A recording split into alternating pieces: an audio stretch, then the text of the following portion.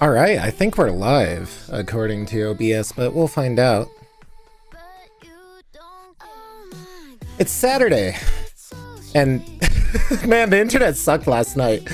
So, I love it how, like, exactly an hour beforehand, it was like, everybody needed me, and then my internet just went out. So that was great. Oh, how is everybody doing? We just went live, so, who knows what's going on now. I started an hour early, because I set it up for 6, because I didn't know if it was actually going to work or not. Hi, welcome in Temporal Sunrise. It's great to see you again, and Mikey the Wolf, welcome. We're going to be editing the thing that we didn't have, the Fursuit parade, so I decided to make my own Fursuit parade, and since y'all are here early, let me show you the thumbnail I came up with. It is absolutely just unhinged, and I kind of love it, and I just need to figure out how to like make the background pop a little more. And I'm thinking of just adjusting the contrast up, maybe. But I feel like this is unironically the most clickbaity thumbnail I have ever made, and I kind of like it. It's so bad. But it's got the boy kisser. It has like whatever's going on here. It's got a kid going wow, and like really good fursuits. So hopefully that'll be good. I found this song. Once again from Zoro. Zoro makes amazing music, and it's all on Epidemic Sounds, and I'm honestly not sure why it's like so good, because it's like every one of their songs sums up how I feel. And if I had to like make a like retrospective video, it would probably be using this song, because it's just such a good song. But yeah, welcome in everybody. We're going to be doing video editing. We're going to be going through, I think, like an hour of footage. Wow, that's a lot. If you see that big blue bar, that's stuff I haven't even touched yet. And then all this slow-mo footage that I have to process into something usable. Because of course it's recorded in 1080p and it's all slow-mo, which kind of sucks because it was actually kind of really good footage, like that stuff.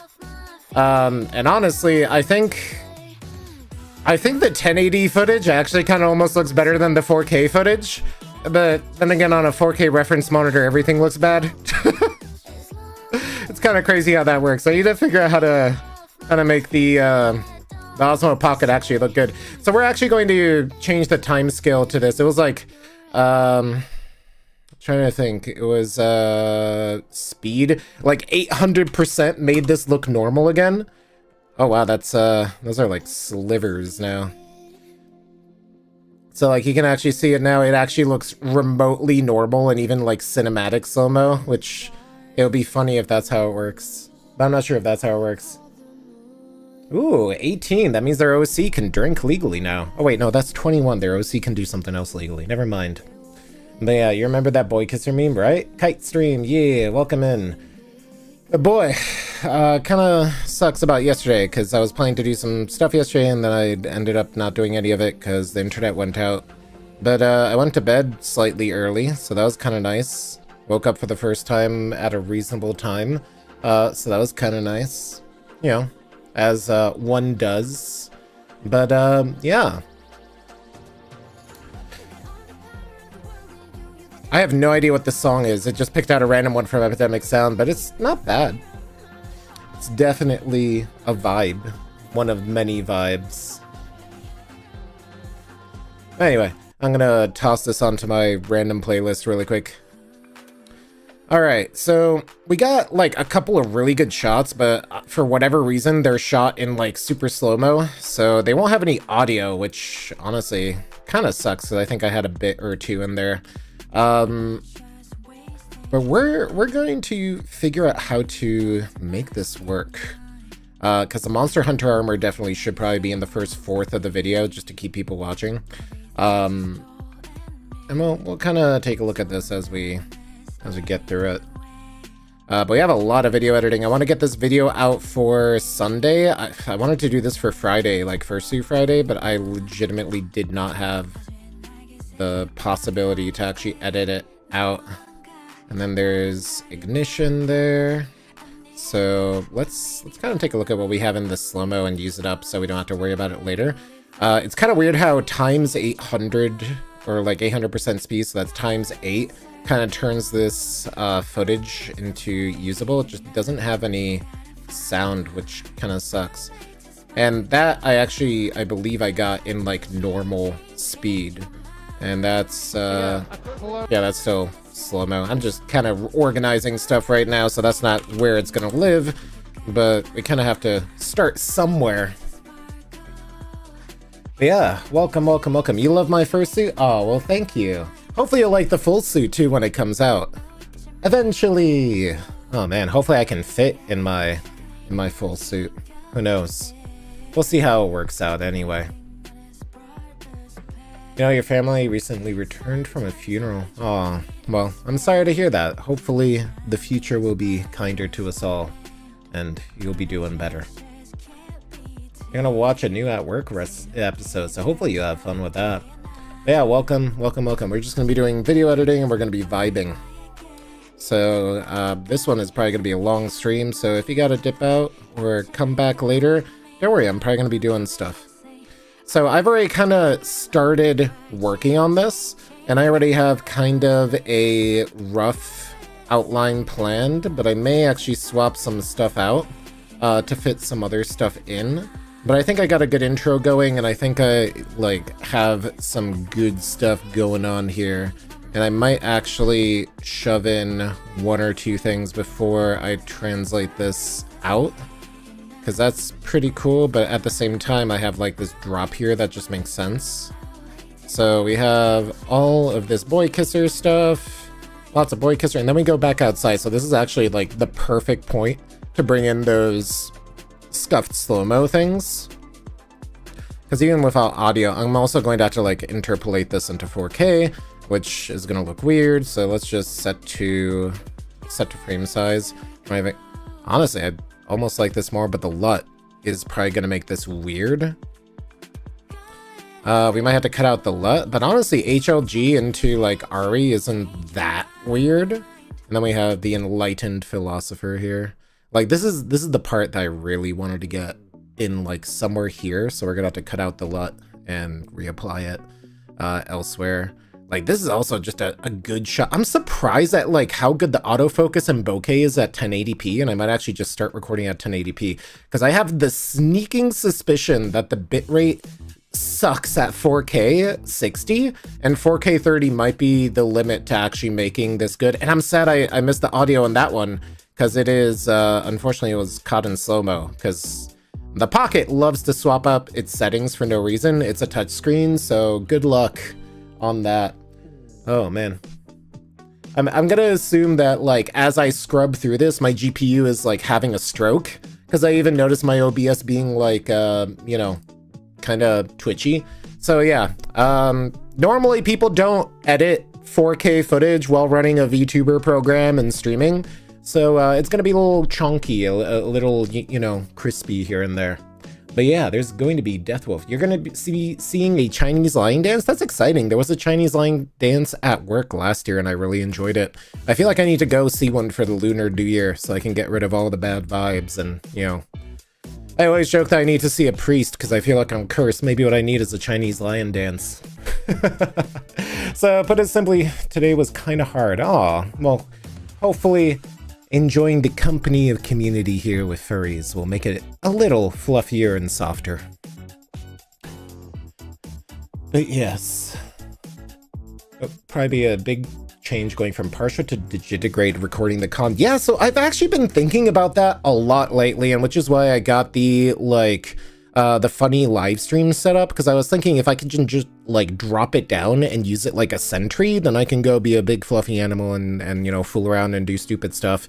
And the Pocket is small enough that it gets the job done, and it's weird because like the last 4 videos have been getting like 6K views in the first 24 hours, which is insane because I'm usually like used to getting a video up to like 2-3K views in a month. So I'm not sure what to think. Like at this point, I'm kind of like, why should I bring the really heavy gear if like something that weighs 200 grams is like, you know, doing better? So, but at this point, I feel like I've been staring at my footage for so long, I can't tell what's good quality or not anymore. I'm just like, yeah. Hershey's Chocolate World. That's exciting. Maybe I should drop down there. You recognize that dragon? Yeah, that is one bad dragon, right? I entertain myself way too much.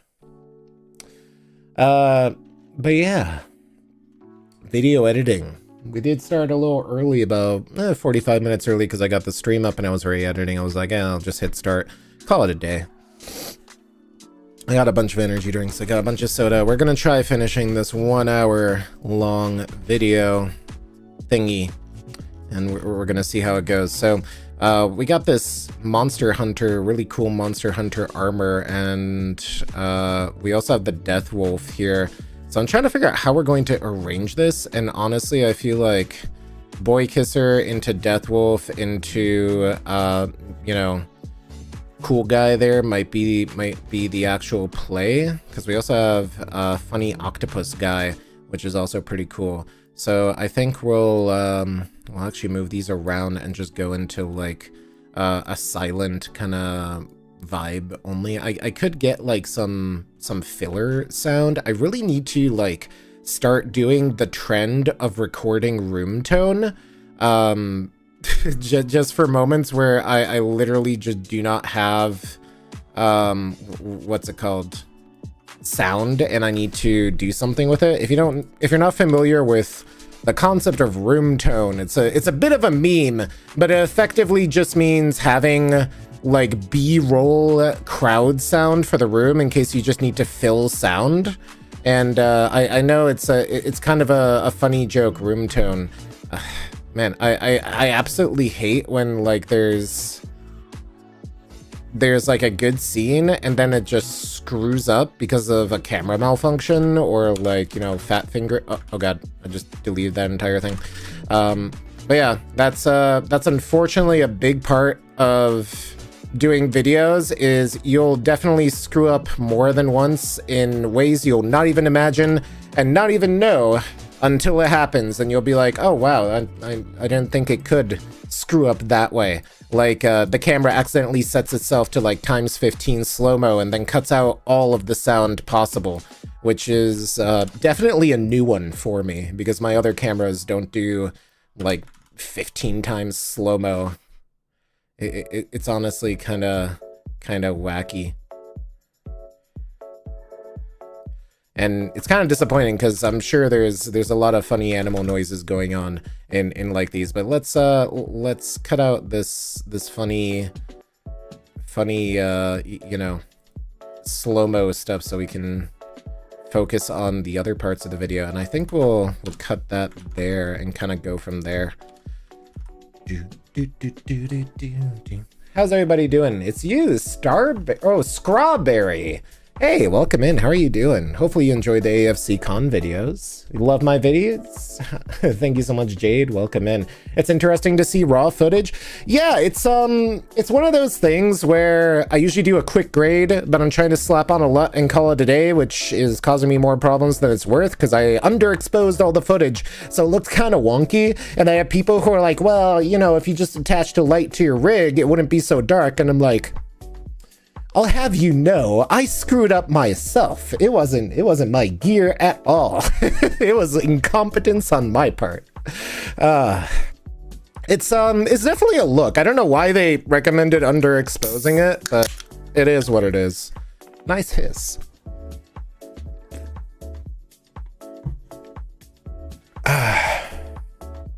Truthfully, still am missing Enter Northeast. Yeah, it's kind of interesting that so many cons are starting to overlap, but honestly, it kind of makes sense. Most people who are going west aren't going east. So, I don't know. I'd love to go to Enter Northeast, but tickets are just really expensive and it's a garbage airport to fly into. So, yeah, I don't know. I don't really want to spend like $600-700 to go somewhere when I have further confusion on like a $100 round trip. What am I drinking? I currently have a Coke Zero. Which is funny because I have a Pepsi Zero I haven't finished drinking right next to me, but it's warm, so that's going in the fridge after I'm done here.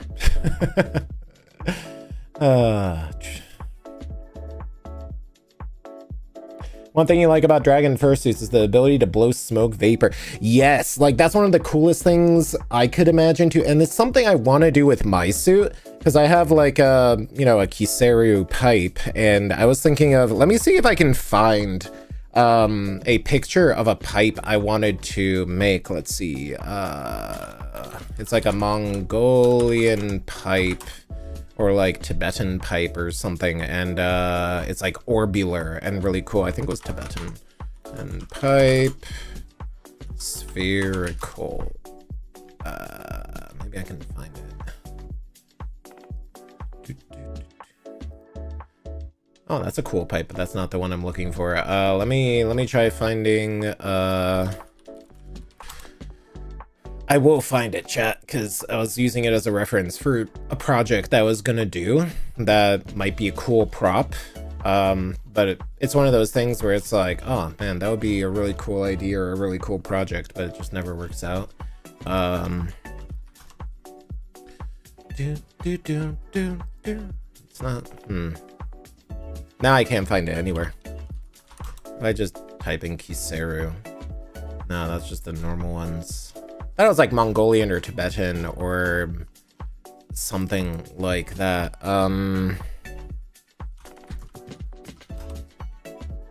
Yeah, I can't find it out, which is funny.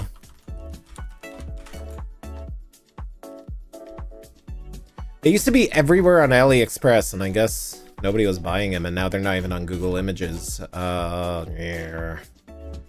Actually, low-key annoying, but then again, Google image results are kind of like primarily AI now, so it's like none of this is actually useful. All right, let's go to Discord because I know I sent that to Is That a Twitch stream? So let's see if we can find Discord. No results. Fascinating. Okay, never mind. I guess I won't be showing off the idea I had, which is kind of disappointing because it was a fascinating design. Imagine a sphere that you hold in your hand and it's like a big pipe coming out of it, and not like a bong, but like it was just such a unique like design that I can only describe as like, I don't know, something straight out of a fantasy RPG, and it was like really cool. I need to find it somewhere. Now I'm like worried that I made this up, or like this is the Mandela effect, or I dreamed it up or something, but I feel like I've sent it to people. Oh well. Anyway, I've searched like 15 different terms and I couldn't find it, but oh well, there's a uBlock origin filter to get rid of the majority of the AI results. Oh yeah, I need that. I 100% need that. You're gonna make your own fursuit? Well, good luck. It's definitely a fun project, and it's something that you'll learn a lot through. Sewing is hard, especially making your own fursuit, but it's definitely worth it, and I can't wait to see it. So that's really exciting.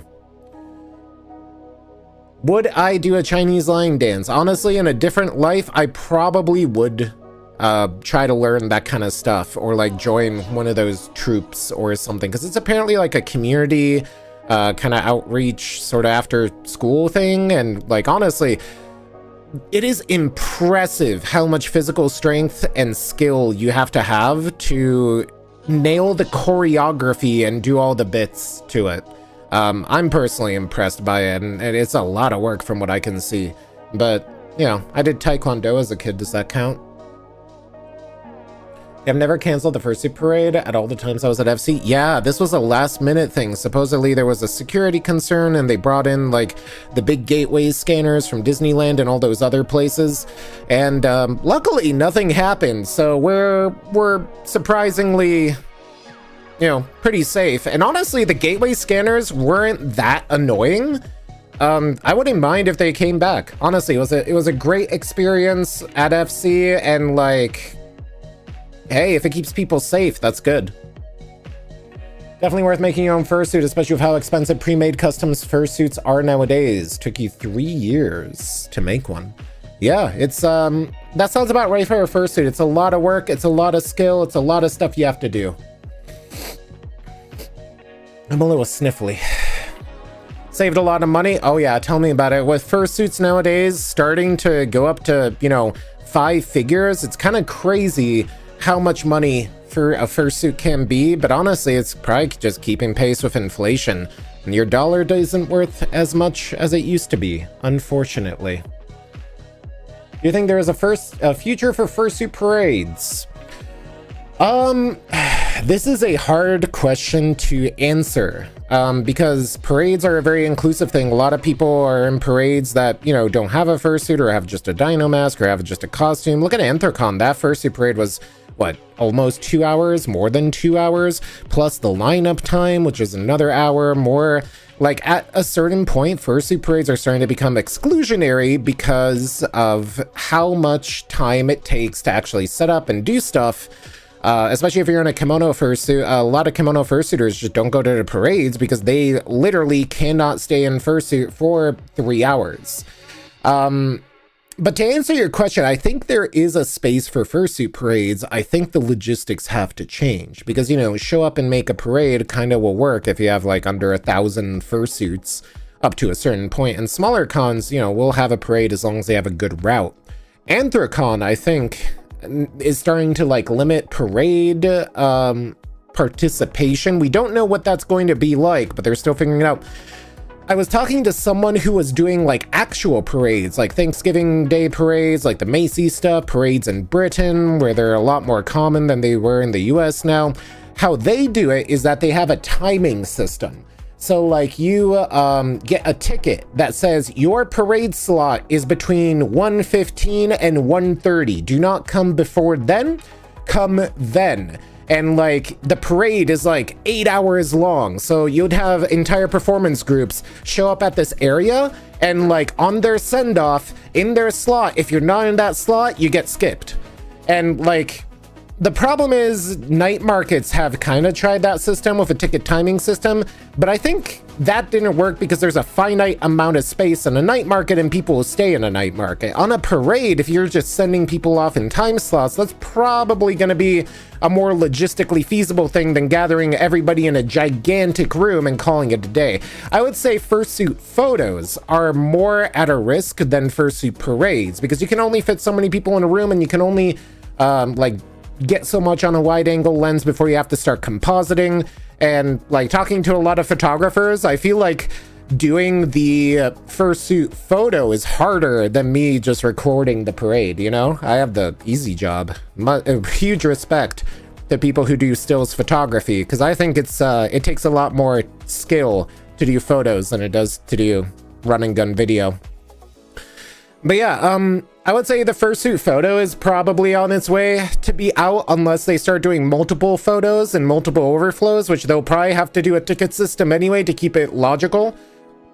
But hey, we're not even at anime con sizes, because anime cons, like, they can hit 40,000, 60,000 people. There's cosplayers. Like, sure, a anime con might not require as much, like, logistical effort because cosplayers kind of take care of themselves in terms of movement and stuff, but man, it's one of those things where we're definitely gonna have to figure out how to make this actually work in a way that just makes sense, you know? And I'm not sure how that's actually going to work, but hey, that's not my job. I don't envy the people whose job it is, but I'm sure they'll do a good job figuring it out, even though I'm sure furries are going to complain nonstop about it. So we'll figure it out. Honestly, this is probably as good as this cut will get, since they have taken off their glove, and that's like a funny little breaking the magic moment. That's also the problem with candids. You never know what people will do, so you kind of have to like roll with it. Honestly, I am very angry that all these shots are actually really well composed and usable, and they're all like slow motion shots that I can't really get like useful footage with sound out of. And it is my biggest pet peeve when I like make a very good shot and it turns out to be like useless because of something I screwed up, because I feel like I don't know. I feel like I kind of failed for the people actually doing stuff. Especially when it's an equipment malfunction, especially when it's literally my fault that something malfunctions because I didn't check the settings before I started running after stuff. But at the same time, sometimes you literally can't like predict what is going on, and you can't really. Oh man, what is up with the focus here? Oh, that's a shame because I think this even had like some sound and stuff. Oh. That focus definitely like, ooh.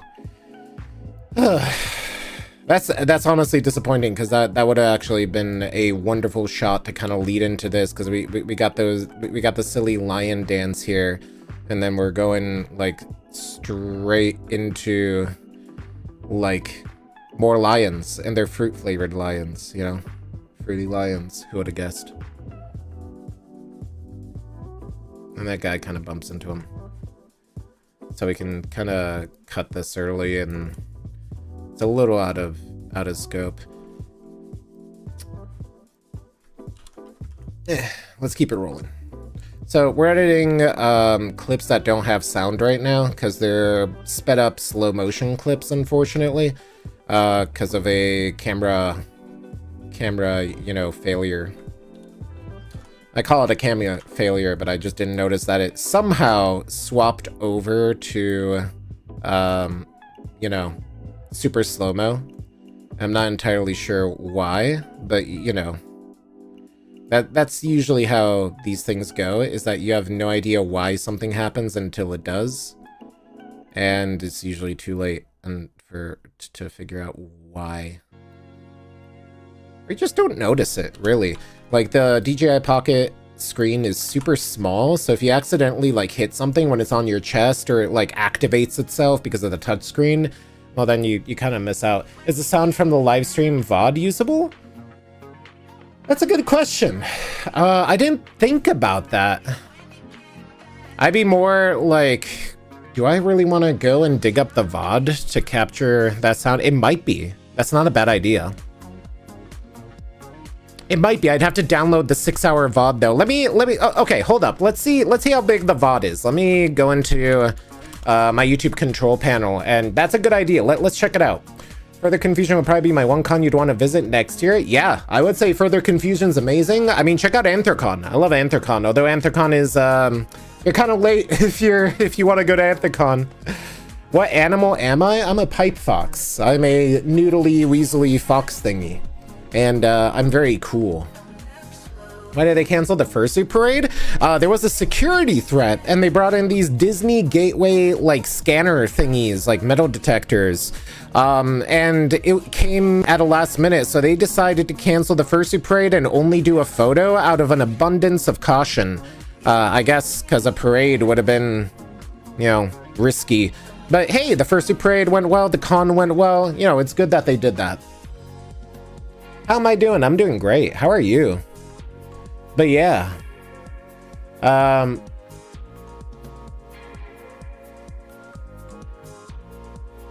Fursuit parade took forever at Anthrocon. Yeah, I know, right? I love it though.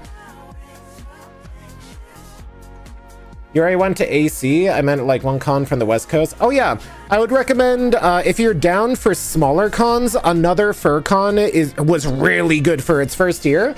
I think Another FurCon is going to be popping off next year too. Like, I would say Further Confusion, Another FurCon, BLFC used to be my favorite con before their timing made it awkward for me to get to them. BLFC is also great if you have weekday PTO to burn.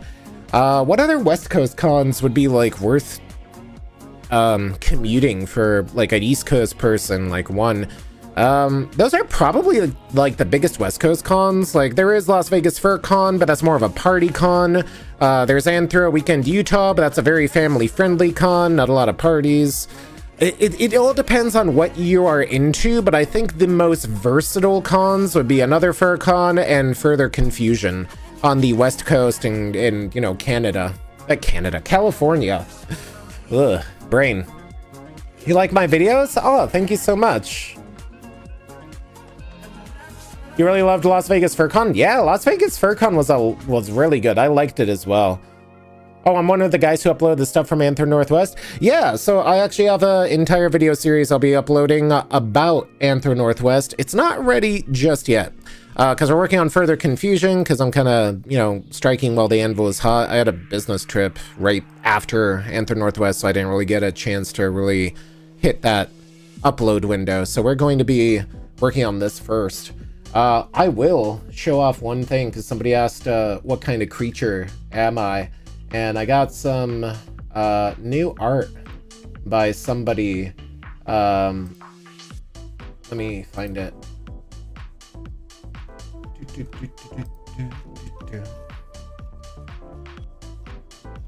So this is some concept art for, let's see, open in browser. Let me open this up, because maybe y'all will enjoy seeing this. This isn't a replacement to my Sona, but this is something I'm exploring. So some, you know, concept exploration, pipe foxy. So yeah, a noodly pipe fox form that I'm still kind of feeling out, and whether or not I'll be using it is still up for decision. But I wanted to do a concept exploration, and this artist was doing a fantastic job. Decoral Andres, wonderful artist, and I'm still figuring out how I want to do this, but I think this is kind of cool. So really quick first look, kind of, you know, chances are this, you know, I'm not sure if I'll go with this kind of design, but it was something I've always wanted to explore, using more pink instead of the black kind of body I have. But I think this is kind of cool, so I just wanted to show that off really quick, because somebody asked what kind of creature am I. This is supposed to be a hybrid dragon fox thing. It's a pipe fox. So if you look up pipe foxes, they're like noodly, weaselly, kind of elongated fox spirit things. So yeah, not exactly a dragon. I'm much better than dragons, obviously. And I just want their orbs because they're delicious.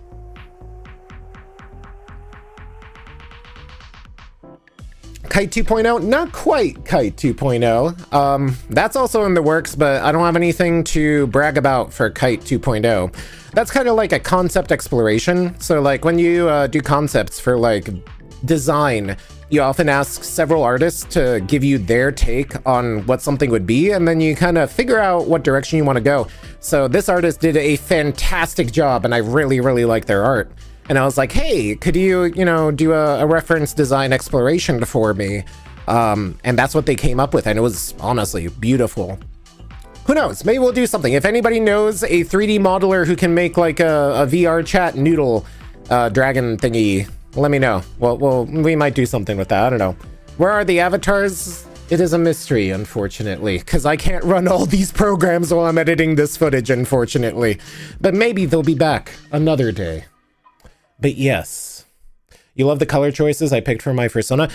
Oddly enough, I didn't pick these colors. They kind of came with the fursuit, because I bought my fursuit used, and it kind of grew on me. I really like dusky pinks. I really like burgundies. I like reds and like deeper colors and smoky, hazy colors.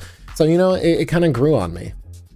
And honestly, I think I'm going to be changing my white hair to like more reddish hair in the future. But I still think this is great. How am I doing? I'm doing great. Thank you, Brandy Mouse. You finally came up with a good cohesive set of fur patterns, but then you'd have to remake the fursuit. Trust me, I know the feeling exactly, which is why I'm keeping Kite 1.0, because I have a palette suit coming. And I am deathly afraid of going up to them and being like, hey, can I like redo my fursuit concept that I sent you? So I'm gonna keep Kite 1.0 around, because I already have a 3D model. I have all this stuff for him already. And honestly, the design at this point people call iconic. So I guess I am stuck in the body that I inherited, like so many others. But jokes aside, I like my character. They're very wiggly and have long ears. I've been called a red panda before, which I think is kind of funny. I don't think I look like a red panda. Do you think I look like a red panda, chat? How many furry and the picture? I think it was over 2,000. I had it written down somewhere. There were 6,000 people and I think around 2,000 fursuiters. I don't remember where I wrote it down, but I have to find it. But yes, I see that I have annoyed the dragons, unfortunately. But yes, you feel my pain. Your Sona went through a major redesign, even though you have a pretty new fursuit.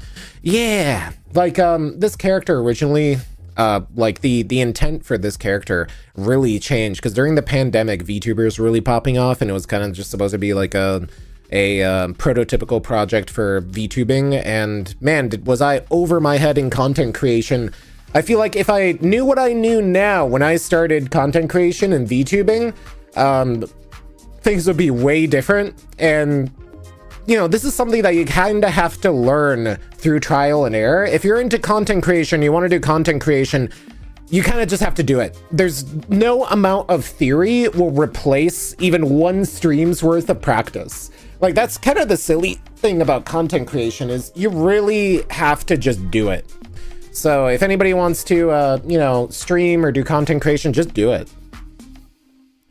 Speaking of hair, next time I get a haircut, you want to try a hairstyle you thought could represent you. Yeah, it's like, in real life, I feel like I can never find a good hairstyle, so I have the most generic hairstyle in real life. And honestly, even when I went to a super expensive, like, men's hairstylist barber thing and paid like $150 for a haircut, they gave me the most basic bitch haircut I could imagine.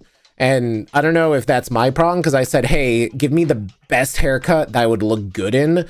And maybe I'm just ugly, so, I don't know. But anyway, can you roast me?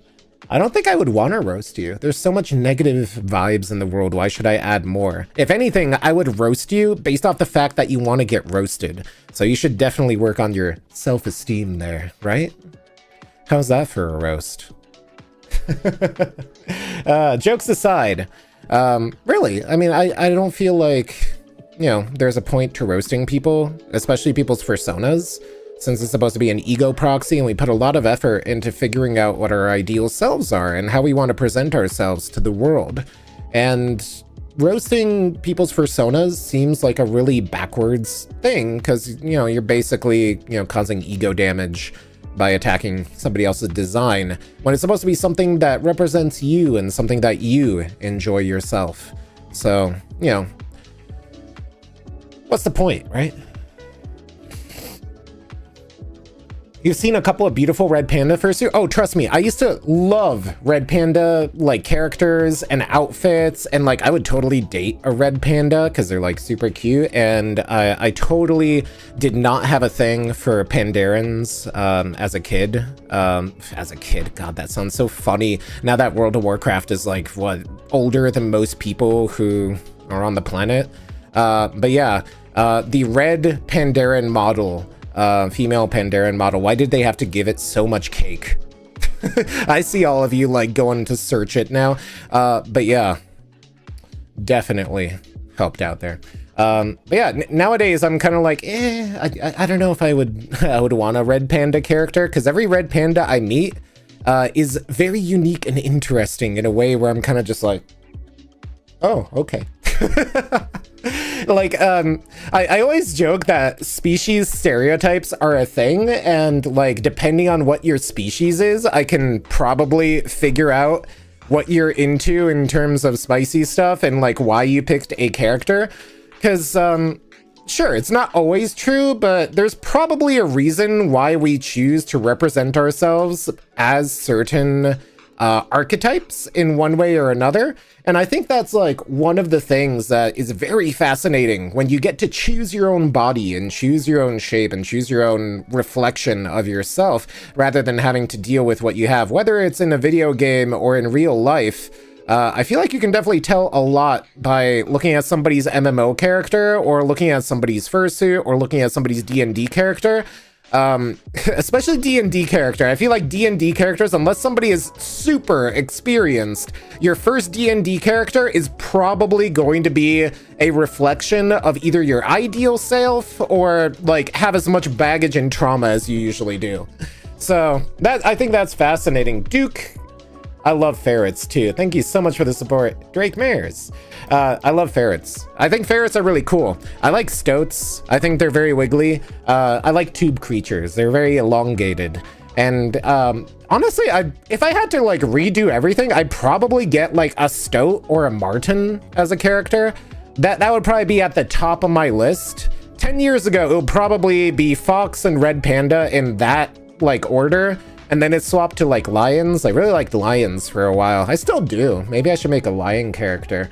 But yeah, I don't know. They're just so silly. They're everything I'd want to be is just like silly and carefree and everybody loves them and like they can wiggle around and I don't know. It's like the ideal shape. Slinky like in appearance, right? Good morning, evening to everybody. You want a ferret, Sona? Make one. It's free. You could be whatever you want. Just draw them. Even if it's like, you know, you think it's bad, just draw them. Draw a tube with a smiley face. That's basically a ferret. But yeah, hello, welcome, Carly and everybody. Red panda suits are cute. They really are. They are very, very cute. You dare me to play the Indigo Park game? Yeah. I've watched people play it. I'm not too like into meme games. Like if there's a game that's like a flash in the pan and like people play for 2 weeks and then forget about it, I'm kind of just like, I'll watch somebody else play it. I'll play good games. I've been playing a ton of Gunfire Reborn because the new patch dropped, and all I can think of is some characters are just obnoxiously horrible. Because I spent like 3,000 soul lessons in 4 hours today trying to make the Owls e-build work, and that means nothing to 99% of you. But I really like Gunfire Reborn, and I would probably play it on stream if I knew it wasn't gonna like tank my viewers after I like get 2-shot on the highest difficulty because I'm trying to make a meme build work. But yeah, I don't know who plays some of these builds and they tell me they're good, but I have opinions. I have very good opinions. Mateus, thank you so much for the $9.99 super chat. You are not just a furry, you're a native to a place called Montana. You have autism, asthma, and ADHD, are intelligent and physical agility. You hope to move to Washington one day. Washington, D.C. or Washington State? Both are pretty nice places. Thank you for the support, as always, but save your money. Save your money for your fursuit. You don't have to donate to me. I would much rather you save that money for something you'd enjoy. Unless you enjoyed me, then I'm very flattered by your support. But yeah, thank you so much, Mateus. Meme build, best build. Some meme builds are good. Like, okay, look, if you build like bird Q and it pops off because it infinitely scales to 30 million damage, yeah, sure. My favorite build in Gunfire is definitely cat poison like Q builds. That means nothing to anybody, but I'm going to talk about this game. If you haven't played Gunfire Reborn, it's a furry game. I'll actually, you know what? Let's launch it for a second. Maybe I'll show it off real quick. Because it might actually be kind of fun to kind of show off the game that I'm talking about, so you know what I'm talking about. It's a fantastic game, and I have like 400 hours in it. I've been playing it basically since it came out, and it's like super fun. So we're gonna play a really quick like round. I've been trying to like make this guy's primary skill build goes, but it sucks. You got a cute red panda. You got a cute ram. You got a chipmunk, who's the most broken character in the game. You got a dog who dual wields, whose Q skill is worthless. You got a cat who arguably can like overflow damage and it becomes extremely stupid and easy to beat the game. You got a bird who's also not that great, but they're a bird. And one of my favorite characters is building Zappy Cat. And you got you know, cute bunny, Banui. And you got a character that everybody says is good, but I hate him. I don't like this guy. His abilities suck. And then you have totally not Wukong. And then Fox. So let's just pick a super easy character. This is like the first character you get. You have this character, and then you unlock this character and go from there. And we'll just like play. Yeah, I'm not even gonna bother picking out a lot of stuff because we're probably just gonna go really quick. This is the highest difficulty. As you can see, I'm level 198, and I have a border you can't get anymore because that's why I'm cool. We're just not going to even bother with any of the like prestige stuff. I'm just going to show off this game. You get talent, you get to pick weapons, and it drops. It's a lot of fun. I really like this game. There is a Banui. And so this is the highest difficulty where you will literally get 2-shot. But it's like Borderlands meets furry Chinese mythology, and it's like really cool. And one of my favorite characters because the Q is just so good. Poison is just amazing. And as you can see, I'm already nearly dead. And I have no ammo now. And if another weapon drops, I'll show it off. But talismans used to be one of my favorite weapons, but they released a lot more cool weapons. This guy's primary skill fires an orb that stuns, chains up enemies, so you can see why I like it. And I really like the smoke grenades because they're just so versatile. I still haven't gotten a weapon. Oh god, that's a lot of them. And there's a new weapon, cool. Alright, so this is like a, this is an auto crit, like, assault rifle. So this will be kind of cool. Oh, wow. All of these suck. And you get a skill or ability at the end of each level that you do. There are these vaults that you can go through. There are challenges, and you get, like, abilities and stuff. Okay, this is gonna suck.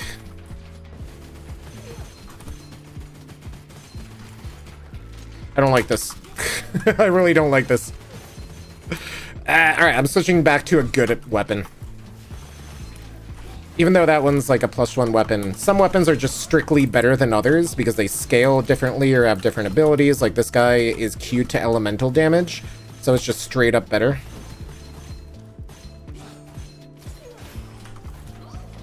I'm gonna die here because I'm not focusing. Yep, I think I'm gonna die. Hey! Oh, I got it. Yeah, so this is the highest difficulty. This is basically 4-player difficulty. On the highest difficulty is 1 player. And yeah, it's definitely one of the difficulties of all time. And I'll just show off the next level too. This is one of my favorite games, and I kind of just play it brainlessly because I played it so much that I can just like really go through it. I don't know if like you can actually like hear the sounds and stuff because I didn't set up my audio properly. Yeah, very, very fun game. And I almost want to do a run of this, but I didn't like pick any of my bonuses for playing a higher difficulty level. So if anything, I'm playing with a handicap right now. And I'm dead. Oh well. But yeah, Gunfire Reborn. Hopefully that gives you some context as to the game I play. And as you can see, I have a ton of soul lessons because I play this game way too much. It's a lot of fun. I like it. If you want to see me, like, play this game maybe on stream or something, let me know. I haven't streamed, like, a video game in forever. But yeah. It's a lot of fun. But yeah, I've essentially 100%ed this game, and I've played it way too much. Fantastic game. The Red Panda character is very cute, and pretty good, too. Would I move to Hershey, Pennsylvania? Probably not. I'm not a huge fan of Hershey's chocolate. But there is bunnies, too.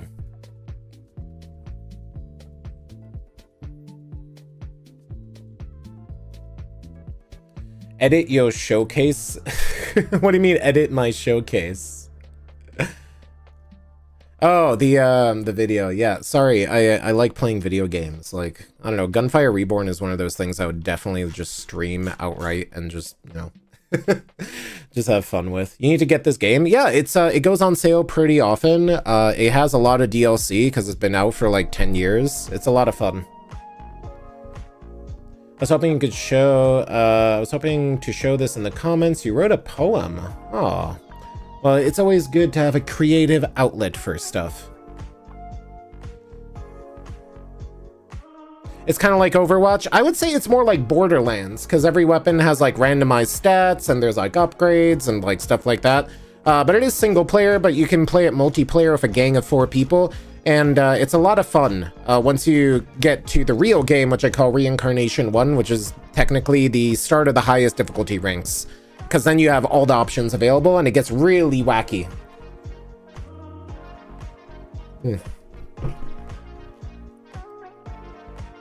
Okay, let's actually get to back to editing, because we've spent a lot of time just like talking and chatting and vibing.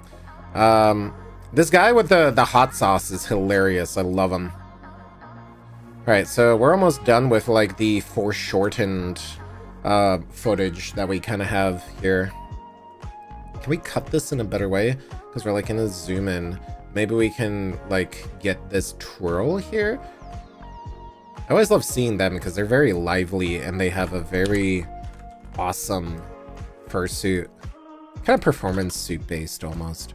And there's a lot of energy and yeah, okay, that's not as bad of a transition as I thought it would be. Yeah, and then we like talked for a second, but unfortunately the audio got lost. I feel like I got distracted because I was gonna see if there's something I can do with the audio. Let me see. I opened up YouTube so I could actually check the control panel. Let me check YouTube Studio and see if I can download that VOD really quick. So that was on the last day, I think. So that was the live from here. That's a 6-hour VOD.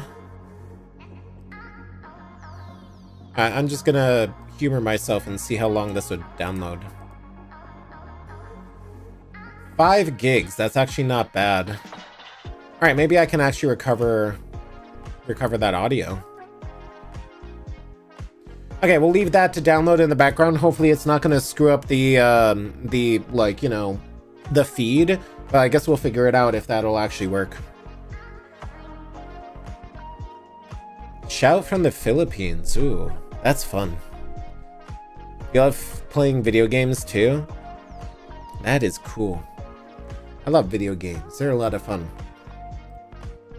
Alright, so we are going to try to recover the audio. I don't know how well that's going to work because then I have to sync all this up, which is... It's always hard to like get audio syncing right, but as long as we get like something, maybe it'll be... I don't know if it'll be worth like the amount of effort, but maybe.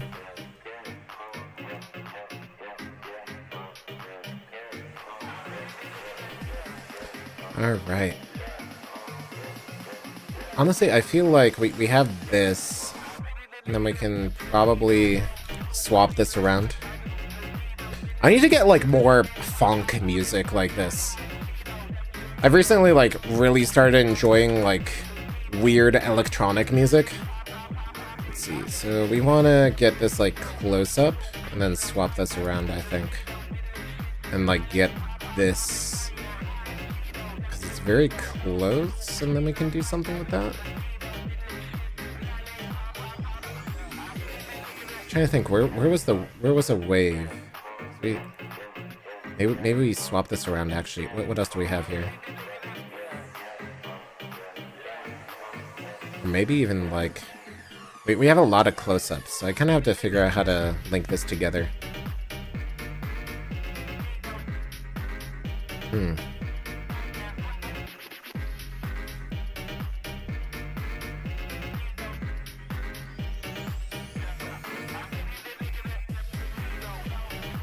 Yeah, that might actually still be a better way of doing it.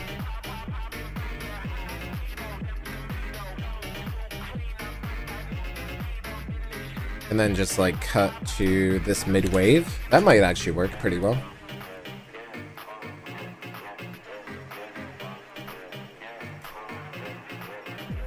Yeah.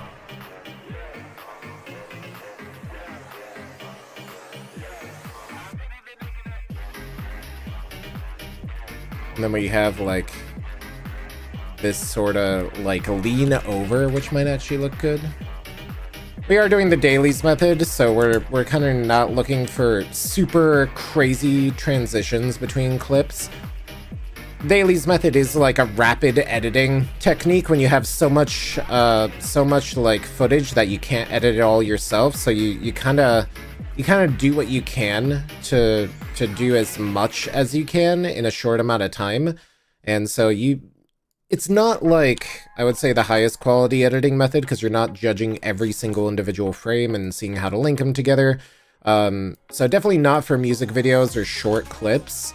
But when you have like 1,000 video clips to go through, you kind of just need to edit, knock it out, and like give it to people to enjoy rather than trying to like make the absolute best product you can. Especially when you go to like a convention every month, it starts turning into like try to make it as awesome as you can, and I think that's always kind of funny because they're like, it's supposed to be a video, but they weren't really doing much.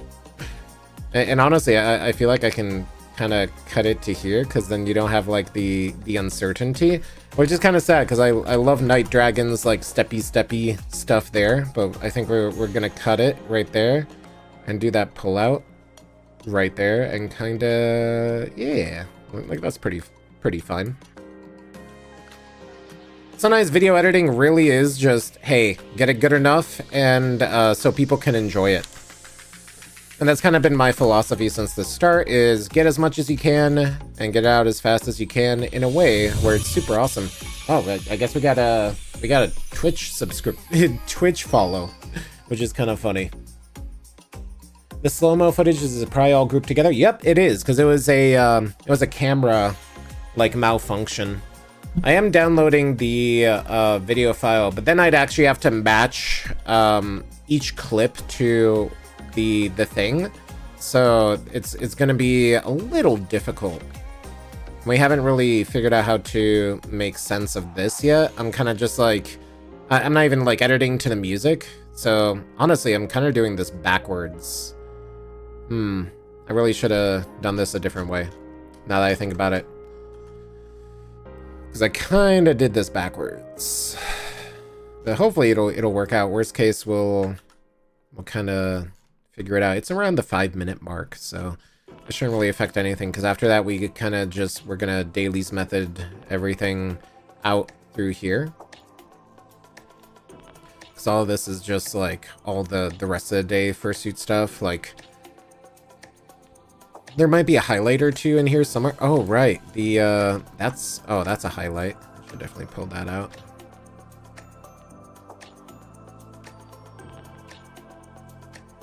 That's just gonna get lost. Oh, sprinkle. That's gonna get lost in the group of things. Like there was a otter playing with bubbles, which is also like a pretty good highlight. There's Tech and Zarafa. Kind of just really quickly looking through and seeing if there's anything else. Like there's a Hell Diver. Maybe I'll pull that one out. I don't know. Fursuit inspectors, and then there's like this entire bit that's outside. There was a lot of good stuff, but the best part about this is that we're going to make a like editor's choice of all the clips that I think were like super good, and like that'll probably give clips another chance to shine, because I think one of the biggest problems is always like, oh yeah, this is where I was like checked by TSA. That's funny. One of the biggest problems is like there's so many good clips that like you can't really highlight all of them, and like my favorites might not be somebody else's favorites, and I definitely have opinions on in terms of like composition and lighting and stuff that sometimes don't work out, and then I immediately forget where the volleyball picture was, because I'm apparently very good at what I do. And when it scrubs, it lags, unfortunately, so there we go.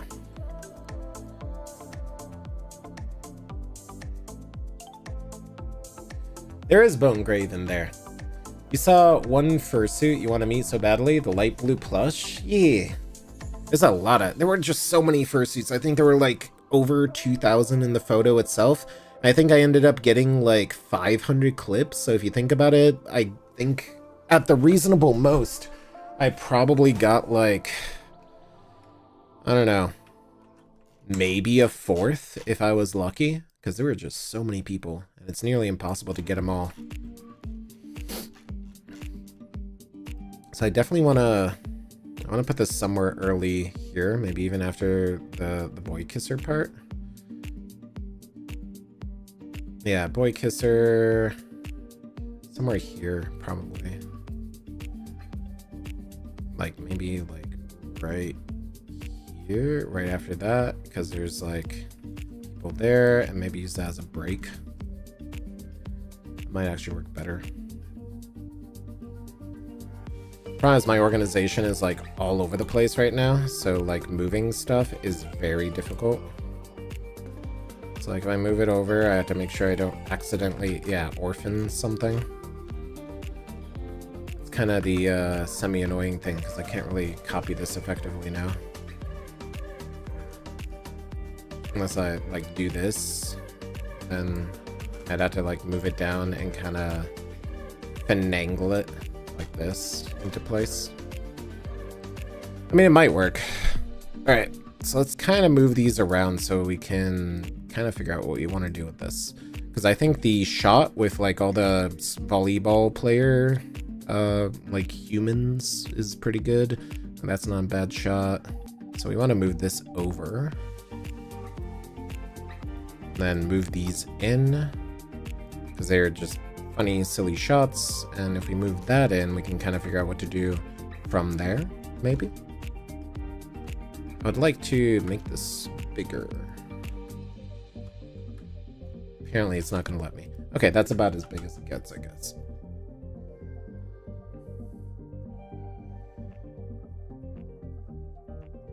Womble. Oh, that's a good name, Womble.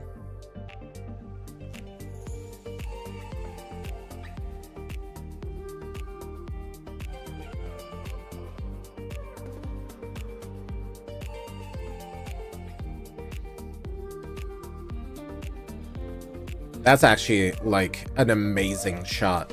Like that is just a fantastic shot in general. And I'm surprised that I got it. Especially with like the bouquet like flicker there was just also great. All right. Anyway, I'm gonna cut the music here from Epidemic Sounds because we're gonna go into the video editing kind of in earnest here. You love that Duncan suitor? Yeah. Donut creature. Hanging out with the volleyball people really quick.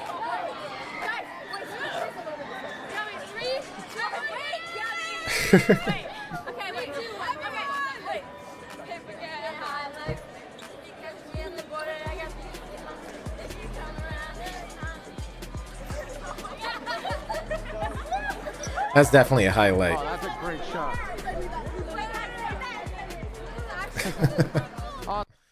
Yeah, no, that's like such a good shot. I think that is definitely probably going to be that's like one of those iconic shots that just like gives itself to you, and it's just amazing. Especially all the silliness here. We'll kind of have to figure out what is going on here, but I think we're just gonna start like editing in earnest and just slide all of that there and go from there. And so this is kind of the intro that I made. I thought it worked out well. We don't really have to go through this part because it's practically finished, so we can kind of start from here. This is where I'm gonna restart.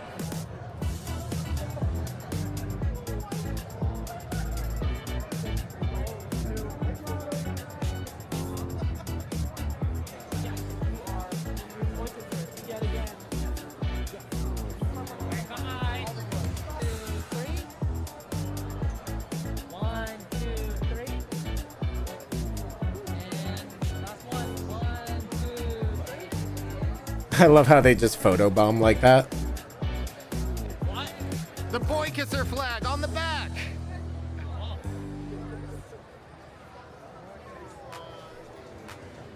Now that is a thumbnail. It is indeed a thumbnail. Hey, boy kisser.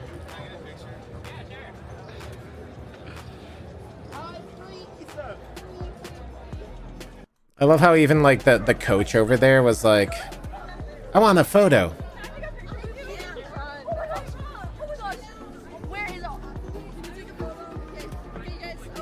VR kite is adorable. Oh, well, thank you.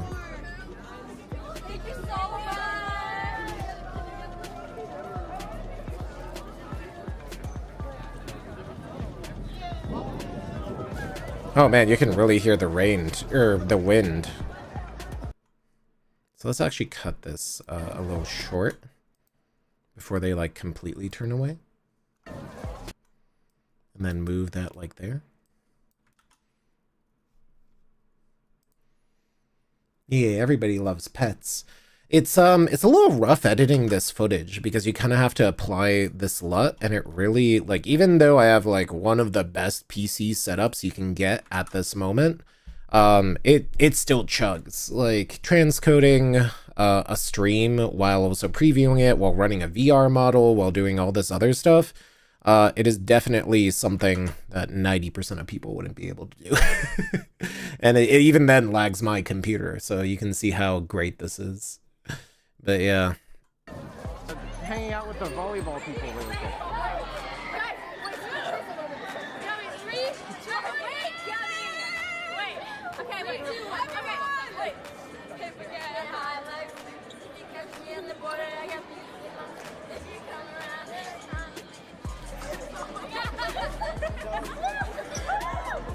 Oh, that's a great shot.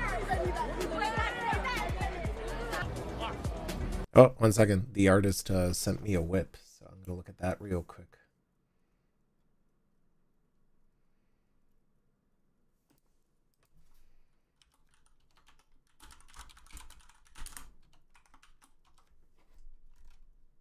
Awesome. Is that a lion? Oh, yes, it is.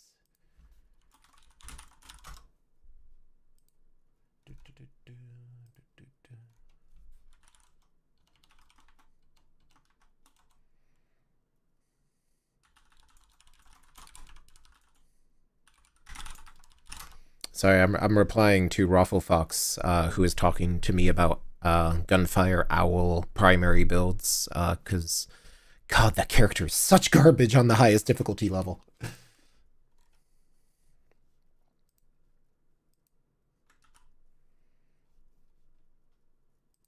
You definitely want to go next year? Yeah, Further Confusion had so many good suits. Yeah.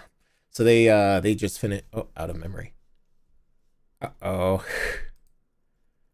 Yeah, so unfortunately, like, oh, there we go. Did it work? Hello? Hello? Hello? Help. Is this working? Hello? I hope this is working. But yes. On what platform? PC. So Gunfire is on PC. There's a mobile version and a console mode version, but it's not good. I would not recommend it. But yeah, so I got a whip of some expressions, so I'm going to show that off really quick. Right here. I think that's pretty cool. I like it, at least. Definitely a cool little character exploration thing. So that's one of the, like, that's the reference. I think it's real cool. Anyway. Is it working? Yeah, so I'm really pushing my system to limit, and I think there's a memory leak in Opera GX. So, like, previewing my own stream is, like, not working. But yeah. Perfect can opening horn? Yeah, exactly. It's supposed to be scythe-like in appearance. But it would probably be very good for opening cans. Very smugular, yes. Yeah, I think they did a wonderful job with that. Anyway, let's get back to Further Confusion and see if we can knock this out. Because I would like to release this tomorrow. I think this is still, like, super creative. That is awesome. You look really cool. So I think we'll actually kind of cut this because we've seen Boy Kisser like a ton in like all of this, so we may kind of skirt around this. I'm sad that they weren't dancing with the Boy Kisser, because that would have been like footage of the year. That would have been like Furry Pulitzer Prize winning footage. 100% that'd be like Furry Pulitzer Prize winning footage. But this is good enough, I think. Perfect. Thank you so much. Can you look straight at me really quick so I can get a thumbnail here? I thought I was going to use this as a thumbnail, but probably not. Honestly, I think I'm just going to dump this clip because I have so much good Boy Kisser footage that I don't really need more of it, and we may just move on. And then there's this guy. Take as much time as you need. It's fine. I mean, I'll try to get it out. You met Panda at Furry Weekend at Atlanta? Which panda? There are many pandas. But yes.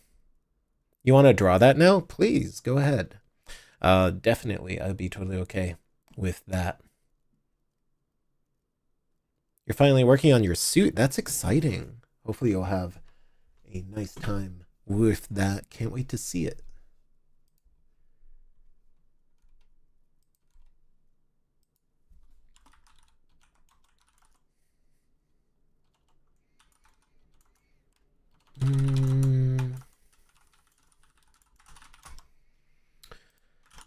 All right. So we're here. We have funny squid man here. Honestly, I just kind of love this. This guy is like so cool. I love that. Thank you so much. So we can actually, oh, excuse me. So we can actually kind of cut that here. He does the wiggle for a little bit. Keep it going because we have so much footage to get through. Because everybody loves tentacles and Really cool looking. and really Awesome, fit thank you. dudes, you know. Wonderful. Oh, nice nice lens flare there. That actually worked out decently well. I always feel like weird going up to people who are like partially dressed or something, because I feel like they're more self-conscious about suiting than I am or something. Because I'm like, hey, can I get a quick video? Sorry that you're half naked. You look great, for real. I mean, I wish I like had that kind of physique. I'd be half naked too if I looked like that. But anyway. Like I remember hearing about like, sometimes you just appreciate someone and you're like, oh man, I wish I looked like that. That's definitely one of those cases. Did I download the audio file yet? Banana peeling. Yeah, like this is breaking the magic right there. How am I? I'm doing great.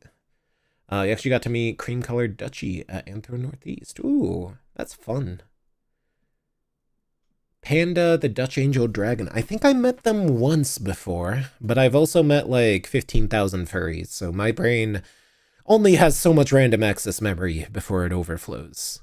I need to get more of that like actual real memory.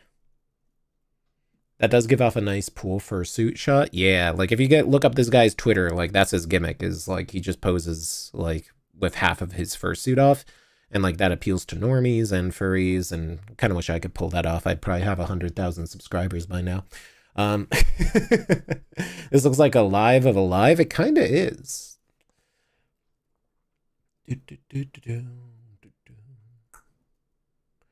Anyway. What does Furry do? Furry do this. That's what we do. Let me see if it has downloaded Further Confusion Live. This is going to be annoying to try to piece together, but we're gonna try it. We're gonna see if we can actually get this to work, because this is 6 hours of footage, so God knows where this is gonna actually be. So let's actually like drop this in the end. This is gonna be interesting. I don't think I have ever tried to recover sound from 6 hours of footage. I don't know if, yeah, this is also for whatever reason.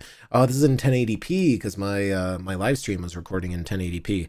So that's, ugh, this is gonna be a challenge. Okay, let's figure this out. So where was the slow motion?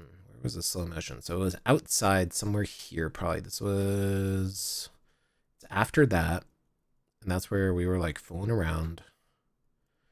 I like how on the live stream is the only time you can actually kind of see me do stuff, which is kind of funny. Okay, so this is the outside. So it had to have been somewhere around here. I think it was somewhere around here. Wait, that looks familiar. Okay, so there's sound still in those bites. There's sound in that.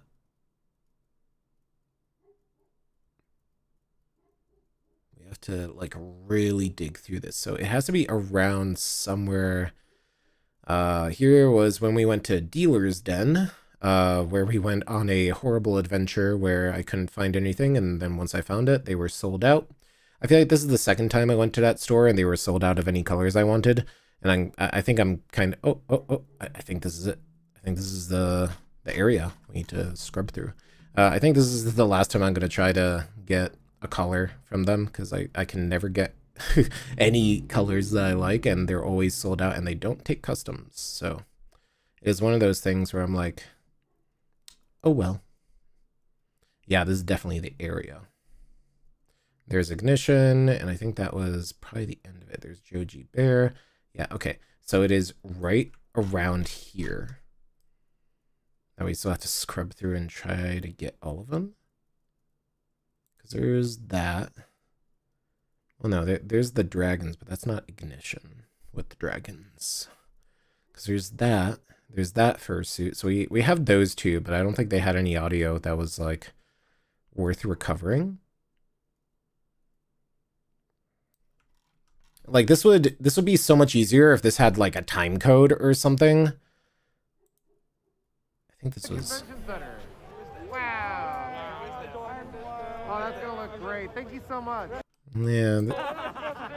Yeah, it's a video at FC in front of the convention center. Wow. I don't know if this is worth really. One moment. I don't know if this is worth recovering the sound from this.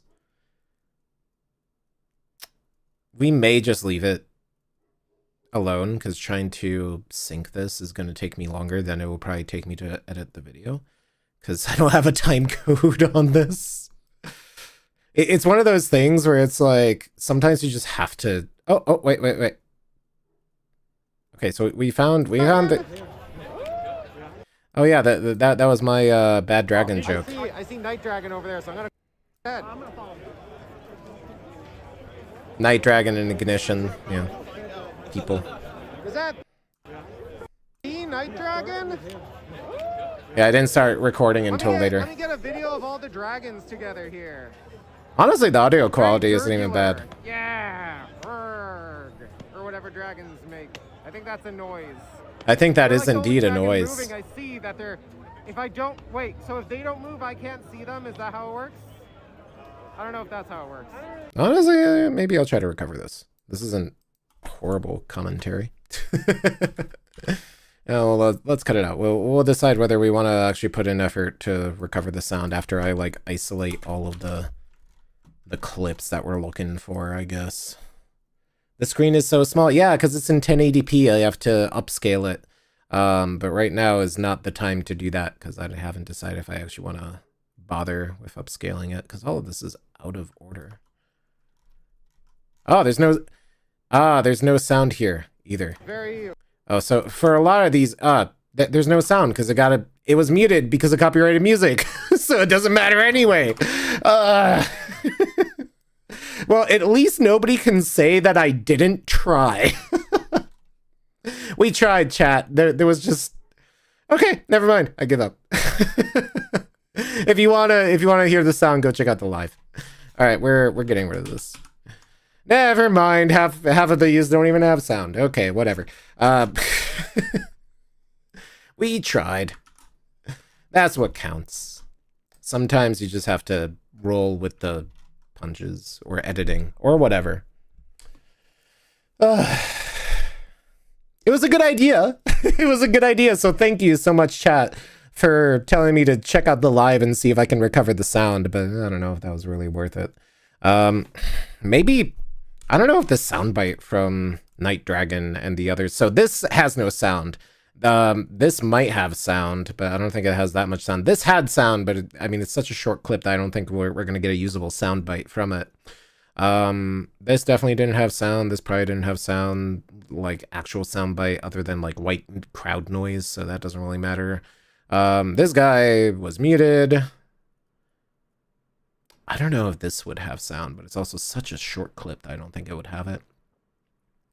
This I know has sound, but if it's muted, I mean, oh well, it's muted.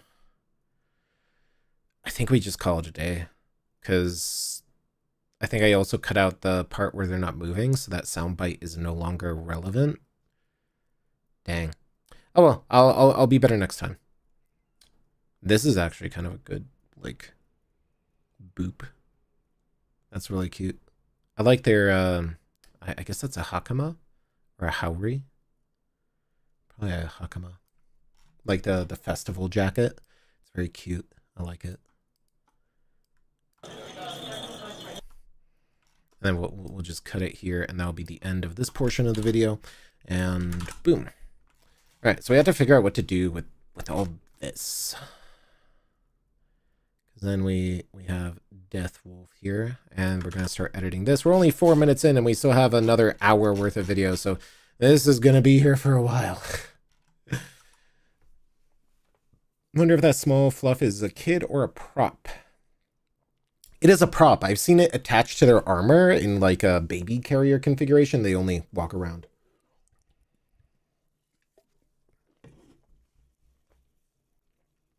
I've been yapping so much that my Coke has lost like fluffy stuff. Want to interview you sometime? Can you see your message? I can see him. I usually don't do interviews unless it's at a con and somebody is like extraordinarily like interesting. Interviews are always like that kind of thing where I'm bad at them, and I'd rather like have a conversation with somebody, and it makes it much easier for me to shoot off one-liners and joke about stuff. I'm not a very big kind of structured interview person. I tried doing an interview with the chemo people, and it just never got any traction. So I was like, maybe documentary film work isn't exactly the niche I want to go for here. But if you see me at a con, say hello, and I'd be happy to have a conversation with you. More than happy to. But yes.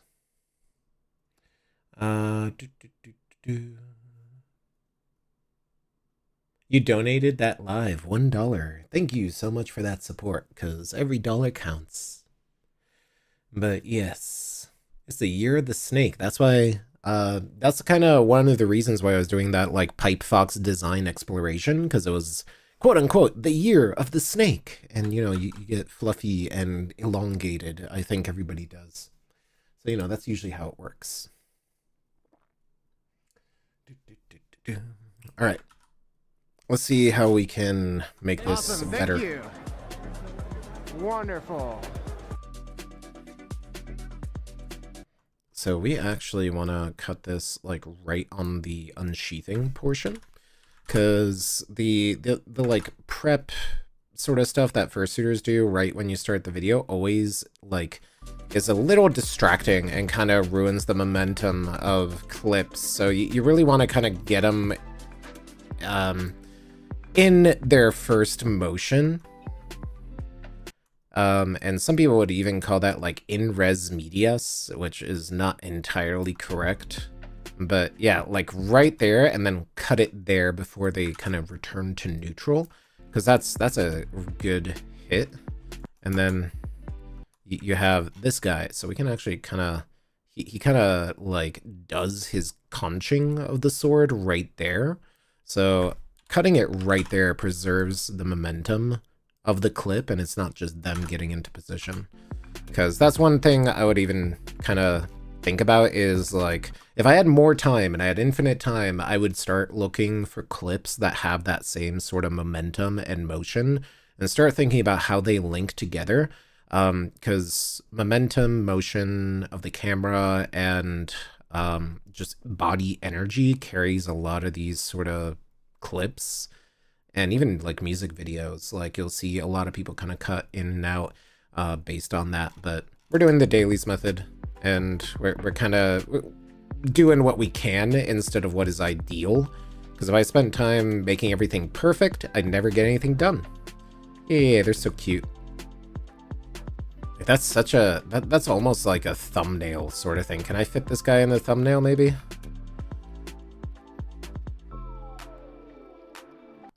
Like, that's just so cool. I love that. Monster Hunter is one of my favorite games too. I've been playing since the PSP on Freedom Unite. So I have a lot of experience on Monster Hunter, and I have a lot of opinions on Monster Hunter. So trust me when I say I am definitely well seasoned in Monster Hunter. Let me open up this thing again. Can we actually shove in the Monster Hunter guys somewhere? Maybe if I got rid of this. Like, they're cool, though. How does that read from afar? I don't know if the Monster Hunter there would be better. You know what? Let's play around with it. have to get rid of the LUT. Man, that's so washed out without the LUT, though.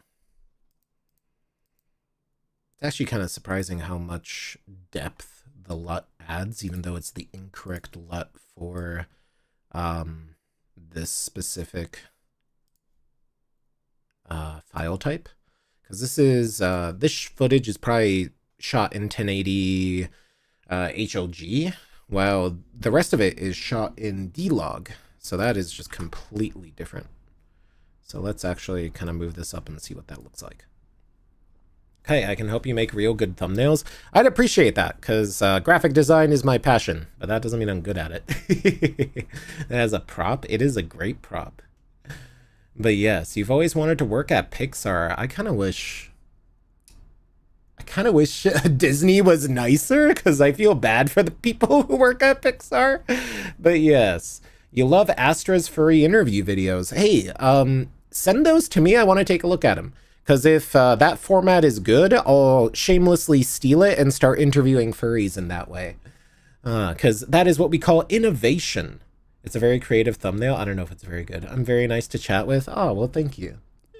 I try to be pretty chatty and like on top of chat, but the YouTube delay just for recording is like 6 to 9 seconds versus Twitch's like instant chat.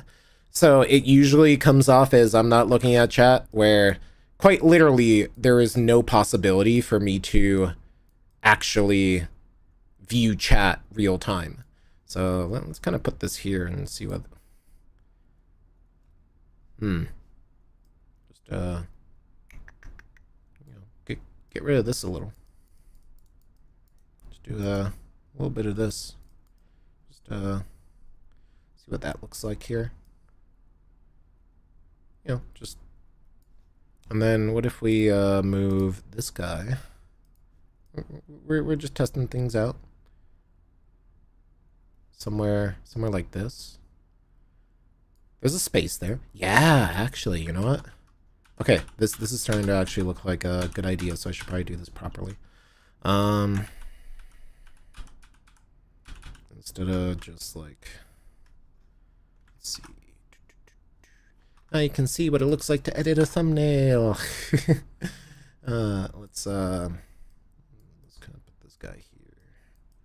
So like, big sword, big cool sword. Kind of want the feline to kind of be viewed a little, so it'll be, I don't know how we can actually get all that, unless I also like skew it a little. Actually, we won't be able to see the feline, but we see way more of the monster hunter, and kind of we have that kind of motion here. So I'm not entirely horrible at like graphic design. Yeah, let's put that there. And let's grab this guy, not that. Grab this, flip this horizontal, and then try to figure out a place where this. Actually, that's not horrible. It's not the worst thumbnail decision I did. And then we got the hover hand, because that's funny. Okay, you know what? That's not bad. it's cluttered. And then we just had to erase the background from this guy, which I don't have any AI background like removal, so we'll just have to do this manually. None of the colors match. None of the shading matches. As you can see, I'm a professional YouTuber. I'm very good at editing thumbnails, apparently, is what I would say if I was. But hey, it works. Boom. And yeah, there's better ways of doing this that involve like looking at the individual pixels and like doing this properly. But I'm gonna be honest, nobody looks at my thumbnails, so I feel like even if I did a very good job at the thumbnail, nobody would really care. I will say, if anybody is good at thumbnails and wants to do thumbnails for me, if you want to redo my thumbnails for my old videos, I will unironically pay you to do that for me. Because that was something that's been on my list for the last 2 years, and honestly, I would unironically just pay someone to watch all my old videos from like 2002 onwards and just redo all the thumbnails for the compilations. Because I think that's probably one of the reasons why my old videos never get any views anymore, is thumbnails, garbage thumbnails. Which, you know, I've learned a lot, but, you know, I don't want smoothing. I want max opacity. Boom. Because thumbnails are really important, and I'm always learning how to make okay thumbnails. So I should probably just, like, cut this short for readability's sake so people can see the silly boy kisser instead of making it good, because who's gonna pixel peep? Nobody. If somebody zooms into my thumbnails and goes, hey, your editing is bad, I'm just gonna be like, yeah, that probably reflects more on you if you're pixel peeping my my thumbnails. Boom. And then we just zoom in and kind of try to grab this in a way that matters. Let's just use the eraser and kind of do this real quick, because it's way less effort. Art stream. LOL. You're also an experienced YouTuber? Hey, if you have advice, let me hear it. 2002, you mean... Yeah, I meant 2022. I like the style of thumbnail. It's inadvertently a shitpost. Yeah, like, honestly, my sense of humor is I love surrealism. I love shitposts. Like, you've heard my live streams. Like, if I can do a one-liner and make it a double entendre, I 100% will. Because I love risque jokes. I love, like, that cabaret style humor. That's just, like, it's one shitpost after another. And, like, other people would be like, oh, but you seem so serious and stuff. And I'm like... I don't know. I like silly. I like being silly. I like saying dumb things and stuff. And I think that's half the fun of being a furry, is like you get away with saying the stupidest things possible, and people are like, haha, funny. And I love that. Because when a big fluffy animal says something stupid, it just makes it funnier, and I love it. But I also like clever humor. Which is why I like double entendres and like risque humor, because it's like you can make some really clever jokes, and it's often not even at the expense of a person. It's almost complimentary at that point. But yeah, that's just me. I think that's good enough. I think we just do this. So and like, as you notice, I'm not even following the design perfectly. I'm just trying to get the shapes down. Because this does not have to be edited perfectly. I'm not going to be adding highlight glow or anything, as long as the general shape is readable. And like, this guy had a plume on the back of his head. I'm actually going to remove that just to make the general shape more readable. Because people look at a thumbnail on an average of like, what, 3 seconds or something like that. So they're not going to be pixel peeping. And as long as the general shape is correct and it looks clean enough, that's good enough for me. And look at that. You don't even... Oh, my head is in the way. Look at that. See, chat? That looks decent. That actually looks decent. It doesn't look horrible, at least. There's a normie in the background. Maybe we'll find another suit that will just, like, plop in here in this corner just to cover up the fleshy humanoid there. But we'll figure it out. And then we kind of just clean this up a little. Boom. Problem solved. I hope people click on this. Graphic design is my passion. Scroll up. Not me. My humor is rizzing people up. I mean, I think I have a very specific kind of riz that attracts people to me for some reason that I cannot comprehend. But yes. You ain't doing thumbnails for me? Most people ain't doing thumbnails, I know. You've gotten many poppers to talk to you too? Oh, I bet. But anyway, yeah, I don't know. If you know anybody who does furry thumbnails, let me know, because I don't feel like doing thumbnails for all my old stuff, and I feel like I need to refresh my thumbnails, or like get a template or something, because I already spend too much time on this stuff. It is definitely one of those things where I'm like, oh man, this is so much fun. How much time have I spent on making this thumbnail? 4 hours? Oh, great. All right, back to video editing. Maybe we'll find another furry to... Actually, Deathwolf. Okay, hear me out. Hear me out. Like, what if... What if... Please? Premiere. There we go. What if I just clip this?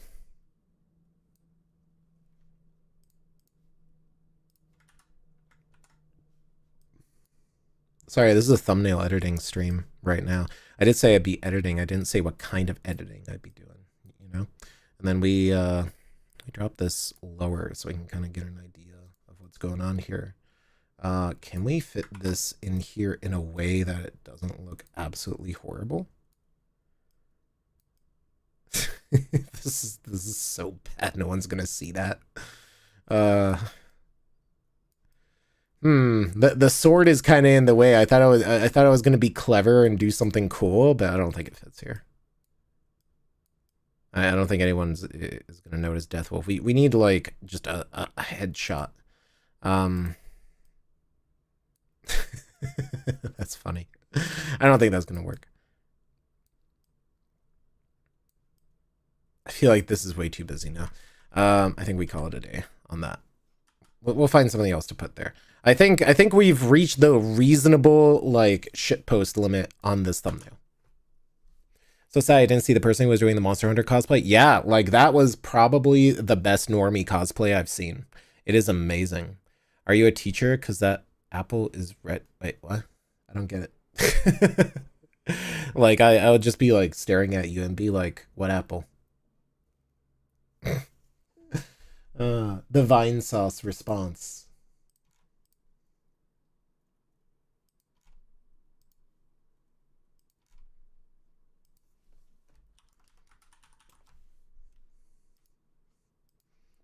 I got another art thingy that I'm gonna look at. Oh wow, yeah, they did a nice job on that. Anyway, I'm gonna stop spoiling my own exploratory ref and kind of leave it at that. Aww. Where were we?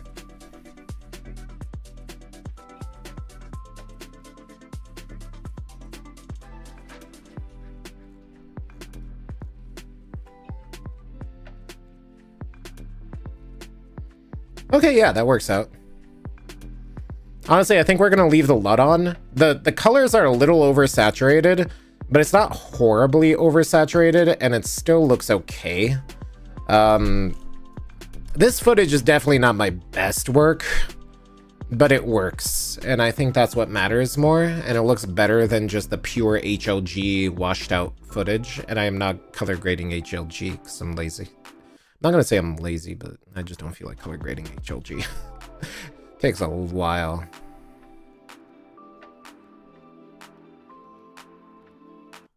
Okay, yeah, that actually works pretty well. So let's keep moving. Let's keep moving. Let's keep schmoothing. How does that look as a transition even? Because we have like this really kind of slow music that kind of pans even in its own composition. And then like right here is where I move to something else, because we're about to have like another kind of energetic sort of thing, and maybe that actually will work out. What can we do with you? So honestly, like this to here, I love how the San Jose Convention Center is in the back, because that kind of anchors all of this footage together, and it kind of gives a little more context to what is going on. I wish I held that shot a little more, honestly. Because I think the worst part about that shot is I didn't hold it long enough to give it a place to like transfer the momentum, so I kind of have to go straight into another shot that has that same movement. And luckily there was a part where it has the same kind of angle of movement there, so it lets me kind of pull that off. I guess the good news about what I do is a lot of my shots really do have that same pan speed, so I can really get away with linking all of these and still making it seem at least that it was cohesive and pre-planned, even though we're doing run and gun style dailies method shooting.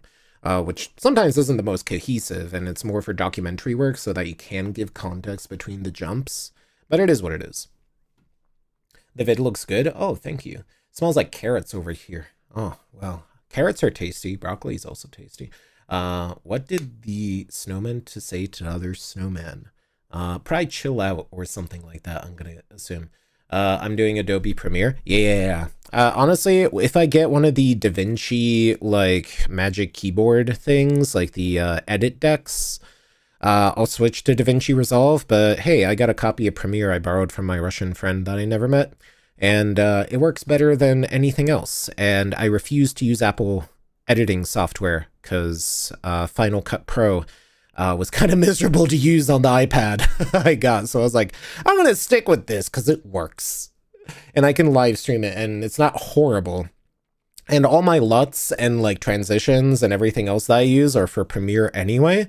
I couldn't find any good ones for DaVinci. So I was like, whatever.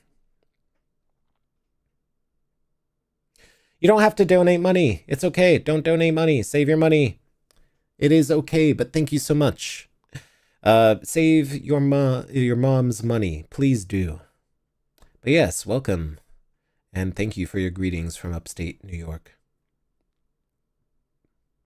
Let me catch up on chat really quick because I'm kind of reading. You really don't have to donate. Save your money for a fursuit. That is what I would like you to do because that's more important. You've used Premiere before? Yeah, I mean, it's the most like basic editing software I can think of that has a bunch of like random stuff. Thumbnail, you have been summoned. Hi, Oreo. How are you doing? Let's see. Man, I'm only like 5 minutes in. The problem with Resolve that the video format the Pocket uses doesn't import well into Resolve unless Pro fixes that.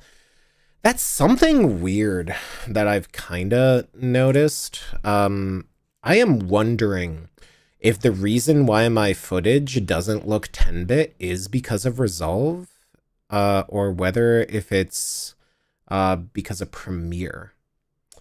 Because something feels off. Because there was one furry videographer that I was watching yesterday, and I was definitely trying to... Oh, thank you so much for the donation, but you really don't have to give me super chats, but thank you so much. Drake Mayers, yet again. I appreciate it. But save your money for your fursuit. You don't have to keep donating. But thank you so much for the super chat. I really appreciate it. You actually never planned on getting a fursuit at all. Well, then save it and buy yourself some noodles. Those are very tasty. Yeah, I don't know. I was watching another furry videographer, and like I left him a message in the comment. I was like, hey, I also use a Pocket, and your footage looks way better than mine. Like, are you using a LUT, or like, what's your workflow? Because I have no idea how they got like extremely good looking footage, and I'm ending up with like really kind of weird. I don't know what to call it. It's like, it's not 10-bit. The colors aren't right. Like compared to what I've seen other people do. I'm not sure why. And this is 100% a me problem because other people aren't going to notice it, but I notice it when I compare my footage to other people. And it's one of those things that bothers me because I don't think I'm doing anything different. This feels like a hardware problem, not a me problem. But I will have to figure that out. I don't know why. Like sometimes the Pocket 3 just does not work properly. But anyway, you're using polyfoam to make your fursuit. Oh, like the sofa cushion foam stuff? That works pretty well. I should play Mount Shebang. I haven't heard about that. Noodles, soba, ramen. Indeed. But yes. Oh wow, that's the 10th super that you done on this stream. Thank you so much. That is amazing. Thank you. And Yorick also gave me a super chat, which how did I miss that? When did Yorick give me a super chat? Thank you so much, Yorick, as well. Oh, it just popped up for me. I was like, how did I miss that? But thank you so much for the support, Yorick. I appreciate you too. You're always in here, always throwing money at me. I appreciate it. It makes me want to stream more because it's like, oh man, people love throwing money at me. I feel appreciated and loved. So thank you so much for the support. I appreciate it. But please save your money, get yourself some noodles, buy yourself a fursuit, put that in a high yield savings account, invest in SCHD or VOOG, put it in the stock market and forget about it for like 5 years. That is my not financial advice because I am not a financial advisor. But hey, it might be a good idea. Uh, but thank you so much for the support, both of you. I truly appreciate it. Means a lot. But yeah, silliness aside. Let's see. So I'm 5 minutes into like an hour. Next con, are you gonna swap between full camera and pocket? That is a question. I'm probably gonna stick with the pocket and do live streaming. I only have so many hands, and Tech said he wanted to borrow my camera rig and see what he can do with it.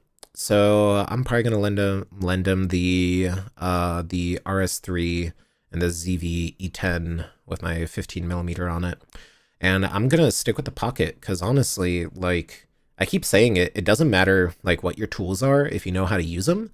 And a poor artisan blames their tools. So I feel like the pocket, seeing what other people can do with it, it's 1/10 the size and weight of my other rig, and it seems to be just as good if you know how to use it. So I think that's what I'm gonna go for, especially if I'm gonna have a full suit. I need to figure out how to effectively do stuff in full suit, which is gonna be hard. Because, you know, I've had a partial up until this point. I'm gonna try making it work.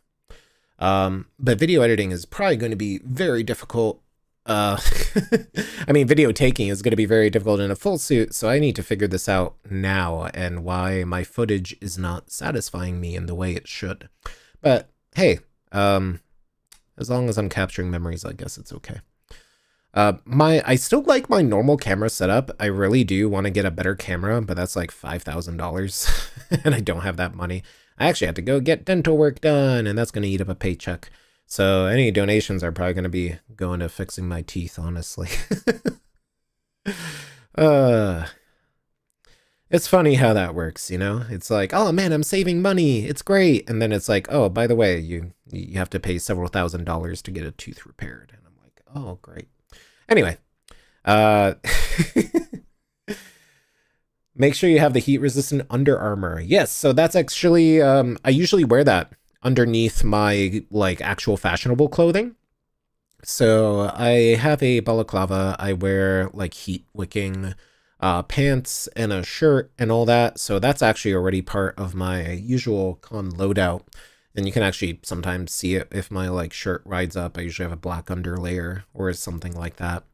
Or like I'm using athletics wicking tops instead of like actual name brand like fashion tops, just because I'm usually wearing a jacket or like a chest harness or something, and those trap heat very, very well. Honestly, I kind of really like the fit I was wearing recently. Let me pull that up on FurTrack. FurTrack. Let's see if there's any new photos of me.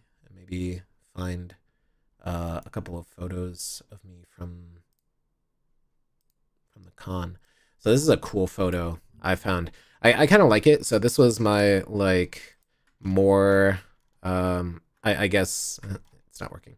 I thought I could zoom in, but I thought this was a really cool fit. So it's a Maharishi like kimono jacket with like the hakama like cargo camo pants and just some like normal I think these are Skechers, just like extra wide slip-ons. I think this fit looks pretty good. It's really casual. You can see like the athletics, the burgundy athletics wicking shirt. But I think in general I look pretty good in this fit. You can see this on FurTrack as well, furtrack.com, if you ever want to see a ton of photos of me. So what is this? That's not me. That is some other creature. Oh no. Me in the background over here. There's Blue Hasia, yeah, or Ice Hasia, I guess is their Durgular name. That would make sense. Yeah, I'm in the background. What I wanted to find was, this is also a really funny photo I posted earlier on YouTube. Just me like giving the side eye over there. It's like me. I think it's a really funny photo. What I wanted to find is like this fit, which is my kind of semi like tech wear cyberpunk fit, where I have like the puffer jacket. I also have the same wicking burgundy underlayer, which is just super good. I need to get more of them. They're by Challenger, which is actually surprisingly good. I got them for like $5 each, which is crazy. Trying to find one that actually shows off the pants. because I have these like techwear pants I got from I forget the brand, but I actually really like the straps and how the burgundy actually matches together. I think that's one of my better fits overall. There you can see him. You can see him with the crazy weird 3D printed shoes. Probably one of my favorite fits overall because I think it just looks better in general. But yeah, I don't know. I think it's fashionable. Oh, thank you so much for the super chat. Awesome. And that is from Milo Kiyoshi. Put this towards potential East Coast cons or nudes if you get hungry. Keep doing what you do best. Excited to meet you at FWA this year. Yeah, thank you so much for the support, and I really appreciate it. Hey, I wish YouTube had like a little alert thing that would pop up whenever you get a super chat, because I'm getting so many of them recently. I think that's why Twitch is a little better, because you get to customize your feed a little bit more. Maybe I need to look in and whether they like added that as a feature yet. But thank you so much for your support. I really appreciate it. $5. Ooh. Man, I'm I'm making more in a month off super chats than I usually make off the channel, which is funny. What kind of hot glue gun do I use? I don't have a hot glue gun. I have like a dollar store hot glue gun somewhere in my like hobby supplies I don't really make a lot of use of. I really need, oh, that reminds me, I need to repair my eyes because my eye mesh popped out. So I need to repair my fursuit eventually.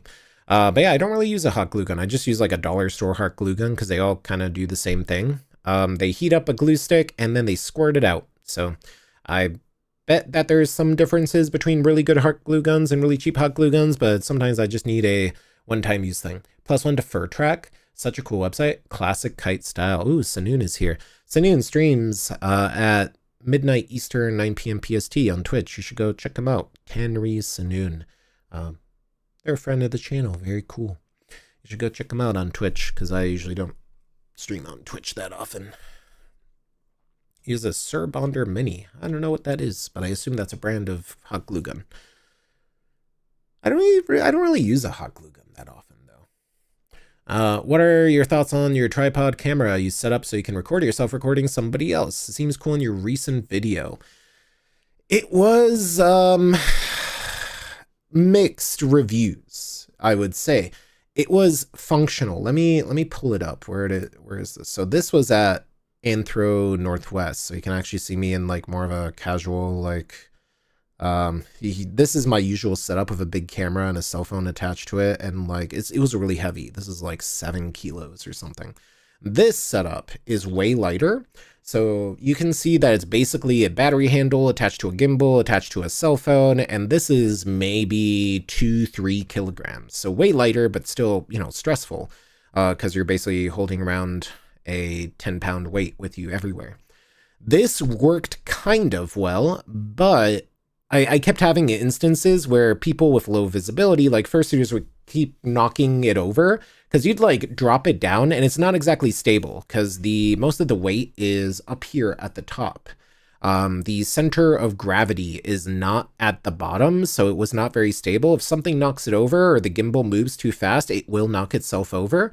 And because it's a 3-pronged like stand, I wish it was 4-pronged, but they don't make them monopods with 4 prongs. I don't know why. It will just start tipping over. I wanted to use it like a sentry where I would put it down and like record myself doing like interviews or something. I think it was functional enough for the live stream. I think the selfie extendo handle was way more useful than the sentry mode. And honestly, I probably could have got away with buying a cheaper version and just attaching it to the monopod, but I had to test it out because if that actually worked, that would have been way better. I think in a full suit, I'll use it more often just so I can capture myself in it. It was clunky, but it was functional. I don't think this is like the be all end all replacement, but it worked. I honestly think the Pocket 3 with like the chest rig with an extra extended battery was probably the standout awesome thing that worked, but most people didn't realize it was a camera. Like most people were looking at this thing instead of looking at this thing, which was great for the viewers, but not great for me getting footage. And you'll see that a little later. That was one of the things that kind of wasn't that great. But yeah, don't worry about donations. I truly appreciate your support, but you don't have to donate anything. I truly appreciate you though. I'm catching up on chat right now. It's very normal for suits to have imperfections after cons. You have to fix your hyena fursuit. There are minor repairs. Yeah, like my fursuit, I have to repair one of the eyes. You can't really see it, but the eye mesh has popped off here. So luckily I have 3D eyes, so you can't really see it, but I have to rebond basically this part. If you can see my mouse, like this wiggly part. I just had to hot glue it back into place. I use super glue, but it just does not bond as well. It does help have as a fursuit maker when it comes to traveling to cons to do fursuit repairs when something goes wrong. Yeah, every fursuit maker I know does have a hot glue gun. Usually there's like fursuit repair stations and that kind of stuff. So that's, you know, not a bad thing. It is sad that YouTube doesn't let us scratch my head. Yeah, like the ghost head pass. I don't even remember what buttons it was to activate that.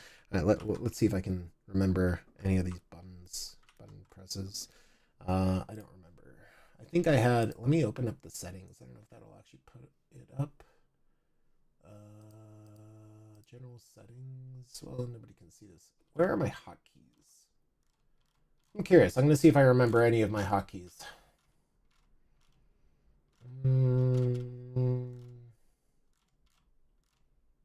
I don't remember. Was it props? Was it avatar selection? No. Effect settings? No. I'm trying to figure out where expression settings. I think that was it. Like hotkeys. Oh, shift and the F keys. So maybe I can fool around with that. Shift F4, Shift F3, Shift F6, Shift F12. What is that? Ah, post sit. Okay, so Shift F3, F6, F5. Okay, let's try let's try some of these and see if they actually work. Head pats. And belly rubs. Ah, yes. There you go. Now chat can do all that. I'm gonna keep pressing the F keys until something happens. I don't know what's gonna happen, but who knows? Oh, I think that breaks me. Does that break the model? Something's happened. Oh, yes, that definitely breaks the model. Because I think that's supposed to be like the reclining, like horny pose thing that, and it was like a bit. What does this do? Ah, that kind of looks kind of cute. But yes, I did have all these hotkeys, and they work with the Twitch point system. I'm just going to leave these up because they're kind of funny. Yay, head pats. Not sure how you did the pats, but nice. They're 3D models, but they work. Yay. But yeah, I need to figure out how to actually do this in the future. Kite, you breakdancing over there? Not really. But yeah, there's a lot of like stuff on my model that I don't use because it was designed for Twitch, and it's kind of a pain to use it. But yeah, truthfully, I'm hoping. Nah, you're fine. Kite breakdancing? Oh, I would hate that. I would break my spine 100%. I love the rubs, especially the paw ones. Yeah, they are really cute. I'm gonna leave them up because they're funny. How am I doing? I'm going great. I'm doing great. I have smooth brain from too much head pats. I'm not enough bandwidth to process everything. But yes. Miss your message? What message did I miss? I don't know. Maybe I just didn't feel like reading it. Usually if I don't read something, it's just because there's no reason to.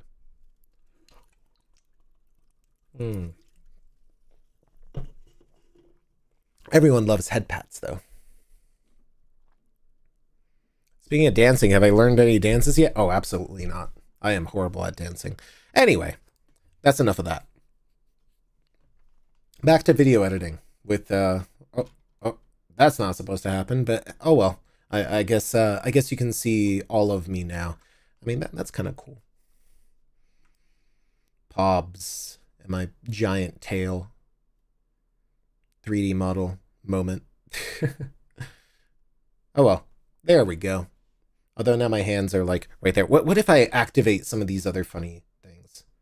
I guess that kind of works.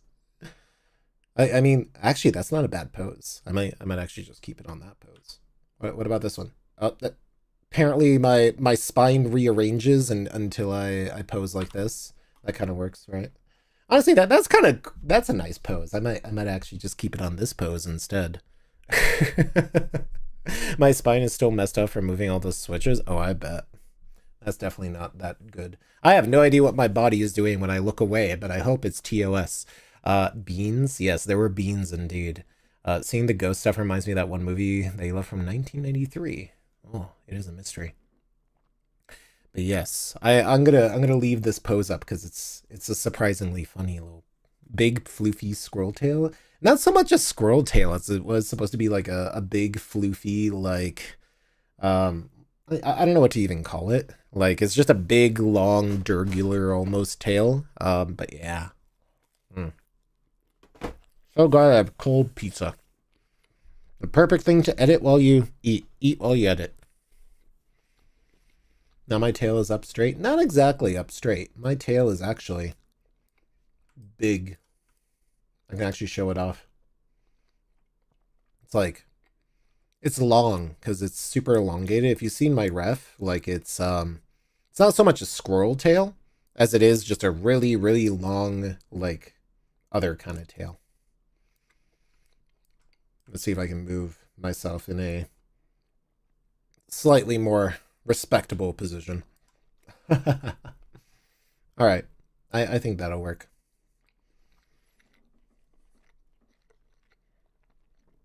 But yes. Practice dancing practice. I'm bad at practicing though. Big tail hours, yeah. That's exactly what people come here for. My concurrent viewers are going up when I'm showing off my model. You know, that's how it usually works.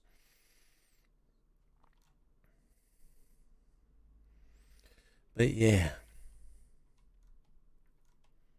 Will my new suit have a big tail? I think so. I can actually pull up my suit. Let me, well, not really my suit, but my like worksheet. It's in my Discord. Where is it? Can't remember if it was in kite art or somewhere else. Maybe it was in fan art. I can actually pull up my fursuit, my full fursuit ref, and I'll actually show it off really quick once I find it somewhere here. Oh, there it is. Give me one moment. There it is. So this is by Leica palette, and that's this is my fursuit reference. So as you can see, the tail is pretty big, and it has the plume and everything. That's how my tail should be. So my model's tail is actually a lot bigger. So I've been called a squirrel, I've been called a skunk, I've been called a red panda, and you know, it's kind of funny how that works. But yeah, that is my fursuit design. Pizza. I mean, I did read your messages. Like, you didn't type anything else. So, anyway. But, yeah. Everyone loves head pats. Autism, right? I always joke that I probably have ADHD and, like, autism, but I was never diagnosed. But, honestly, at this point, I feel like I have all the symptoms anyway, so who knows how it works. Existential dread panda. Yes, the lesser pandas. I always love going up to a red panda and being like, oh, so you're one of those lesser pandas, and they do not appreciate that at all. But I have to assert my superiority because all red pandas are bottoms, you know. Anyway. So yeah, that is my model there. Gasp, sorry if you said it before, but how long is your new suit? It is probably very close to completion. They started on the feet like a month ago, and supposedly, like, I asked for my suit to be done last in the queue. So it is very close. It is going to happen sooner rather than later. So it will probably be done eventually. They asked me if for like how I want my paws recently, so it's probably going to happen very, very soon. I said you are watching me on an Xbox. Well, that's exciting. I'm glad that it works. I never thought that there was an app like that. But anyway, I'll be using a new head with a full suit. Different head. So the head I have right now is like refurbished and like a prototype head and like we've been on the channel, there's an entire like story behind the fursuit head I have now, and it was one of the maker's first heads. So there's a couple of things that a head that probably, you know, would be somebody's later head won't have. Like, it's fully lined with foam, so it traps heat really easily. I had to get a retrofit. The proportions are a little off. It's a big head. If you've ever seen me in person, it's bobble wobbly, but I still love it. It's a great head. But it is starting to age. I think it's either 5 or 6 years old now. I don't know the exact timing, but it's about time to get a new fursuit head. So I will have a new fursuit head, and I will be retiring this head. I'll probably mount it above my studio somewhere. It might come out again, depending on how the new head is. Like a palette said, they don't put fans in heads, and I don't need a fan, and I'll be the judge of that. So I might have to get that head retrofit as well. Or I might just still use my old head, because I mean, I fursuit for like 6 to 8 hours a day at a con. So we don't know how that'll work. It'll be a mystery. I would love to see that as fursuit. I have an OC of my own named Love, and I would love to see him. Yeah. You got a DNA test. Oh, I didn't know DNA tests could show that. But yeah. Neurodivergent furs unite. Oh, I 100% have some sort of neurodivergence. Because I absolutely hate normies, and man, I feel like if I grew up in today's terms, I'd definitely be diagnosed with some sort of neurodivergence thing. Because I definitely have gifted kid burnout syndrome, and good lord, trying to talk to your parents about anything relating to mental health is a mental health crisis in of itself. So I do not envy anyone younger than me, but anyway. Speaking of which, hi, Mom. Anyway, let's get back to video editing before I get a phone call.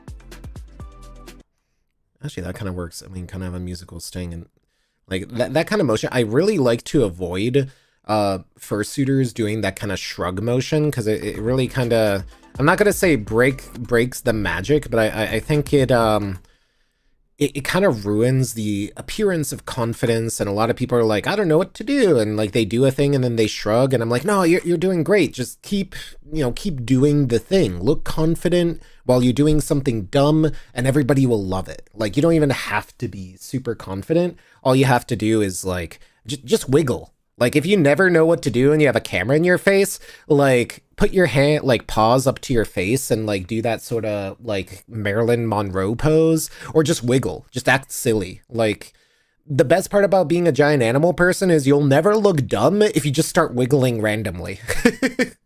Like, that's the funny thing about it. Your mom is on the phone? No.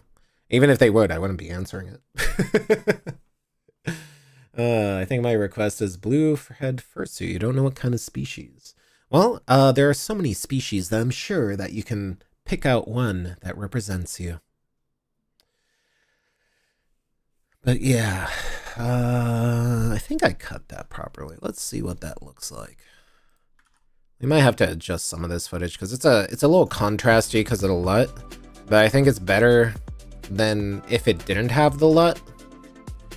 Yeah, like this guy's face is okay, definitely not exposure. Can we figure out, maybe drop the contrast highlights? No. I hate color grading. None of this is good. All right. What if I drop the? I feel like I'm gonna have to just like cut the LUT out of this and manually color grade this. This is not the right LUT for this footage. Yeah, because like when I cut the LUT out here, then it suddenly just looks a lot cleaner. And then I can like just do some basic correction for this guy's face.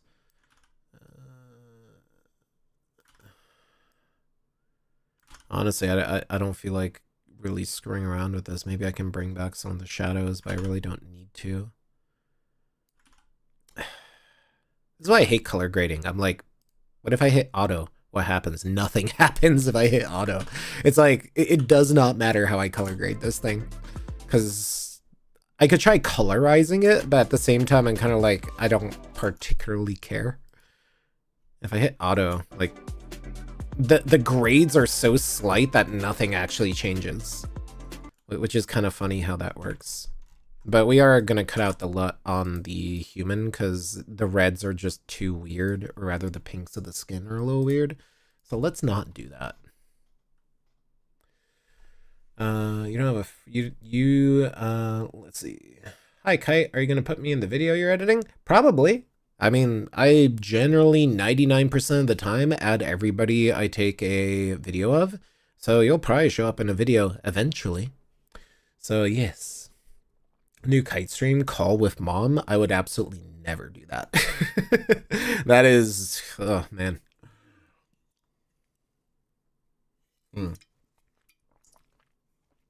My soda is now flat. I don't want to drink this anymore. Energy drink time. But yeah, I would absolutely never do that as a stream. But yes, you wiggle all the time until you're on camera, then you freeze. Yeah, that usually happens, right? That's why I like running gun and candids a lot more, because the moment somebody realizes they're being photographed or filmed, they get self-conscious and like any natural movement is like gone. The important part I would say about like doing candids is like trying to capture footage that, you know, reflects personality and character. And that's really hard if somebody is self-conscious and they realize it. Like, I've noticed like people hugging each other or fooling around or something, and I'll ask them to like redo what they were just doing, and they won't be able to do it. Like they think they know how they're acting and how they move, but it's like, you can tell when something is like natural and something is staged, unless somebody is a very good actor, which despite being performers, most furries are not actors. And like, I feel like the moment you have a camera in your face, you become very self-conscious and overdo things, or like you start judging your movements differently instead of just letting it happen. And I think the biggest advice I can give to anyone who wants to do fursuit performance is just don't think about it and just act silly. Or do the exact opposite and like stand in front of a mirror for 6 hours, and so you can puppet your suit effectively, and so you know what exactly you look like when you do certain things. But most of the time, I just want to capture people who don't notice I'm there because they look the best that way. Oh, wow. Oh man, my energy drink almost overflowed. The nothingizer automatically does nothing? Yeah, that's exactly what Premiere is doing. Automatically does nothing. You know, maybe that's what I should do. Anytime I get a super chat, I add another ghost hand to pet me. Have you heard that the Mascot Hall of Fame is closing? I haven't. That's crazy. Where is the Mascot Hall of Fame? I'm actually curious. Count Sigma Paws. Interesting. Let's catch up on chat real quick. You don't need a fursuit. You can always just, you know, be normal. You really don't need a fursuit to have fun at cons, you know?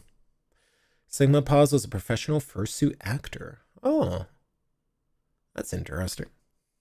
But yeah, I would say, like, my biggest advice for people doing fursuit performance is either don't overthink it or completely overthink it and have fun.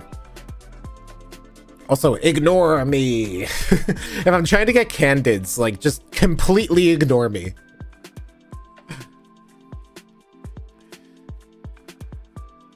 Yeah, it's actually working out pretty well.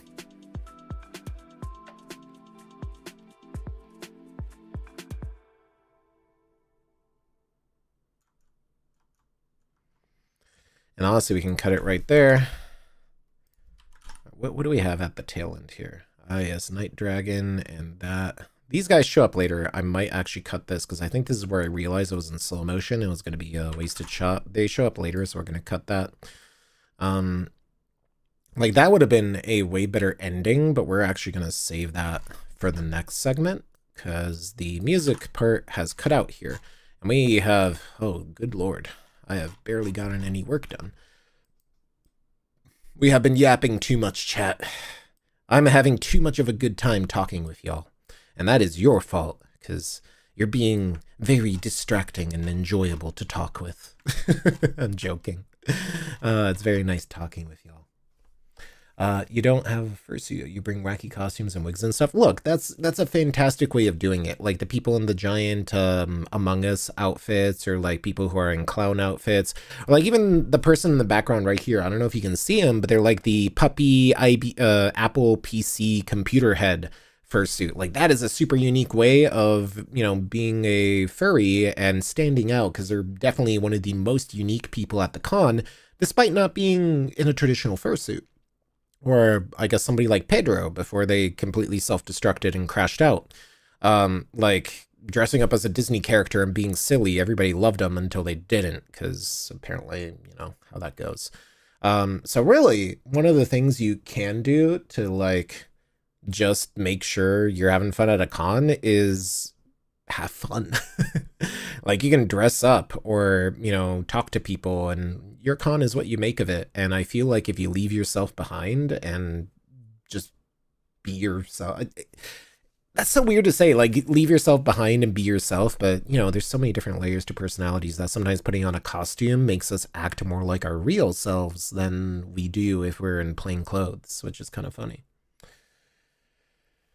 The video that you're working on will release tomorrow, hopefully. I don't know if I'll get to it, but we'll figure out. I need a shirt that says ignore me for when I'm doing video. I had a jacket that said, if you can read this, you're too close. And I was at TSA at the airport, and a lady was like, oh, I just read your jacket. I'm like, yeah, it happens every time. And like, she just burst out laughing. She's like, I didn't realize what it said until I read it.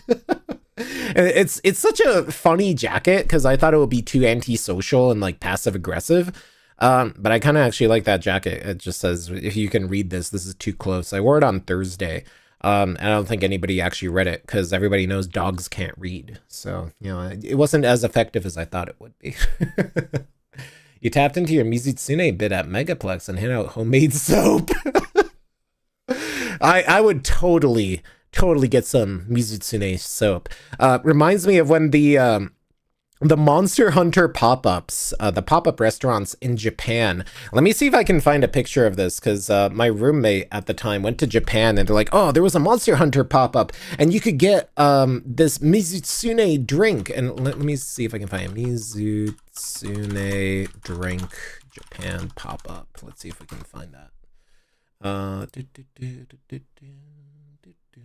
Mizutsune pop-up, maybe. I was hoping I could find a photo. Maybe Mizutsune restaurant. Ah, I have found it. So this is from Reddit, but this is trying to open this up. You know, we can look at this together. You'll see my dumb Reddit account and the things I look at. Oh no. You can see I like Helldivers, and I look at other things. So anyway, so they looked at this Monster Hunter thing, and this is the Mizutsune like alcohol in a giant like plate. And the way he phrased it was, yeah, I got Mizutsune drippings at a Japanese pop-up cafe. And I was like, you got what? And they're like, yeah, that's what it translates to, Mizutsune drippings. And I'm like, was it soapy? And they're like, no, it just tasted like sake. I was like, oh, okay. So yeah, so whenever somebody like mentions anything having to do with Mizutsune, I just remember that like dumb story. And I'm sad that I never got to sample whatever this is made of. Like in setting, like Mizutsune extract, I think would be the translation to English. But yeah, no, that's kind of cool. And like Kutku pizza. Oh, that's wacky. And then we have, I assume this is like anime. It looks like two chicken, or maybe that's like a tomahawk with bacon wrapped around it. Oh wow. And then we have, what is this? A Cantor something flavored? I don't know, maybe Kushaladora would make sense. I don't know what monster that's supposed to be. Ah, yes, and the prop. So tasty. Wow, those are cool. Getting distracted by monsters. Oh god, that's that's horrifying. Oh, I don't know who made this, but it's a little too realistic. Definitely Monster Hunter World style. Very cool. But yes, I'm sorry for alienating the Mizutsune here, but Mizutsune bathwater. Exactly. How much for kite extract? I'm sorry. That is not for sale. Mizutsune bathwater. That's fantastic. I love it. I hate that so much because bathwater would be soapy. Mizutsune bathwater would probably actually be a thing in setting. Anyway, the Mascot Hall of Fame is in Indiana. It's shutting down. That's really sad. Let's see. Thankful this chat is great as others. You're always afraid that you're socially awkward. Not at all. Like, I enjoyed talking with people and chatting. At least you were able to keep it clean. Was supposed to be a pun. Oh, trust me, I am holding back 101 double entendres right now because I love Mizutsune, and I could definitely make a joker too. I'll phrase it that way. But yes, how about for friends and family? No, absolutely not. Jay Dockleton, everyone. He's proud of us, and he is a very nice octopus creature person. Oh, I'm sorry, I should have called you a squid, shouldn't I? But yeah, they also stream on Twitch. You should go check them out if you like stuff like space engineers and psychological horror and very interesting shit posting from a psychological perspective. Check out Jay Dockleton on Twitch. There's actually a pic of you on First Track with your little hand basket full of soap. All right, let's go look that up. Why not? 12 pounds of soap too? Oh my god. Reminds me of when I used to give out my orbs or like the little pobs. Like I stopped doing that because it was just so time intensive and expensive. I was like, oh, I can't keep doing this. But I love when people have like themed handouts. It's like the character card phenomena for Eastern fursuiters. Like you can sometimes get character cards. And like there was one moment where I literally had like the scene from American Psycho just playing in my head where they're like looking at business cards, where I got like a business card from a Lycanroc that was like full metal and it was like a Pokemon card token and like front and back. And I was like, it was literally that scene from American Psycho where I was like, man, this guy's business card is so much better than mine. I need to make mine better. I don't know if you ever got one of my business cards. They're like holographic and soft touch and like heavyweight paper because I take my my business cards very seriously. And I love getting like merch and business cards and stuff from other people because you can definitely see how much passion people put into their characters. I have a little book full of like stuff I collect from other people. So you should get a character card too. And so you too can get jealous of other people's, probably $4 business cards they hand out. Here at Late Night at Night, bringing the good and cozy vibes. Yeah, indeed. Late night at kite night. Bite something. You spend around 12 to 15 hours making soap before each convention? Wow, that is a lot. I know when I was making my orbs to give out during like conventions, it would take me a day or two just to like rig up all the lights and put all the plastic together. Man, it's a lot of work. I think 3D printing might make it a little easier. Thank you. Hearing that made you tear up a little bit. Oh, well, I'm glad that you can have a little fun here too. Let me find that picture on Fur Track really quick because I was talking about it. I wonder if you pop up if I just type in Mizutsune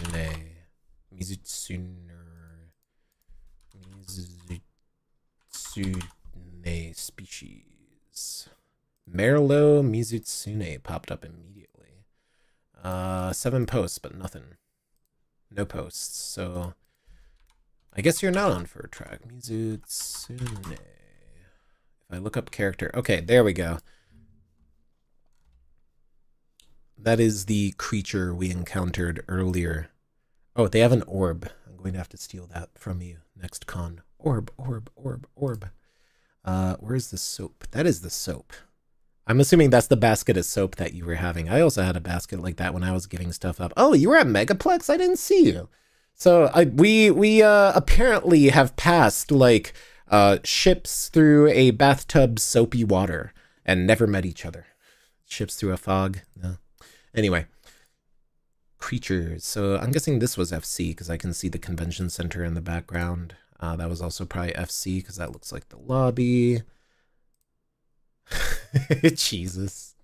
Oh, always fun to like encounter Jesus, you know? I love the tail too. The tail is like probably one of the better parts of the costume because it's very accurate. And then you got cheesed. Merlot. Oh, I don't know why it didn't pop up earlier. As Fluffy Soap Dragon Friend, they are known for bringing handmade soap to conventions and handing out to friends and passerby alike.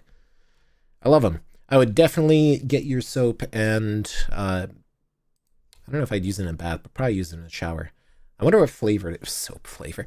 Yeah, exactly. I'm just going to eat the bar of soap. I wonder what scent the soap is. What soap flavor you hand out. Amen to Jesus. Exactly. If I had an iguana, you'd name it I'm an iguana.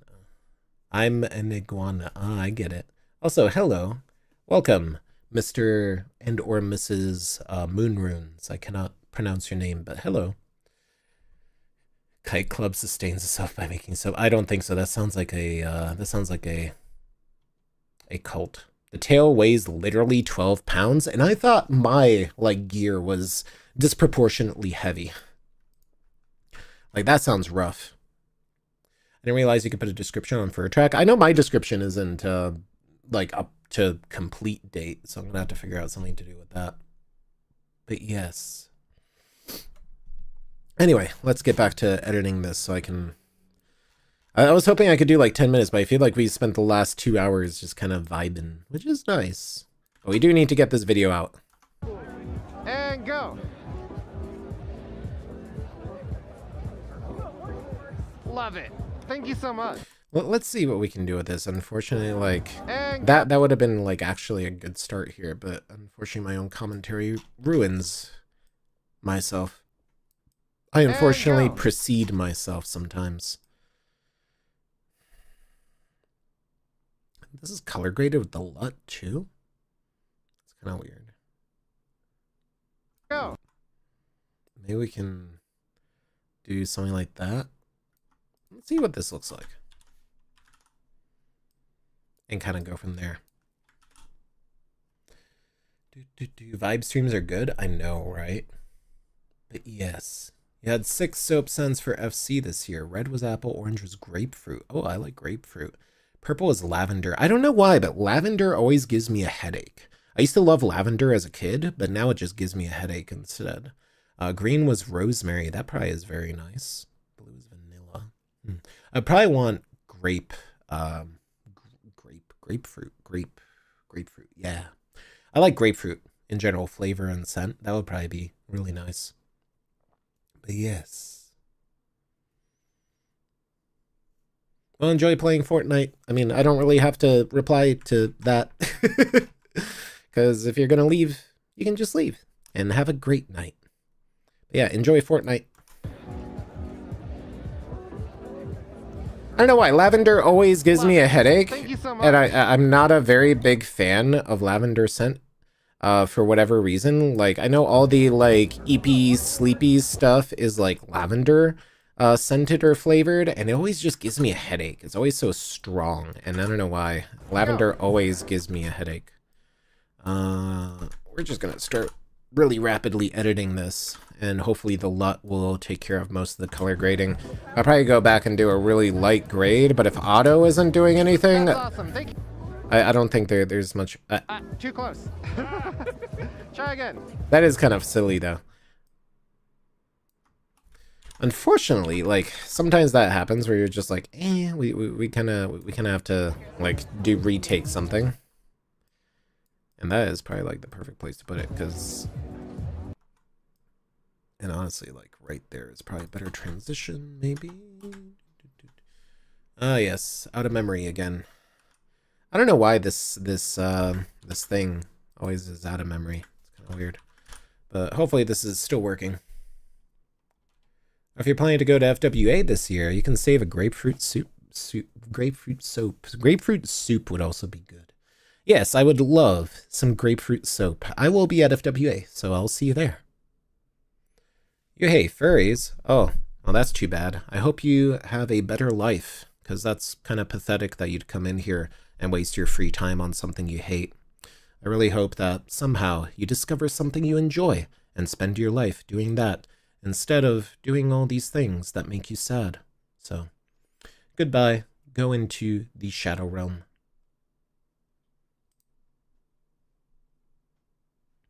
Anyway, I don't get why people, like, you know, waste their time doing stuff that they hate. They should really get some, you know, like a life or a hobby. That'd be so much more positive, wouldn't it be? If they actually did something, like, enjoyable. Maybe they'd be less miserable people. It's kind of funny. Love that pup? Yeah, dogoid. What about lavender tea? I don't know. Like, I've not been a fan of lavender tea. I usually like floral teas, but something about lavender just tastes purple to me. Boop. I'm a fan. I'm a really big fan of like. I'm a really big fan of like bergamot, Earl Greys, like Lady Greys are probably some of my favorite teas, or like Dragonwell green teas, like. That's more of a green tea, but I tend to like floral teas, Russian wedding teas, that kind of stuff. So that's my preferred sort of tea. But then again, I also like herbal gins, like Roku gin with an elderflower tonic is probably my drink of choice. I went to a work function, I asked for a gin and tonic, and I think I got, what was it, Hennessy and like a generic seltzer with it, and it was like, this isn't the same. I was like, I'll drink it, but it's not the same. My tastes are both refined and needlessly pointless, I guess. I'll have you know, I enjoy the things I enjoy very well. Same thing with coffee. I usually like Sumatra blends, and they tend to be a little more fruity and that kind of stuff. Matcha and black bean Japanese ice cream. That sounds good. And I can understand why some people hate lavender. Oddly enough, I think lavender ice cream isn't strong enough. I like kiwi ice cream. I like chocolate ice creams. I don't know. Like, I like a lot of different ice creams. Ice creams are cool. They're very tasty. What about, let's see. How is my day going? It's going pretty well. It's very nice. Shadow Realm, huh? Yes. Unfortunately, sometimes normies show up here and then we just have to eat their souls. Maybe they'll come back in a better form. But anyway. Oh yeah, I have to agree with the lavender thing. I think that there was an essential oil my mom used in her infuser that was lavender. It wasn't great. Yeah, like essential oils, there is research that has shown that a lot of essential oils will trigger like allergic reactions, and some people just have sensitivity to parfum and like smells and that kind of stuff. And specific ingredients. So like when you get a headache from somebody's perfume, but they enjoy it, it's like, that's the worst, because you can't really tell somebody that your perfume sucks and it gives you a headache, because it probably smells good to them. But it's definitely, I feel like we discount scent. Boop. Way. That thing again, because that was kind of cute. We kind of discount scent way too much. Honestly, yeah, like this was one of the things where I was like, oh man, they're doing it really cute. And then they do it again. It wasn't exactly as cute because they were like nuzzling and doing like this silly wiggle thing.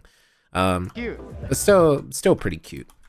It wasn't exactly what I wanted to capture though. I missed it by like a second, and that's always the worst, where you're like, oh, do it again. And then it's like, oh, that's not the same thing I want to capture, but that's still cute. Ah. And look back at me. Perfect. I love those jaws too. That's so the moving cute. jaws. Oh, look great. Thank you. The moving jaws really really elevate that performance though. It's very cute. I wish I had a moving jaw. Sometimes I would be like staring at the camera in the stream and kind of just nodding and kind of just blah blah blah blah blah blah blah blah blah blah, and like it just felt so awkward because, you know, standing in front of the camera just like, you know, that's not as interesting. Honestly, in this pose my model feels a lot more dynamic. Maybe I should just like stay in this pose instead.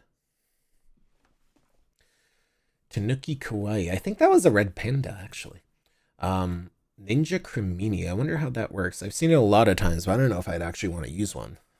They seem expensive and hard to use. Honestly, I've kind of figured that most anti-furs are too young to understand their actions and don't have much impact. Yeah, like, that's one thing that I've noticed, that a lot of anti-furs tend to be kids, and there's nothing more crueler than children, unfortunately. So hopefully they'll figure out that, you know, life can be better, and it's all up to them. Anyway, thank you for including me in one of your FC videos. Made your day. I think you also show up somewhere here, because I think I got a couple of multiple videos, and definitely one of my favorite suits I saw at the con, because you don't really see Monster Hunter suits that often. It's usually Nargacugas. I think there was like one Zinogre that was a Beast Fantasia suit. Usually, or I think there was also a Rathalos somewhere. But Mizu suits are, I mean, I think you're the only one. Like, I know there's like 5 different Nargacugas. Honestly, I'd probably get myself a Mizu suit as well, because I like Bubble Fox creature. I think the lore behind like the Mizutsune you hunt is also extremely funny. But that is a lore bit for another stream after dark, because it's like, oh, okay, that's why. You have a moving jaw. The trick is to use combo springs and elastic bands to make it bouncy and durable. Yeah, it's like one of those things that I want in the future, but trying to find a fursuit maker that can actually do a moving jaw is so difficult. A lot of them are like, yeah, sorry, it was for my personal suit or was an experiment, and I found out I never want to do it again. And I was like, I cannot find a maker who will do a moving jaw. It's kind of disappointing. But yes, furries are LOL. Indeed, J. Dockleton. Very, very wise words. Hearing that, funnily enough, when I went to A&E, I was actually wearing one cologne called Muscular or something, and it said Muscular, and you forgot the rest. Ugh. It's funny, because I usually wear Dior Sauvage, because I am a very expensive man who has expensive tastes, even though you can probably buy it at a Kohl's or something, half off. And somebody actually said, oh, you smell like a very expensive man. And I was like, oh, that's the best compliment I got in my life. I don't get many compliments, you see. But anyway, I found that was really, really kind of funny, because I usually like just wear Sauvage when I'm out in fursuit or something. And it does not last as long as it really should, because at the end of the day, I'm like, I need like 5 showers yesterday. That's the problem with fursuiting. Like, even if you have fursuit sprays or essential oils, also I have Kite Smell, which, let me see if you can still purchase Kite Smell from Libido Works, because I'm wondering, Libido Works. I'm wondering if you can still purchase Kite Smell. I do not get a kickback for Kite Smell, but I commissioned Libido Works to make me a very cool fursuit scent, and it was very nice. I'm wondering if they just like retired it, or if it's still somewhere. They still have Bishojo Blossom, I guess, and Leaf Lurker. Leaf Lurker was the fursuit scent I used before. Yeah, I think they probably retired it. I'm probably gonna have to get some more, because it was a very nice scent. Let's see if it's on their big cartel shop. Oh yeah, it still is. Sandalwood and the other one. So let me pull it up. So I actually have a fursuit scent based off my character, and it's Wisteria and Sandalwood. And what a coincidence. That's exactly what Dior Sauvage also smells like. So if you want to smell like an expensive man, you can definitely purchase this and be very, very, very smelly, I guess. I enjoy it. It's very nice. Wistful Wanderings is a beautiful floral scent with undertones of sandalwood. It's like taking a stroll through a flower garden. It's light and lovely, made of isopropyl alcohol and synthetic fragrance oil. Yeah, my fursuit spray, blah, blah, blah. Yeah, so, yeah, I have my own Kite Smell. You can get it in 2-ounce bottles, and I think that's one of their scents that they bring to cons to sell, because I very much enjoy it, and I like the art. That their art is actually my Twitter icon. I need to reorder this, because I ran out myself, because I was giving it out as like promos to people, so I'm probably gonna have to buy another batch of it, and so I can give it out again. But yes, if you want to know what Kite smells like, spray it on your paws, spray it in your maw. Probably don't do that. That would probably taste horrible. But you can figure out how I smell if you purchase this fursuit smell, in case you want to smell me like some weirdo. I don't know, maybe you're into that. I don't know. Anyway. I do not get a kickback from this, by the way. It's it's just for them. I do like that smell though. But anyway, you accidentally overdid it with the s'mores fursuit spray. Well, that just means you're avoidable then if you smell good to eat. You know, our sense of taste is very much tied to our sense of smell. So obviously, I don't know. If you smell like s'mores, you probably taste like them too, right? Anyway, you forgot about kite smell, right, Doc? You still have a bottle of kite smell, don't you? I bet you do. There's at least one other Mizu suitor somewhere out there, but there's no photos or anything about it. Maybe I should get like a Mizu suit, and then we can like do a hot tub stream, and we could all soap up and like make a TikTok, and it'll be super cringe but really funny. Just imagine doing a hot tub stream at a con, and it's just like all the Mizu suitors, and I don't know, it'd be funny for like a 15-second TikTok or something. I don't know where I'm going with this. Aren't you Mr. Fancy? Admittedly, my cologne wasn't that powerful, but my jacket still has the scent. Yeah, so usually I like the inside of my fursuit smells like that fursuit spray. So it really does cling, and which is probably what you want on fursuit spray, because I found out that the Sauvage cologne really evaporates really fast, and you maybe get an hour or two before you have to reapply it. And like I have Sauvage deodorant, like the stick deodorant. I have Sauvage cologne. I have Sauvage eau de toilette and all that. So I've paid out for like the fancy stuff. It does not last in fursuit. And like after, I'm like, oh man, I smell horrible.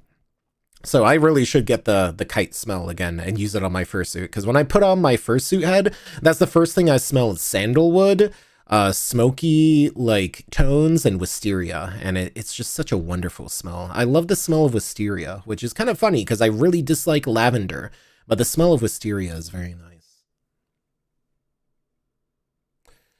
Kite, if I had a fur scent, it would smell like Hershey's chocolate. Ooh, very chocolatey. I know a couple of people who have like blueberry scent, and one person who has Pop-Tarts as a scent. Like, I kind of love that even like we customize our fursuit smells to match our character, which I think is like hilarious to me that people do that, but it just goes to show how much effort people put into thinking about their characters, which is luckily, I'm glad that no skunk fursuiters have like, you know, an 80s action figure action, you know, if you know what I mean, because that would probably not smell good.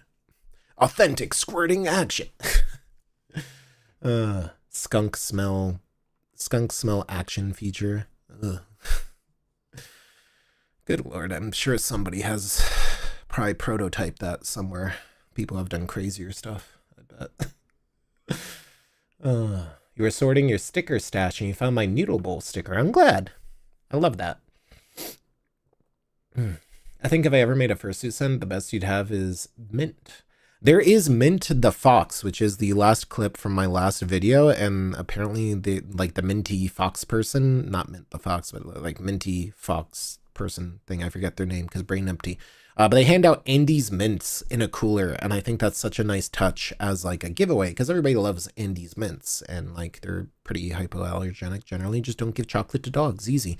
But yeah, I love how we all have our little like gimmicks and stuff like that, and that's one of the like most awesome things of being a fursuiter is picking those kinds of things up. I have a coffee scent for my yin, but I want to get mint or chocolate chip cookie. Chocolate chip cookie would make a lot of sense for a yin. How did I make my first scent? I paid somebody to design it for me. I literally told them I want sandalwood and smoky tones and wisteria, and they gave me a quote, and it was cheaper than buying cologne, and I ordered like 50 bottles of it, which I gave out and then used up half of it over the last year and a half. So if you fursuit a lot, you're going to use up a lot of fursuit scents. But it was totally worth it to have a customized scent.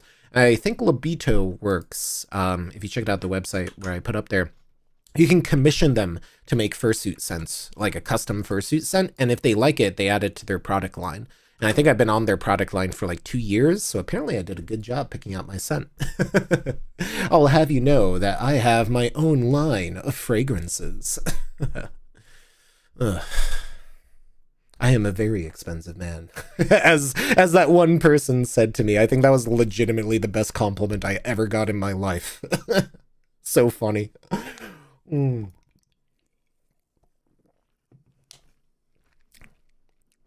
Got a quick video.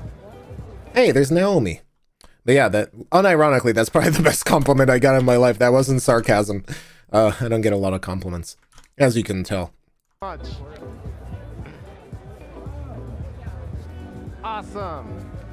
I really like Naomi's characters. They have a couple of characters. I won't say which ones because I don't know if they're secret suits or not. But they have a lot of really awesome characters. Thank you so much. Great running into you, and go. And then there's the Glorp. I think they're called like Glorp, the little alien cat thing. You know. Yeah, Naomi is a. Thank you so much. A very cute fursuiter. We have the little Glorp. Perfect. Thank you so much. I love your suit. I think that's the Glorp. I think it's called a Glorp. Somebody will like correct me, and it's definitely not the Glorp. It's something else. I'm gonna be like, it's Glorp to me now. I need a fursuit scent that smells like Fruit Loops, though citrus fits your Sona more. Citrus is great. I think bergamot is a very slept-on scent, even though it's in like every cheap tea ever. But I love bergamot as a scent. Like nothing makes me happier than a cup of tea with bergamot in it. And it's like a very citrusy, like nice floral scent. He was so tempting, dude, eating candy. Everyone loves candy, especially with the mint fox. Man, I want to work on your suit. Do it. Like, you could even concept it or just think about working on your suit. I mean, it's like what I'm doing right now. I'm literally just live streaming and chatting and kind of coincidentally working on stuff. What was that? Give me like 1 or 2 words, maybe.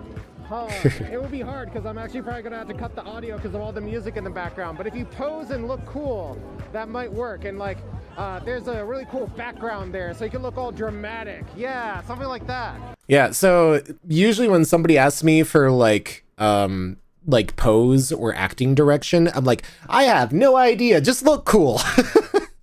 And like sometimes people will be like, oh, give me something to say, and I'm like, this is the worst possible place for me to record you saying something. It's because 9 times out of 10 when I give somebody something to say, they get drowned out, and like sometimes you can actually hear them, but most of the time I'm like, I had to cut this audio because it didn't come out remotely good.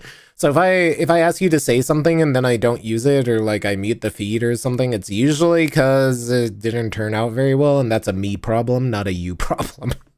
So I think the next one is where they actually do the thing. Yeah, they do, and they definitely nail looking cool, because I was like, oh man, there's like so much. I love your suit. Ready and go. And like they do like this head turn thing. Kind of really interesting that there's like I thought it was like a cathedral, but I guess it's the civic center. The thing that I'm kind of sad about is that I didn't get like a train rolling through that. That would have been really cool. Dramatic. Very cool. Thank you. And like, Yeah. I almost wish they like held that pose for a second. Very cool. Thank you. And go. That still worked. The creature. You're doing it. Perfect. Thank you. So this is exactly what I'm talking about. Like, if you don't know what to do, just start waving and wiggling and stuff, and you'll just look cute, especially if you have like a kimono suit or a cuter suit. Like, knowing what kind of suit you have really helps out, because really, all you have to do 9 times out of 10, depending on your suit, you either act cool or act cute. And acting cute is the easiest thing ever, because just wave your hands and wiggle around and be like, I'm cute, I'm very cute. Or like you act cool and like sensual and move slowly and with purpose and kind of, you know, move your hands around. And you can't see me moving my hands because I don't have my leap motion plugged in. But, you know, it definitely is either make funny, rapid movements that are like wiggly, or like move very fluently and smoothly and just act cool, or whatever that means to you. And 9 times out of 10, you won't look dumb. Because I have to say 9 times out of 10, because I don't know, who knows, maybe you'll think you'll look silly, but usually it just looks good. It's actually not an Osmo, it's a Hohem M7. Yeah, and then it's like, you got the gear wrong, and I'm probably gonna have to clip that. It's always funny how that works out. Well, what else do we have here? Guess we have more of that. Yeah, let's just drag this over and start editing it to the music. That's too much of it. We need to cut a little bit less. Yeah. All right, so I think I can work with this if I cut the sound a little. Thank you. I love your Osmo. Let's actually just cut it here because this is okay. I was trying to get like a pan shot out, but unfortunately it's like overexposed here. I do not understand how I can set my camera to -2 EV and still get an overexposed shot. And then I like export it and everything's underexposed. Like this is the weirdest camera I've worked with because none of the preview footage or the LUT makes any sense to me. I love your Osmo. So we can kind of cut it here because that's pretty much where they stopped waving and it just turns into like a photo pose. Like you can always like photo pose too, and that works out. A lot of people are like, oh, I don't know what to do, and they just strike a pose, and that's, you know, better than nothing. So like you could always like just freeze frame and do something that you think looks cool, and like most people videotaping will like rotate around you to try to do something cool. Ah, my shadow is in the shot. That's unfortunate. You can just see my ears in the shot. Your ears are in the caption. So we'll probably use this because this, yeah, exactly. Like they're just like posing. We have a wave here, but the salmon creature is just like posing and looks away, which actually looks very striking. Like from here into here actually looks really good and gives us a transition point because we got the background, we got everything else. So like from right here before they straighten out their head, it's actually very functional as a clip. And honestly, I could slow this down to like 50%. I'm curious how this looks because I feel like, where is it? So if we slow this down to 50%, I'm assuming that is how people get that cinematic look, is shooting at 60, editing in, or maybe even 75. Let's try 75. Because I haven't really fooled around with slowing down 4K footage for that. Yeah, like that actually makes it look much more cinematic. But then you don't have any audio to go with it, and you really have to lean on the music and edit to the music. But having that slower turn automatically just makes it feel more cinematic, but we're not going to do that. Because, yeah, it's funny how our eyes work, you know? And go and show off the side of So I really like this, this like protogen. you too, since you're all like cardboard and cool. So I think we'll actually cut it from here because that is a way more interesting reveal. And you can still kind of see the face here. Obviously, this is like the best shot of the suit, but like in terms of like composition and motion, like having the tail here go out like this. Oh, I'm gonna check my text messages really quick. Gonna make the end of the video even longer like that. Yeah, tell me about it. So I can't really do that. I'm gonna check my phone real quick because I have a lot of messages. Boom. All right. So yeah, like, and having that continuity where you have like, this is almost like, not a lot of people will probably notice that, but this is kind of cool that they're in this position and then you see their tail here and there's a tail here. And like, I don't know, I think that's a cool little, I don't know if you'd call it cinematography, but especially with the motion kind of staying, I just like that. That's just, you see the tail and it's almost like a continuity of the clip. I really, really kind of like that. That's just, honestly, like that would probably, let me toss that into my best of folder because that is a fun like continuity clip thing. And I think that's probably, as cinematographic as it'll get here. I'll call it like tail continuity clip 1 and then tail continuity clip 2. Yeah, there we go.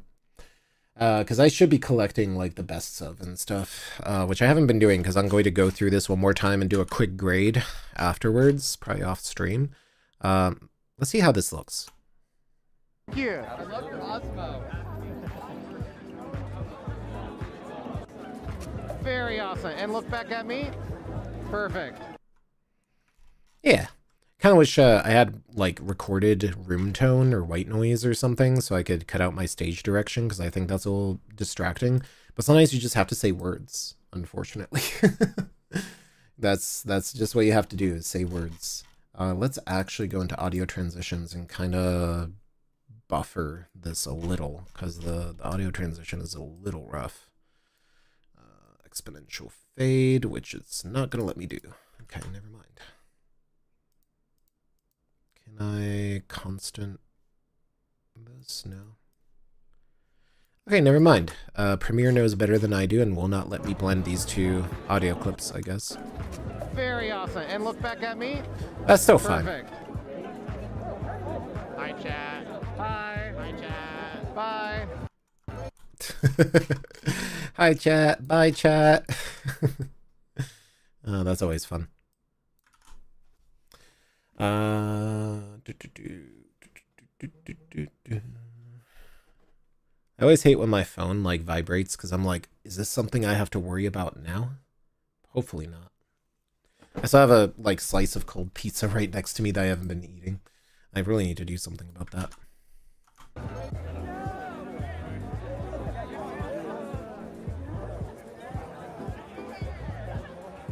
Yeah, that actually works.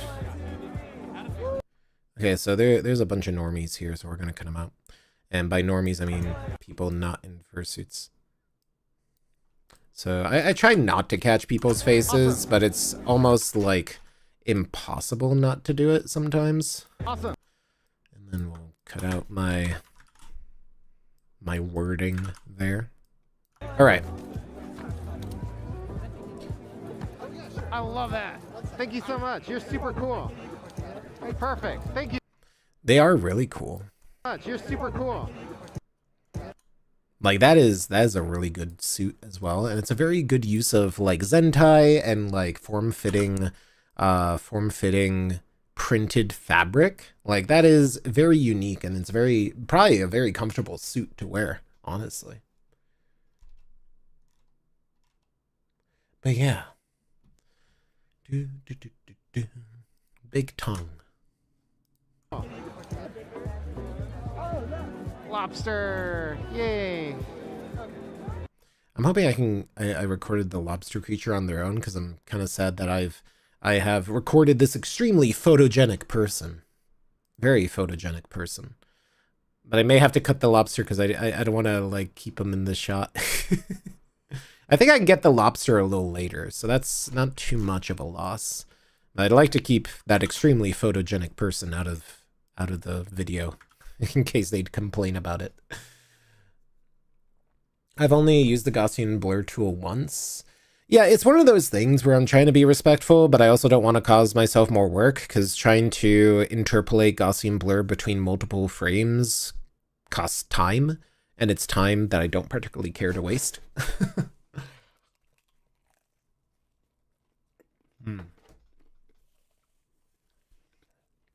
I would totally vote for wasabi beef chips because I think wasabi beef is great.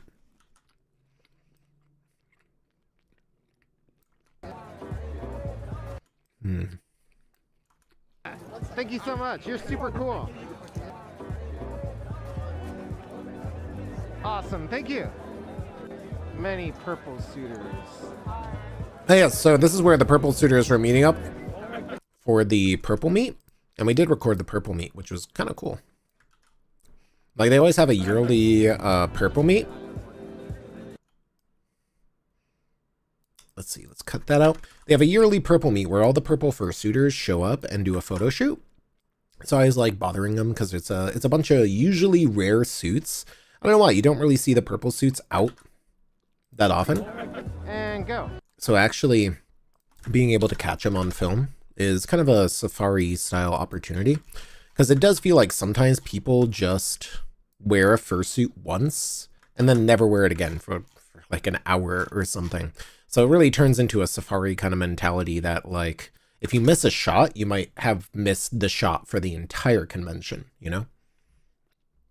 I missed you? I don't think I did. I saw you. I just didn't say anything. I don't have to reply to everything after all. Including Zarafa. Yeah, oh yeah, Zarafa is great. I always love running into Zarafa. They were the bird Zarafa as well. Their bird suit, which was the purple griffiny creature, I believe, in the last video at the bird meet. Anything you'd like, it's a video. Whatever you want to do. I mean, that works. Sometimes I like leaving in these like little bloopers and like excerpts, because it's like, I think it humanizes it a lot, because a lot of people try to be perfect, and I think it's silly, and like it just goes to show, hey, we're funny animals. Sometimes silly is like good enough. Honestly, this is probably fine. And you don't really have to like, you know, stress out about it, because it's just silly. A lot of other people make it like super cinematic and highly polished and edited. I think I figured out a very long time ago that's probably not the style people come for these videos. Bird, bird, bird. Bird, bird, bird, bird, bird, bird, bird. So many purple creatures. And then we can probably just go straight into something else.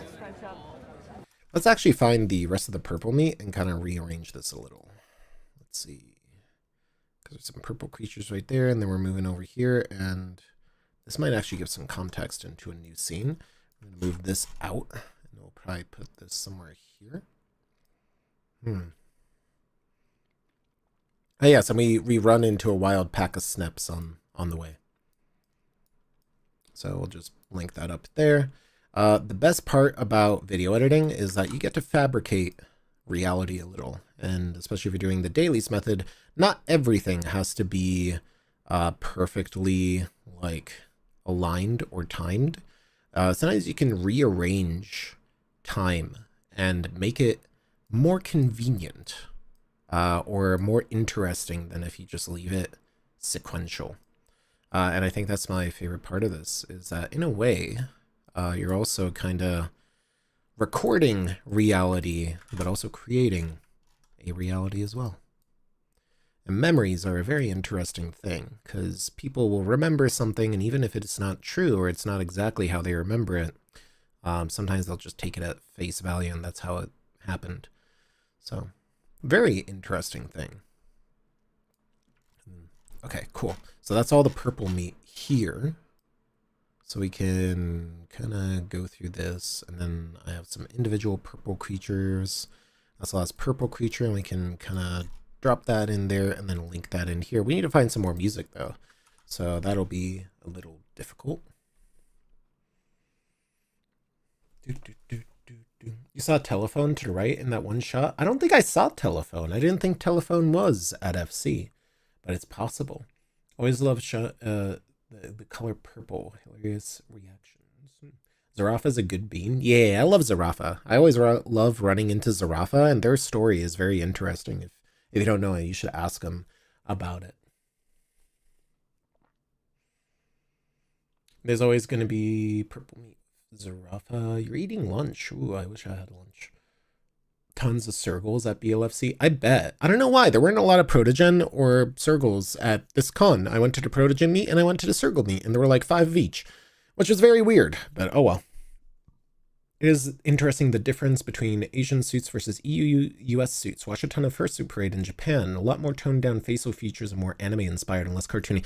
Yes, so it is fascinating how I don't know if I'd call it like shonen, but the kagetsu style of Eastern fursuits is almost more realistic than Western realistic fursuits, and it kind of almost translates into being almost more realistic than like Beast Fantasia's realistic suits. And it's fascinating to me as well, since Eastern fursuit concepts first started with Loki and Loki, basically designing the Eastern fursuit making Bible, and that was basically based off of Western toony aesthetic mascot design at that point. So at that, like, we can identify the diverging point of fursuit design between East and West literally at that point, because essentially all kimono suits are based off of Loki and Loki and the kimono design Bible. So it is very interesting how things have happened and how nowadays we've moved away from Eastern fursuits as performance suits that you'd wear for 15 minutes for photo shoots, to adopting the more like ruggedized endurance suiting mentality where, you know, Western suitors will sometimes just fursuit for like 12 hours at a time and design their fursuits with that in mind, which whether it's, you know, dropping digitigrade legs for plantigrade legs, or like adding venting, or not having bubble dome eyes. Like my suit got retrofit by removing the bubble dome eyes. I got vents in my ears, so it's very interesting to see how both cultures borrow from each other in terms of style, and we kind of see that reciprocal borrowing happening in the West, with Western kimono style starting to become its own thing, where it's much more toony inspired than kimono, although there's, you know, also Western suits that just whole cloth borrow that anime aesthetic. I think it's fascinating, and Camo Cube would be the one to talk about it. I wish they had made a panel on the history of kimono, because they're probably the only person really qualified to talk about it, because they collected all that history. I keep telling them they need to make a panel, because every history of kimono panel I go to has been kind of mid. But yeah, that's kind of really fascinating how design as a philosophy can differ between cultures, utilization, design techniques, all this stuff.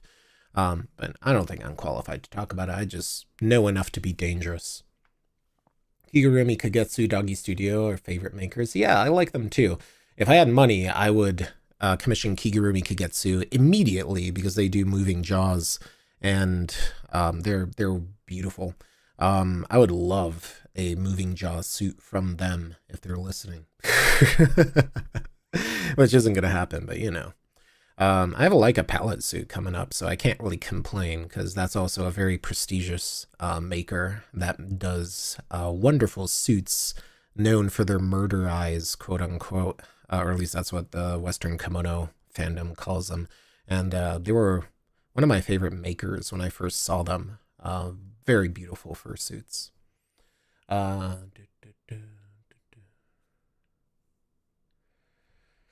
Does removing the bubble dome eyes allow for more ventilations? Yes. One of the worst parts about kimono style suits is that the eyes are often sealed to get that sheen. So like if you see this video, you might not be able to actually see it, but there's a sheen here and a sheen here where it's reflective, and it kind of gives the illusion of like wet circular eyes that Western suits don't really have. And that traps heat, and it can trap moisture and fog. Fogging up camo suit eyes is extremely common. And with one of the leading causes of you ripping out your own eyeballs is they fog over, because they were designed to be worn for 15 minutes for a photo shoot or something. And it is quite literally impossible to use that suit for more than like 15 minutes at a time, because the eyes will fog over. Like I'm trying to get a close up on one of these suits.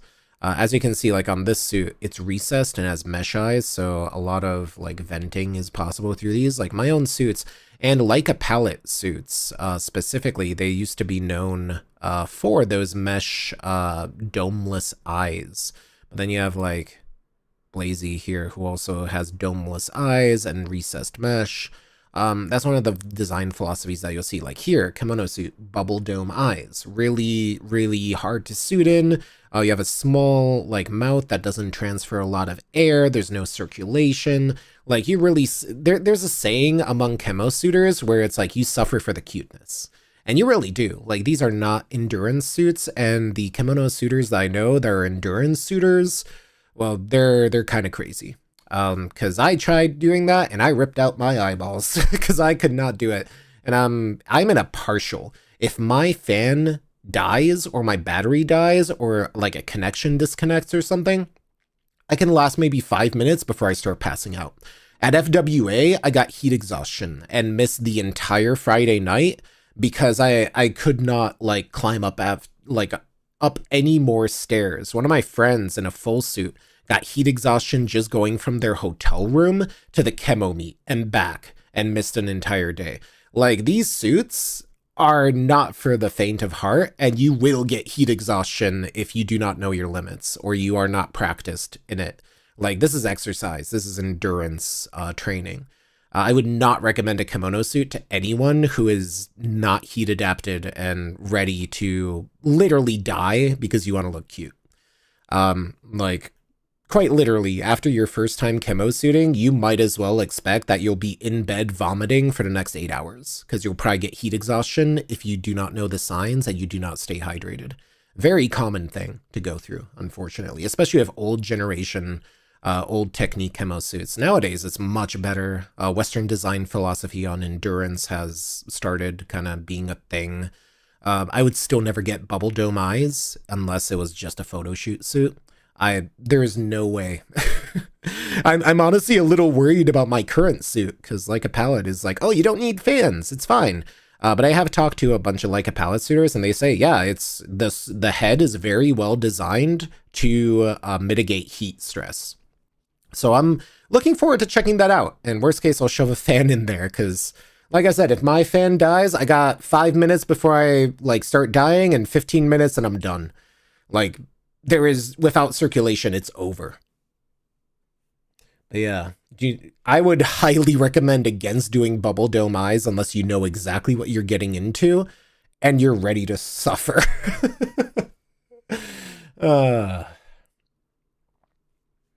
Let me catch up on chat because I went on a rant on chemo eyes, you know, as it usually goes. Does removing bubble dome eyes? Yeah. K-line also kind of hits that mark, but their practices are... Don't get me started on K-line, because they went from literally one of the first big fursuit makers to persona non grata, like, overnight. Like, they tried to patent the term kimono suit, which is also just a hilarious thing. So yeah, K-line went from, like, being a holy grail to being a kind of a joke in the Western community, and from what I know in the Eastern community as well. Especially since one of their lawyers, I guess, was extremely protective of their brand to the point of harassment. So, yeah. As far as I know, none of the K-line suitors actually like K-line anymore, which is its own drama, but hey, furries, we know drama. I just know I'm going to get a cease and desist for that statement, which would be funny. I'd post it on Twitter and everybody would laugh. Anyway, but yeah, K-line, like their classic chemo, their Katagami suits are extremely well known, like Scribbles, Hakusei, Kuromaru, the cats, the Katagami cats are extremely pretty and iconic, or like Pajra and Galarian Pajra. That's also a shit post for nobody. But yeah, they are iconic for a reason. Their suits are very pretty. But from what I have heard, they are definitely not suits you want to purchase because the maintenance is extreme and support is non-existent if malicious. So probably don't buy a K-line suit unless you're ready for that. Don't buy a suit with domes unless you're ready for that. Don't buy a kimono suit unless you like to suffer. Or be cute. Because suffering is cuteness. Anyway. Fans in the muzzle and around certain vents to suck out hot air. Yeah, like, it's almost impossible. Like, once you identify that your domes fog up, no amount of anti-fog will help you in the long run. Like, I had to consistently apply anti-fog to my eyes, and it never worked out. There are just some designs that do not circulate air well enough for you to anti-fog. Some people have luck, some people don't. It's just a gamble, and I cannot in good conscience recommend a kimono suit with bubble eyes unless you know what you're getting into. What about Sherbert? What about Sherbert? Sherbert is also a K-line suitor. I mean, as far as I know, they definitely had a kerfuffle about the intellectual property rights of Sherbert and their other pink bunny thingy suit. I think Ramune? What was that their name? No, it wasn't Ramune. It was, I forget the name of their other suit, but I know that they had a scuffle over intellectual property rights with K-line because they wanted to do an anime. And even now, K-line, I believe, has a clause that you can't, like, make a VTuber model out of your suit. You're not allowed to do any spicy stuff in your suit. You're not allowed to put your suit in water. Like, just a whole bunch of silly stuff. Because, like, if I pay somebody 10 to 15 grand for a mascot outfit, I'm gonna, like, skydive in it. It's not up to them at this point. It's not a licensing agreement. Razu, there we go. You got to talk to Sherbert's Shenanigans. I know they do panels once in a while. I wonder how that anime is coming along, because I think they released a teaser a while back. We talk once in a while at cons, and by once in a while I walk up to them and bother them, because that's usually how my interactions with furries go. It's either, oh my god, your kite, or like, literally who, and like, there's no in between. It's kind of funny. But yeah.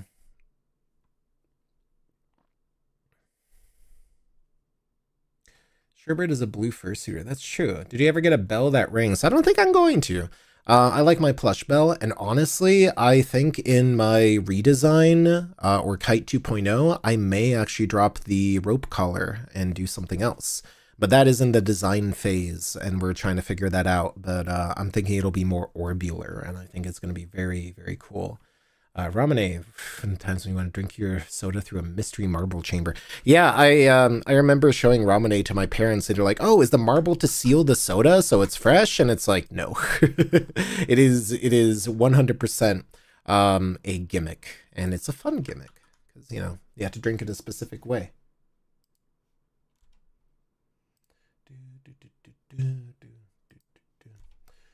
Anyway.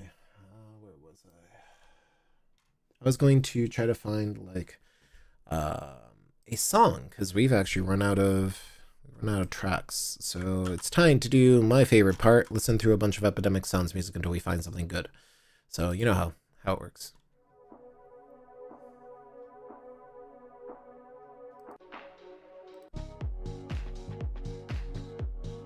We'll probably try to find some like house music or something. This is a little Let's see what pops up in the recommended. It's a little dramatic. Really like that. It's a little too high energy and like really kind of elephant music. You know, that like stomp, stomp, stomp, stomp kind of like tempo, which doesn't really work out. This is like too cyber actiony. Like, it's funny because like you can usually feel out a song by its first 5 seconds, and that just tells you everything you need to know for like picking stuff. I've used this song quite a few times, but it just doesn't fit here. That definitely doesn't fit here. Let's try refreshing this and see what we can find. Maybe we'll find something actually good. A little too 80s. I've used this song so many times, and it just fits for everything. It's just a nice song. This might work. Alright, let's listen to this and see how this sounds.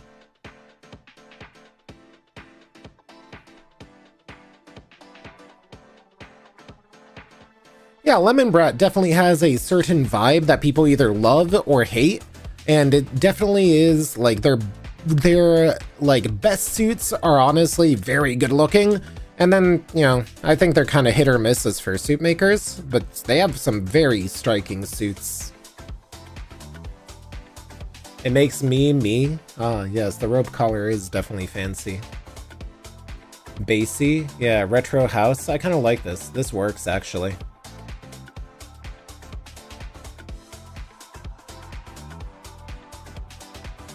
This is kind of disco-y. It has that vibe. Yeah, I think this will work.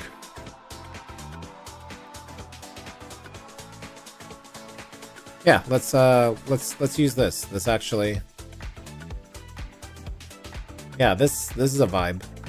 It has like good energy. It has good pacing. It gives me like some places to like experiment with like placement and movement. I think that would actually work. Just have to find it. And it's kind of long enough that it'll cover the purple meat. And you know, purple is like bombastic and like a very fancy color, and it has a lot of energy to it. So this might actually work, especially with this startup. And then like cut it here because we need to keep it flowing. Like a purple parade. I wish that guy didn't take his head off. Ah! So much purple. All right, so that's a shame because Zarafa's in there, but I don't really want to catch that guy without his suit, so we may have to just cut it there. Dang shame. Oh well. How dare they break the magic? So much purple. Purple.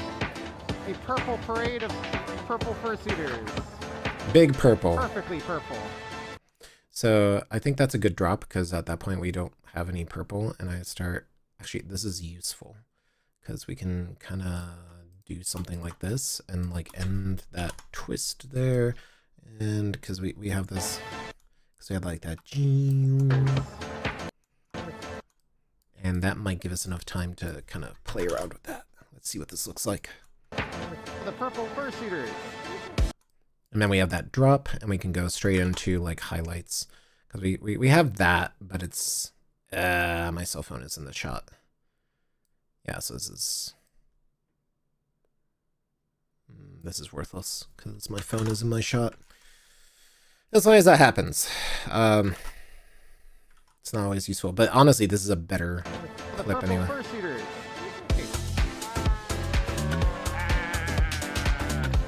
Ah, no, the light. That is actually, if I'm going to have a horrible lens flare, it's gonna be from here. Instead of going into it, because at least then I can call it an artistic choice. Maybe.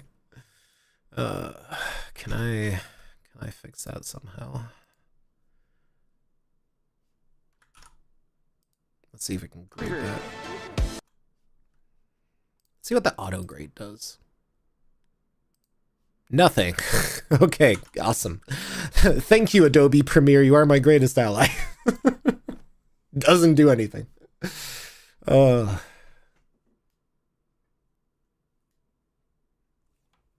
Big purples.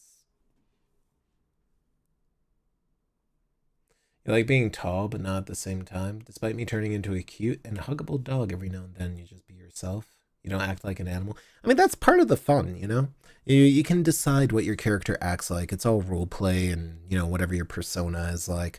I mean, I like to be, you know, I guess it's different. Like when I'm at a FurCon in a costume, I'm like jetting around and being friendly and kind of a little silly. And I walk up to people and it's like, hey, let me take your video. And like, I'm happy-go-lucky and nice. But like in my head, my character would be like elegant and refined and like, you know, moving around with such social grace as I am right now using my, you know, sultry ASMR voice or something like that. Which is really funny because the way I act in real life in a fursuit is like nearly the exact opposite how I would write my own character. So maybe I should just get a different character.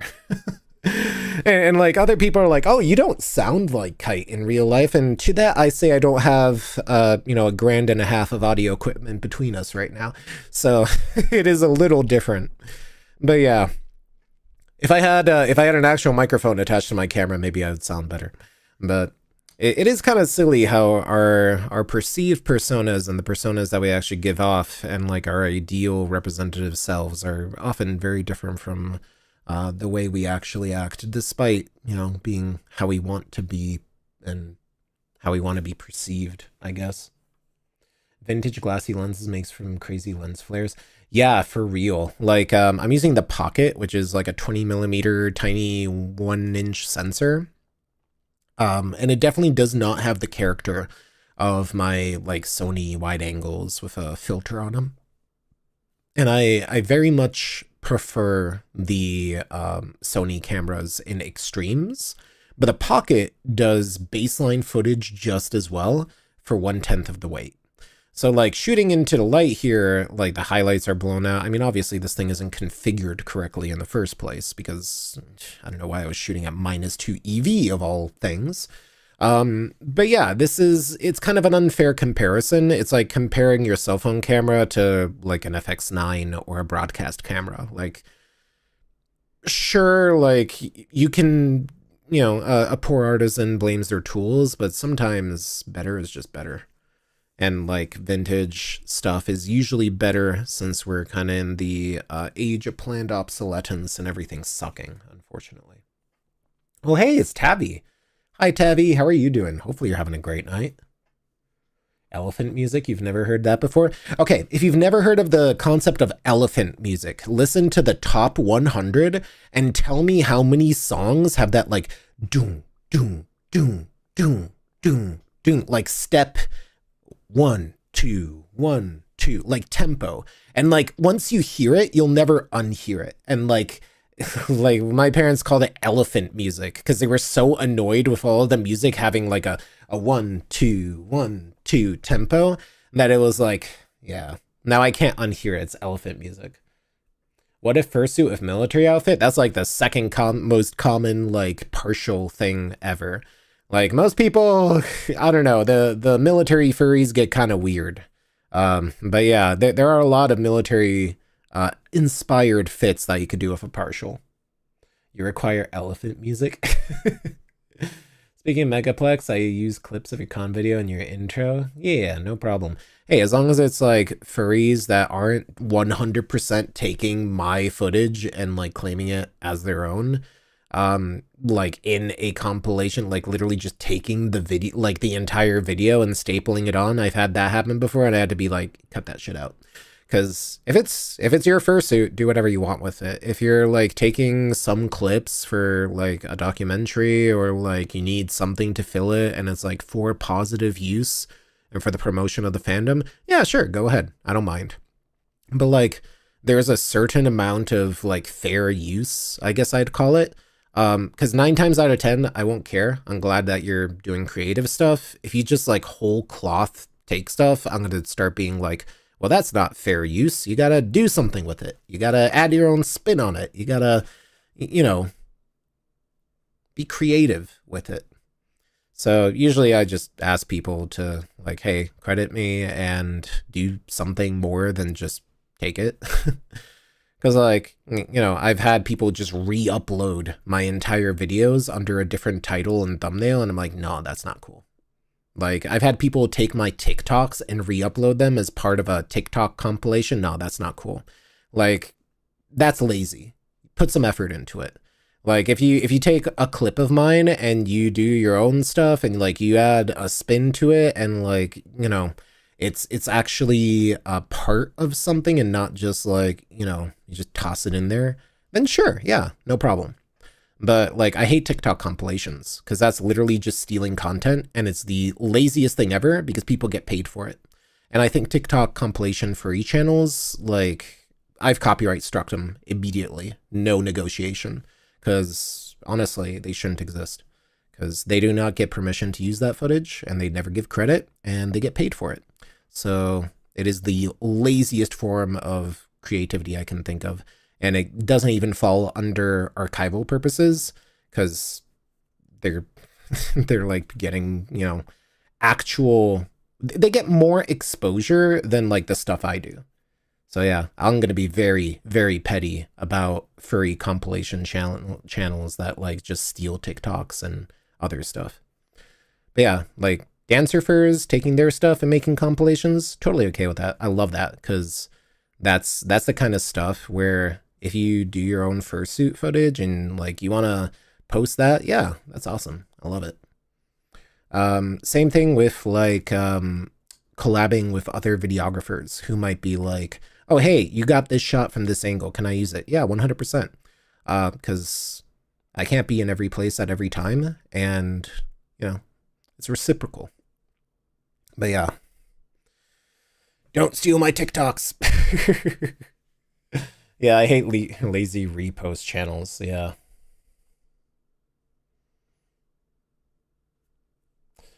%of this track comes through the subwoofer. Like, yeah, sorry. I mean, I literally have a audio interface with, I'm wearing a pair of high-end Audio Technicas, so sounds good to me. I don't know what to say about that, but hopefully it's not blowing out your audio system. Sounds fine, I guess.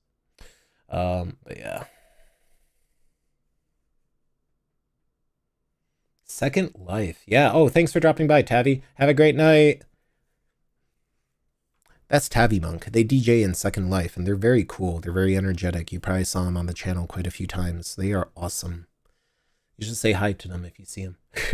You're tired of the state of obvious AI channels? That's even worse.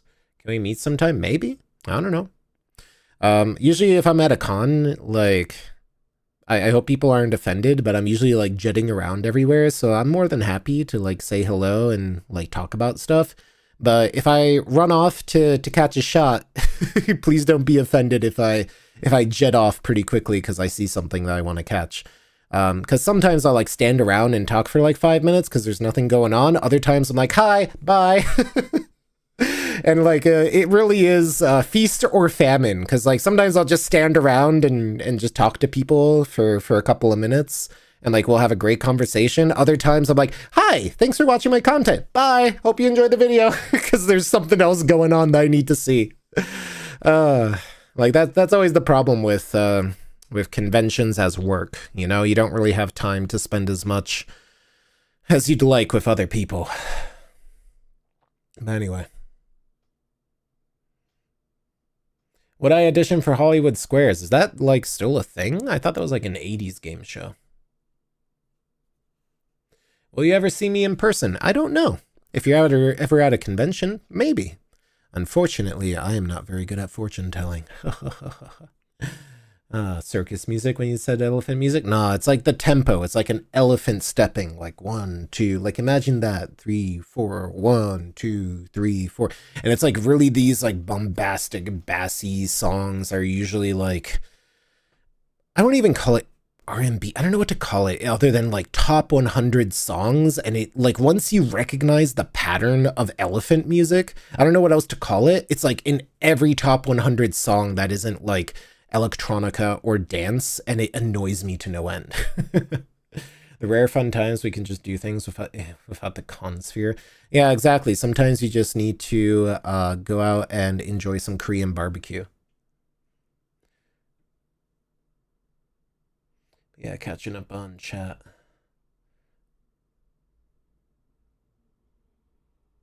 You can DJ in Second Life? Yeah, that's what Tavi does. You ever plan on checking out Vernal Equinox in Toronto? Toronto is so far away.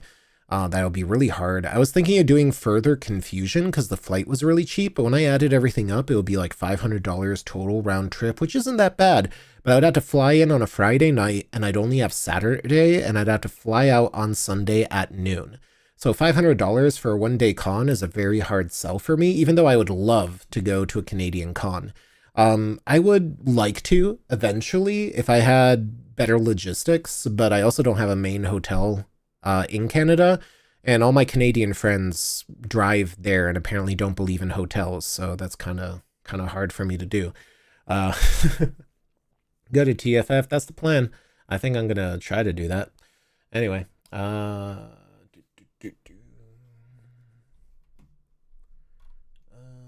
gonna catch up on chat. Did I see Sunny Dingo? I don't know if I did.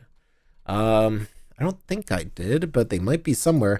Like, the problem is, when I'm at a con, I don't remember anything. My brain is, like, dead. So, like, when somebody goes, do you remember me? I'm gonna take a page out of Z's, like, Z's like playbook and just be like, I don't remember anything. My brain is smooth. I don't remember what I had for breakfast, lunch, and I don't remember what happened 5 minutes ago. And that's exactly how I feel like in a fur con, because when you're in a fursuit and you're overheating and you're running around and you're trying to like record stuff, it's like, do I remember you? Of course not. I don't remember my name right now. I don't remember anything. And that's literally how I feel sometimes. I'm like, I know you, but I don't know who you are right now. I literally at Anthem Northwest, I walked into like the photography booth and I was looking for another one of the photographers, and I was like, I forgot why I walked in here. And like Blue was like, oh, you're looking for this person. I was like, you're right, I was looking for him. And I was like, oh, that's right, I was looking for him. Do you know where they are? And they're like, no. I was like, oh, I hope I remember to find them later. So quite literally, it's one of those things where it's like, when you're in a fursuit, you don't remember anything. Unless it's like somebody who you've seen 20 times. And it's compounded by my face blindness. Because like, if I don't see a person 15 times, I'm going to be like, I have no idea who you are. It's the same thing with my coworkers. Like, I recognize their faces as my coworkers. If you ask me what their names are, I will not be able to tell you. Because they are somewhere else in my brain and I do not remember anything.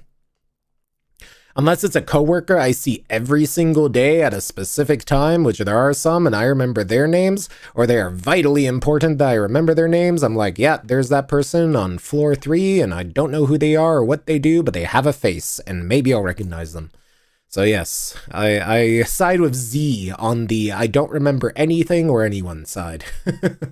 And that's why I take videos and do memories, because they help me remember cons. Sometimes I go through my own videos and I'm like, wow, I did that.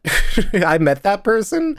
Oh, huh. Okay. Yeah, I kind of remember it now, but like, honestly, I feel like I'm going to get furry-induced Alzheimer's at this rate.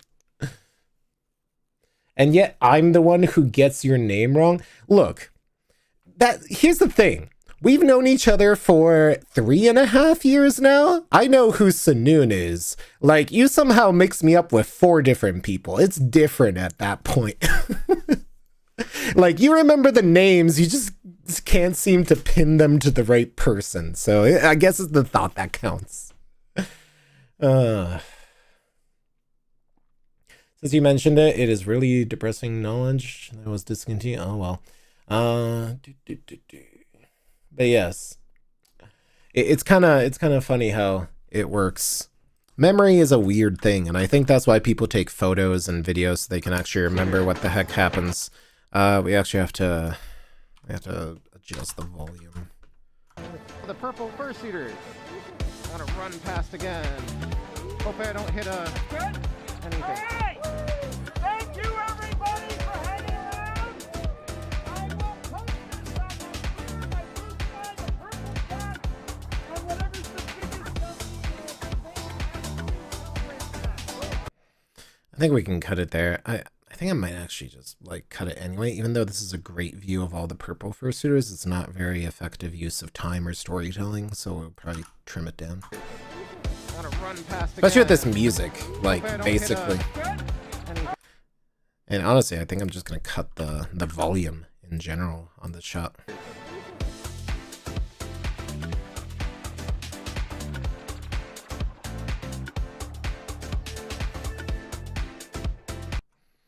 Yeah, so at that point it kind of is whatever. Because, like, this is way more useful. And we can kind of get the musical sting there. Right there, right before Blue House walks into the frame.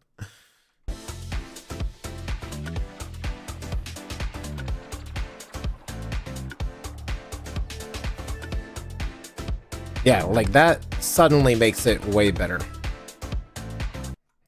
then we kind of pause there. Can we do anything with this? It's not that good. Like, it's surprising how much you have to cut of just footage that doesn't go anywhere. It's a video. It's a video.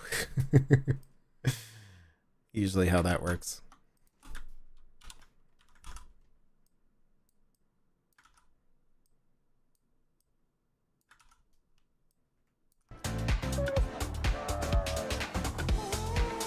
Man, Blue knows how to pick these spots. The halation here is actually really nice. Yeah, wow.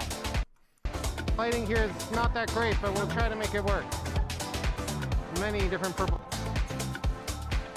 I can actually cut the sound out of that because it kind of works out. It's a little dark, but I did ask him to move because this is actually kind of useful for that one clip because the halation does come through. It's just the grading doesn't really work well with this this LUT. Because they kind of do have that glow, and we have that in the musical background, and then I can kind of get these two creatures here because Casey kind of moves off to the side. I don't remember what I was trying to accomplish with this clip specifically. You got some athletic pants. Ooh, hopefully you look good. Let's see. There's Perten rocking out. TFF has a drag show. It sure does. I don't know if I'll be recording the drag show. They do their own recordings, I think, but I know that they were pretty happy about that. But yes, I think I like the drag shows. I think it's a lot of fun. It's one of those things where it's kind of like on the fence because it is an 18+ event, and generally I don't record actual After Dark stuff just out of respect for it. They have thanked me for recording it before. If they actually reached out and asked me to record it, I would definitely make a effort to do it. But it's like the dance comps. Sometimes there's just no way for me to do it, or I'm exhausted, or like I have to actually plan that out in my schedule, or else I'm gonna burn out super hard. And that's often the case with main events that I don't cover. It's because I need to recover. Like sometimes the Fursuit games are super early at like 8 a.m. or something. I just can't physically make it. Or like in the case of the dance comps this year at FC, like literally they were in the worst times possible for me. Like the chemo meet was 1 hour before the dance comp. I could not get my gear together and get back to my room and get to dance comp in time. Just wasn't going to happen. Like even if I rushed, there was no way I could do it. And honestly, my obligations are with my, I don't know if I'd call it species or fursuit type. But I am going to prioritize the chemo meet over like the dance comp or other main events like fursuit games or anything like that, because I'm a chemo suitor and that's kind of my family. So, you know, I love the dance comps though. I've always loved seeing the dance comps, and it's kind of sad because I hear the FC one was amazing. But I can't be in every place at every time, and it gets hard sometimes when it's back-to-back main events, or I'm like on staff and I have an obligation to do it, and I'm physically exhausted and barely hanging on. You could see on the stream that I was like essentially getting into heat exhaustion. Like at that point, I think it was a 6-hour stream that I did, and I needed to take a break. I wish more cons had drag shows, fursuit runways. The problem with that is I've noticed that the TFF drag shows have a really big showing, and because they are an actual drag house, I think that's what they're called, so a lot of people come out to see them. I've seen a lot of fursuit runways, like the one at Anthro Northwest, where there wasn't a lot of people who came by to see them, and it's not as bombastic as a lot of the like drag focused stuff. I think that's the weird, ironic part of it, where these main events sometimes just don't pull in a lot of numbers unless they're like really bombastic and big, and because you kind of see fursuiters everywhere, and a fursuit runway, unless it's something exclusive, usually doesn't get a lot of traction. But yeah, good night. Anyway,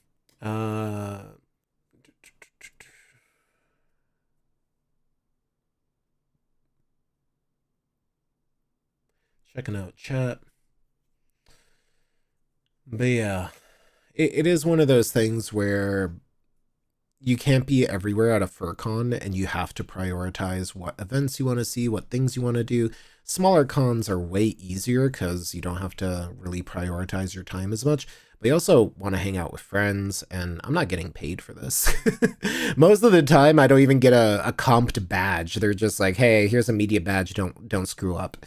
And like, they don't even comp my badge or anything. So this is 100% like a thing I do on my vacation / spare time. Like there was somebody who like, I was like we were kind of sort of dating for a while. and they were like, oh, I don't want to date somebody who spends all of their time making content at a FurCon, and like that legitimately is probably like the one thing I'm never gonna forget that somebody told me to my face. So it is a work-life balance for a job that I don't get paid for. So it is definitely one of those things I am never going to forget that was said to my face in terms of what are you doing at a FurCon if you're just here to work for free. So a lot of people forget that, I think. I forget it. That, like, you know, it's still a job. You still have to do stuff. I think I spent 12 hours on this video so far. Oh, it's 9 p.m. Oh my god, I wanted to be done with this. I still have an hour of Fursuit footage to crawl through. Chat, help.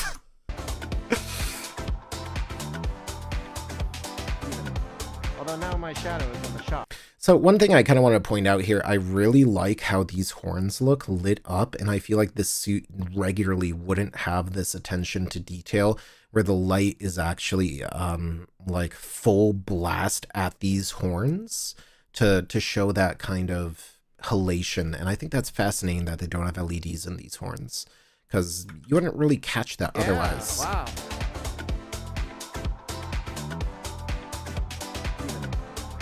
Yeah, like they're solid resin, which still has a vibe, but it's not like... So now my shadow is in the shop.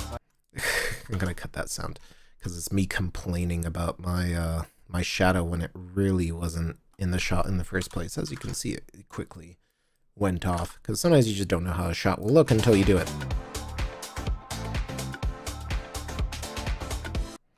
Yeah, like you can definitely see the way the light hits these horns. It just illuminates the character differently. And I really like that about that suit, and I wish they had LEDs in the horns. But at the same time, the natural light is completely different from internal LED light. I think that's fascinating, you know?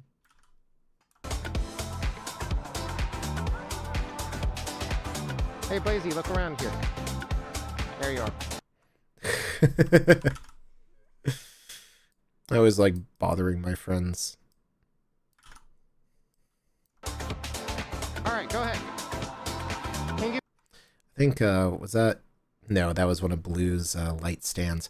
It's crazy that that guy, like, brings in his own, like, lighting to places that are basically, like, I don't know. Like, I think that's dedication to the craft, that you bring your own, like, portable lights to shoots like that. Like, that's just really kind of cool. Which I don't think I'd be able to do, because I only have two, I have two hands, and I think Blue has an assistant or two. Go. Let's see if I can figure out where the momentum starts on this one. Let's see. I like yapping about my editing. It's fun. That's why I stream my editing, because otherwise I'd be getting a lot more work done, but it'd be a lot less entertaining. At least for me. You should take more pictures. Yeah, I mean, have fun with it. Like, that's the entire point, is to have fun. I do great work. I'm very grateful for the videos you upload. Yeah. Like, I mean, if I didn't enjoy it, I wouldn't do it, because I'm definitely, you know, I'm definitely not making minimum wage, so I'm getting paid in fun and just having a great time. It wasn't until I actually started doing this that I really started enjoying my time at conventions, because it gives me an excuse to, like, interact with people and talk with them. And I don't know, it's kind of weird how having a camera between you and somebody actually almost puts them more at ease than just walking up to somebody randomly and being like, oh, hi, who are you? How are you? Like, it's an icebreaker. And it gives me something to do at conventions other than go to panels or go to parties. Like, suddenly you have, like, it's like a safari. And I think that's the best way to compare it. It becomes more exciting when you view a convention as a safari and, like, as something to kind of enjoy in a different way. And I think that's what some people miss at a convention, is having fun in your own way and doing stuff, you know? which I think a lot of people in Fursuit, they kind of get that. They run around and have fun and they role play, and it's a way to do something and not just stand around and, you know, do nothing. I mean, anime conventions are exactly the same thing, right? You go to panels, you go to a dealer's den, you walk around, you look at stuff, but anime is purely consumptive. Even cosplay is consumptive creation.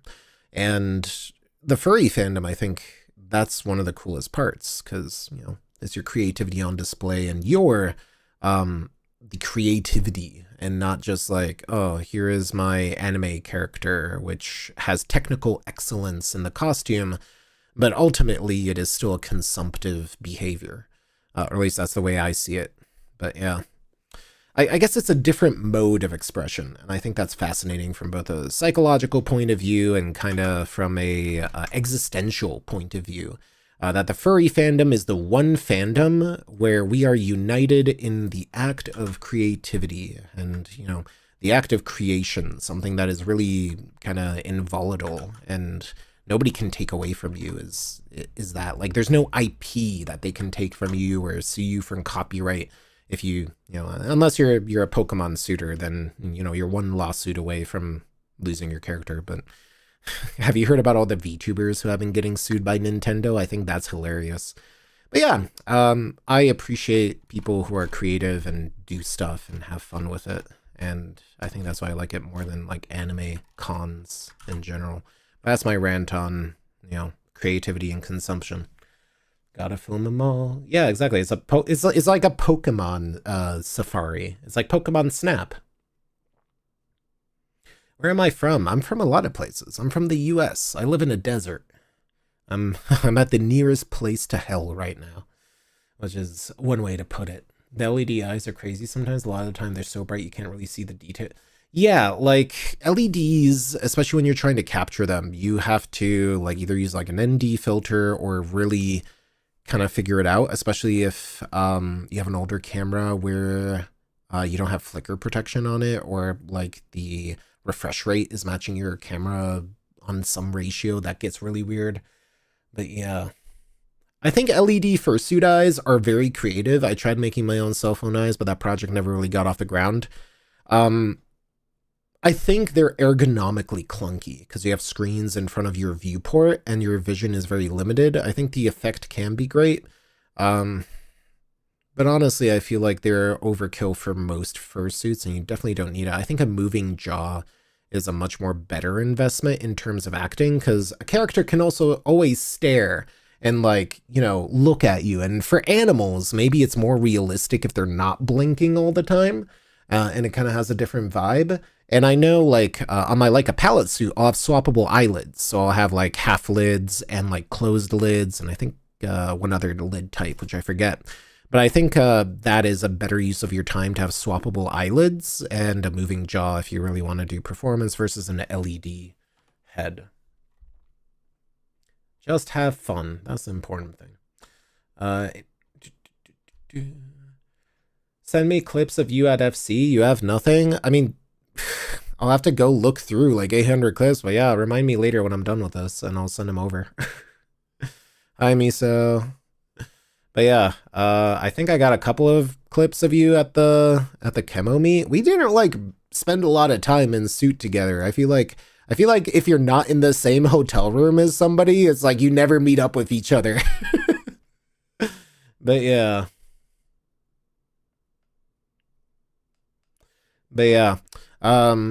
I think LED eyes are really cool, and I think a lot of them are very, very well done. But it is definitely a choice, and I have my opinions. It's the same way where I don't really like Western toonie suits, but I love kimono suits. My opinions aren't always correct, but they're my opinions, therefore they are better than others. Or so I would say.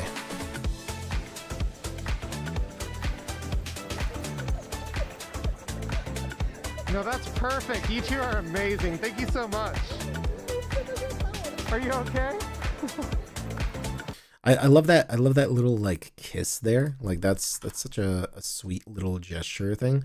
And like it even works out very well. And I'm going to trim this down just to highlight it a little more.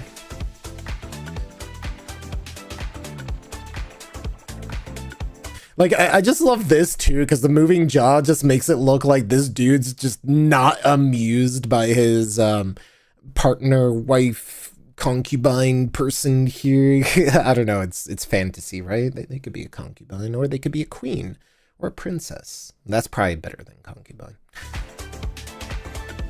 So like this is kind of what I want to cut out, is this like neutral pause where they're resetting their pose. And I think that's something to always think about when like pose resets really kind of take you out of the character and kind of destroy the suspension of disbelief. So cutting right into something else that's already in motion like that, I think it preserves the look and overall feel of the characters as well. And I think that's part of, if you're a photographer or like doing content or something, that's also part of your responsibility to try to maintain as much cohesion and suspension of disbelief for characters, because we all know we're silly animal people in costumes.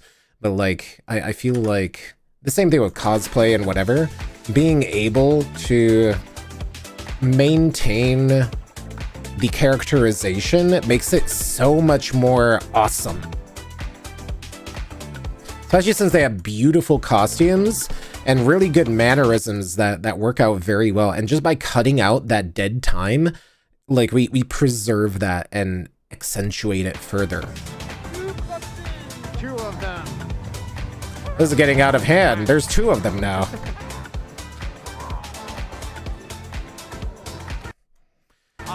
So I don't know. I think that's always fun to kind of hear people's logic on the edits that they do and the way they do it. Both creatures of the same type and species, right? Kimonoid. Animal tripped and fell over a tree. That is awesome. Thank you so much. Woo. And sometimes my like commentary, I'll just slip it in there because I feel like it, because I think it also kind of humanizes it a little. And apparently there's a trend with authenticity now, that people want to see authentic stuff rather than overly edited stuff. And I think that's maybe part of the reason why my footage is considered good, is that it's a little more authentic.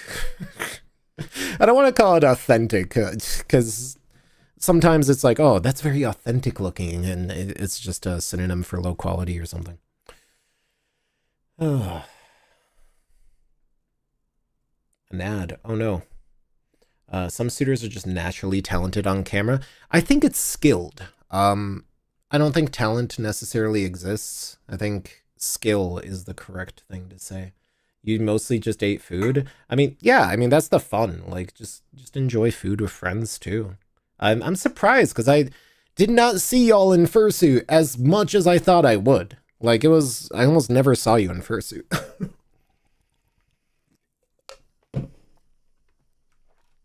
Glad I got energy drinks. Awesome. Thank you so much. Woo.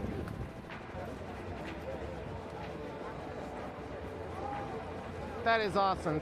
So here, like, there's a very big lull in the music, and I kind of want to find something that, like, might have... Yeah, the snaps here would actually be much better, because this dog is very energetic. There's a lull in the music. It doesn't really fit here. We're gonna move that over and put the snaps here, because they're a bit more reserved, and there's a group of them. There's a slow pan. There should be a lot of them. And it almost matches with the things I'm saying, where it's like, oh, there's two of them, and now there's a lot of them. Meow, meow, meow. Many snow leopards and feline creatures. Meow, meow, meow, meow. Meow, meow, meow, meow, meow, meow, meow, meow. Oh no, there's more of them. I'm getting surrounded now. Oh no. Meow, meow, meow, meow, meow. Meow, meow, meow, meow, meow. Meow. And that actually works out perfectly, because it sits right on the musical, like, transmission. That is awesome. Thank you so much. I love your suit. And we can actually, like, go from this little shake and kind of figure out what to do from there. And, like, sometimes the music just cooperates, you know? Can I get another video of you, because the light is actually catching your... So we can actually, like, just go from here. Like sometimes it works. And you just got to trust the process, and the dailies method works more often than not. I don't know why. Nicely. It just works really well. Like sometimes it's perfect.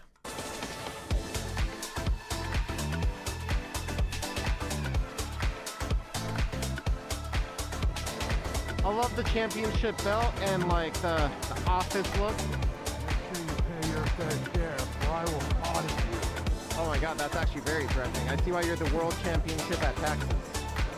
You don't want to get audited after all. And honestly, I might drop this down to -7 since this is a very loud song. Oh my god, that's actually very threatening. I see why you're the world championship at taxes.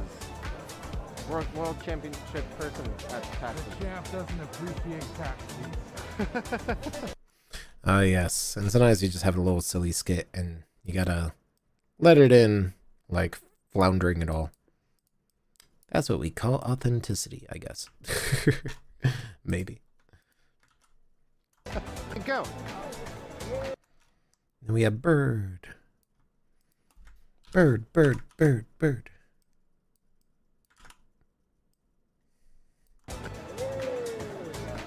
FC 2025. Yeah. Super cute. Thank you so much. You can actually cut that a little because they kind of look at each other and I usually try to cut that out because it, you know. Snoodly.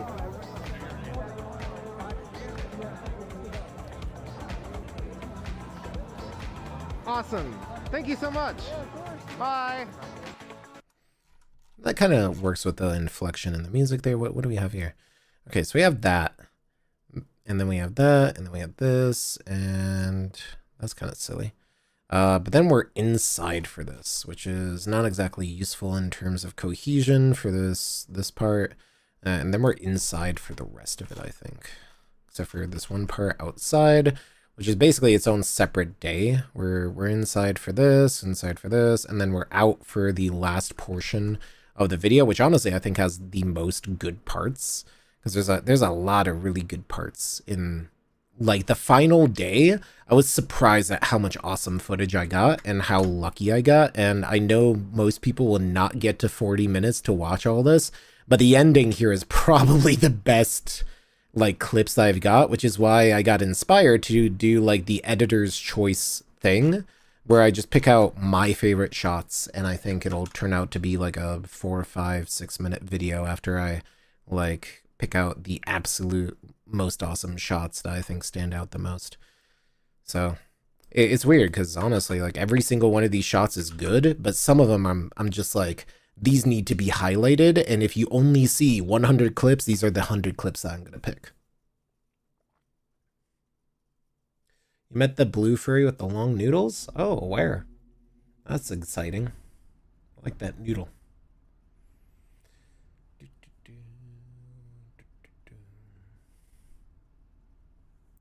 All right, I'm gonna go to the bathroom really quick because I've been editing for 4 hours and I'm 2 energy drinks in, and I would like to go to the bathroom.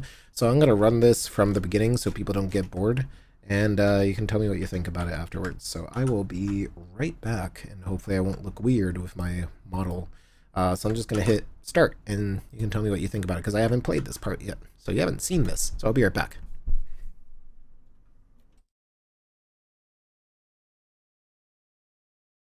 They had to cancel the Fursuit parade, but you're in luck. I recorded my own showcase of awesome fursuits for you. Chasing down all these fabulous furries after the photo was no easy feat, so I hope you enjoy over 200 creative critters that I caught in 4K. Welcome to San Jose, home of California's largest furry convention. Further confusion.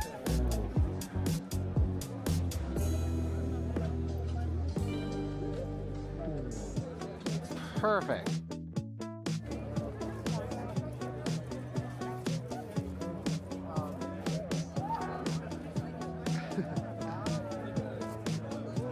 Perfect. Oh my god, it's Who is he? Kite? Okay. yes. That's how it works. I see. Really good con videos.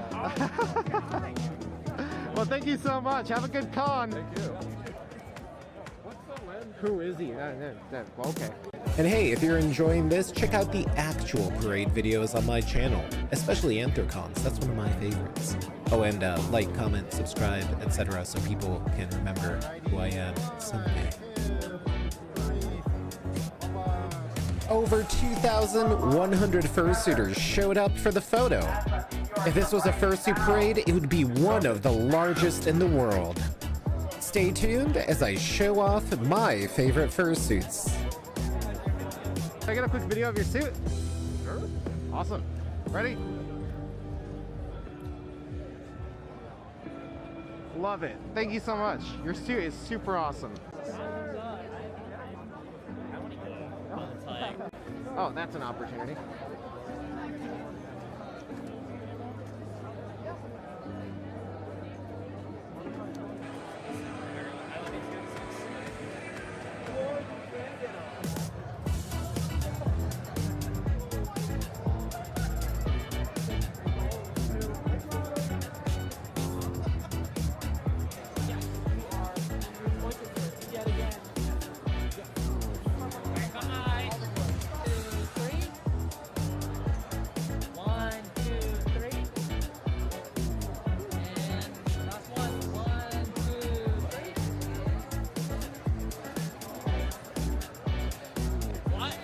The boy kisser flag on the back.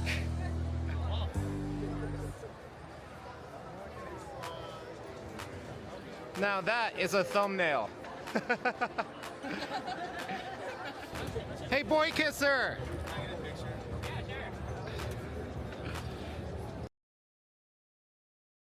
All right, so I was back in like 3 minutes. That was a short bathroom break.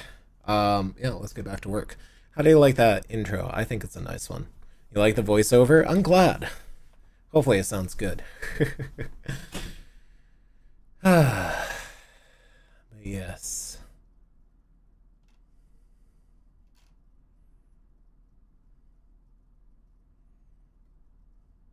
You looked at the vid and my PFP and noted, oh, that other person. But yeah, yeah, hopefully that's pretty good, because we have, oh, I feel like I barely made a dent. Oh boy. Yeah, we've been yapping. Oh. I need an emote of me just eating pizza. Alright, let's get back to it.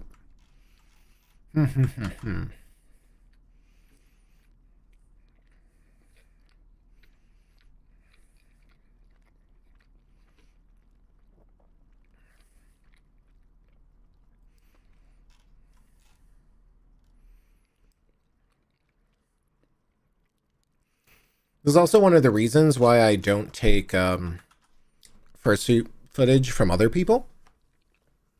Because I asked, or rather, I had people ask me if, hey, do I take footage and put them in my compilation? I'm like, absolutely not, because I already have 800 clips, and if you give me 200 clips, I'm never going to get done with this.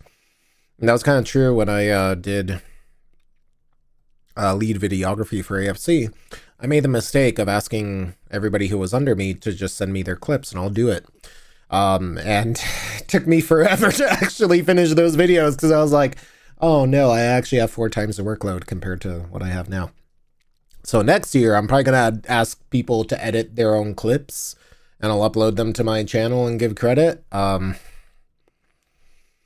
Otherwise, I don't know if I'm going to be doing all the editing again. Let's put it that way. I haven't finished the clips I got from Oreo for BLFC either, because it's a lot of work. And I haven't even touched Anthro Northwest yet, because I'm still working on this thing. I kind of have to get this out while the iron's hot, unfortunately. There's a lot of stuff going on.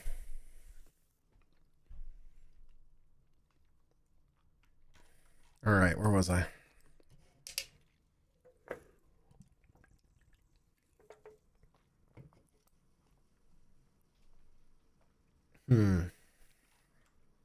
Delicious energy drink. World Championship person at taxes. The champ doesn't appreciate taxes.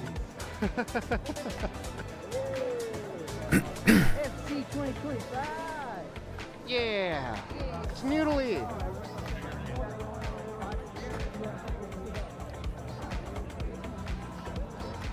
Awesome. Thank you so much. Bye.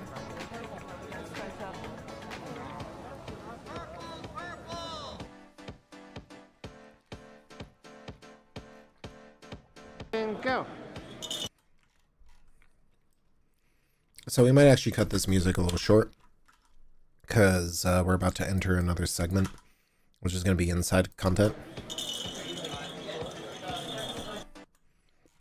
Which, it's not the most natural end, but at least it's something.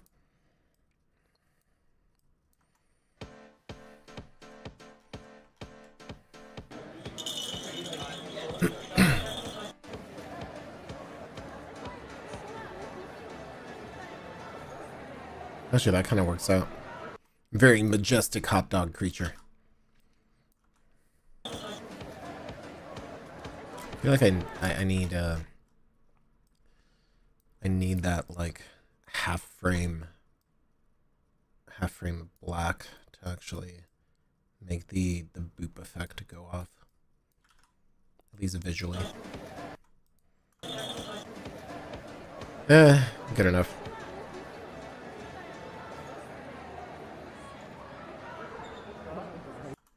I can kind of make it look better if I add a dissolve out.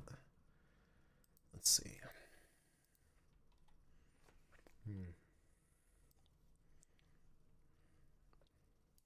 Kind of do a gentle dissolve so it kind of looks like the light is filtering out.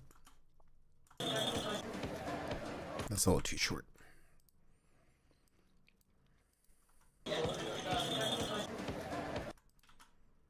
Okay, let's see. That's a little too long. Let's see what this looks like. Good enough. It's definitely not going to be perfect. Cool. Okay. We're 1/10 of the way there. I could just split this up into like 8 videos or something. It would probably do better, honestly. But at this point, I'm gonna make one big video because if I keep releasing videos, no one's actually gonna watch them. So I think I should probably cut them up into pieces. This is my last video.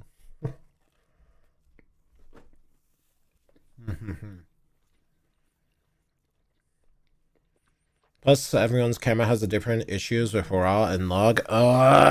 Don't remind me. Matching cameras is such a pain. Especially if somebody gives you like Fuji color science and you're using Sony and somebody has some crazy, like, I don't know what. Yeah, I'm not grading all that. Forget that.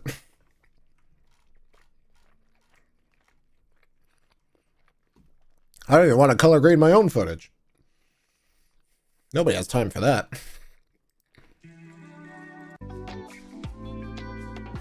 Alright, we gotta find some music. It's a little too chill.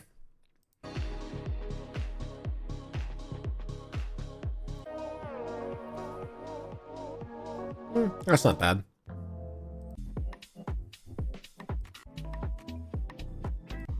It's a little too, like, obtuse.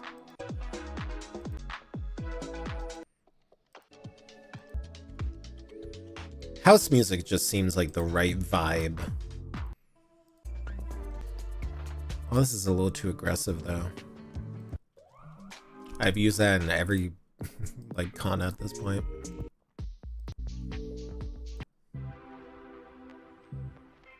Okay, maybe.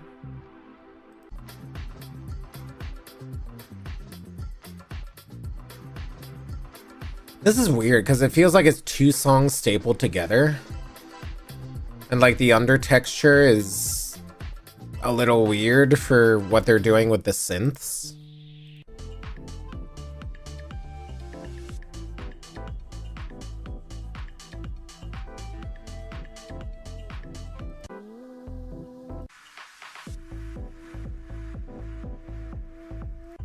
This is more like nightish.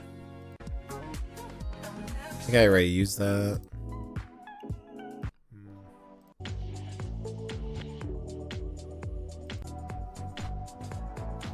This might work actually. It's consistent, it has a beat to it. Maybe.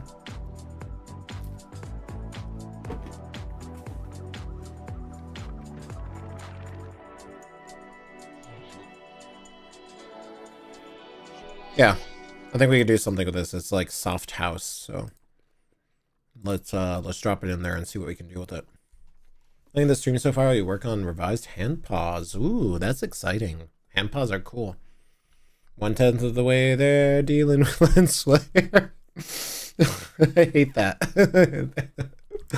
Oh. But yeah. All right.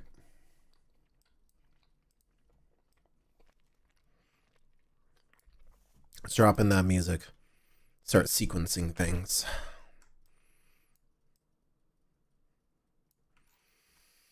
Ugh, zooming out like gives me anxiety. Still, how did this not go down at all? It just keeps happening.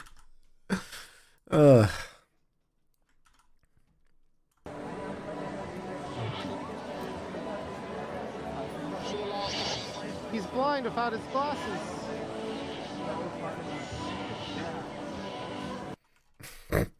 That's kind of silly.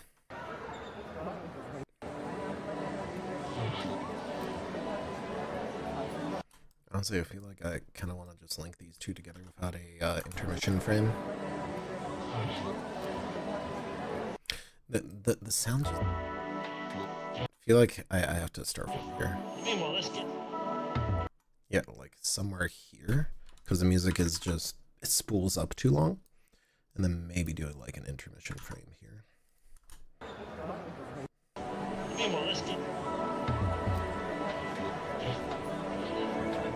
He's blind without his glasses. I'll just immediately cut into the next one. Hopefully it's not too energetic before the song cuts in. Go ahead. Actually, that works perfectly. Yeah, that'll work. I love the little outfits people wear too, like the silly stuff that you would probably not wear normally, but like the pizza poncho.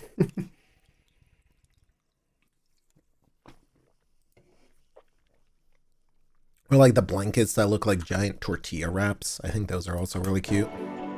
The stuff that you would want your pet to wear, but you'd never like wear outside. I like that suit. Thank you so much. Oh, and then we have Guillemon vibing out. So let me get that after that nod. Because that's like the right tempo there.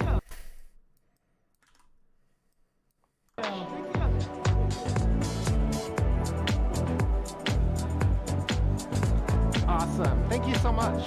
Love this suit. Yeah, okay. We can work with this. Suit.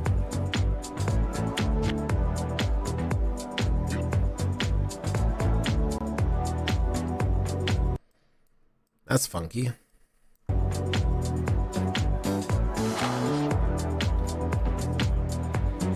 Perfect. Hey, can I get a quick video of you two? Because you're super cute.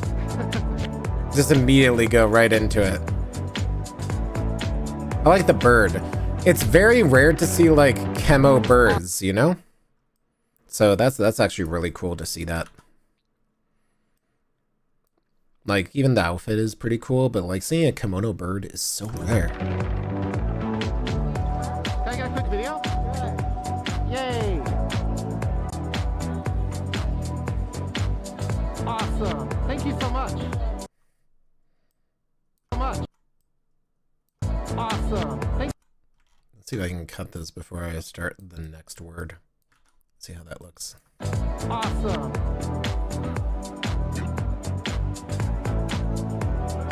EP sleepy people. I don't really like this shot.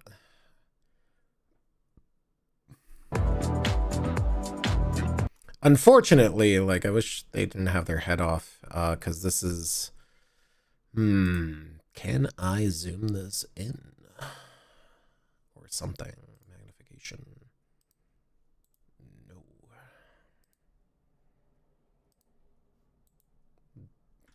That is not what I thought what magnification did, but okay. That does not actually do anything to the video. Got it. That's funny.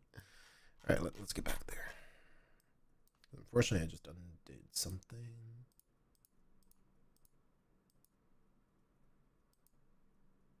Okay, so I wanna do something with this, but I wanna actually zoom in. So I think I have to go into Effect Control and set the scale. And that was probably the wrong object. Because if I can like cut out that other person there, while still kind of maintaining that. No, they're kind of just in the frame.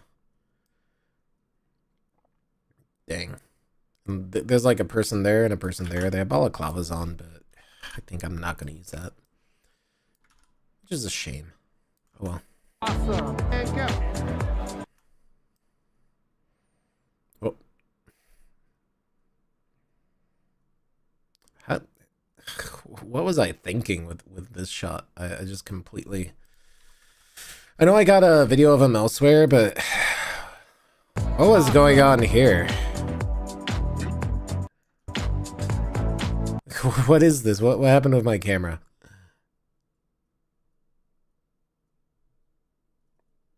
Did the zoom just like completely screw up? Like, at that point, I might as well just start from here and then zoom out to here, because at least that is vaguely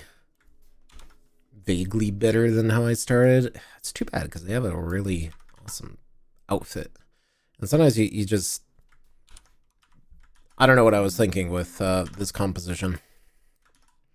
It had to have been like I didn't notice the camera was zoomed in or something, because that doesn't make sense that I would record it like that. Awesome.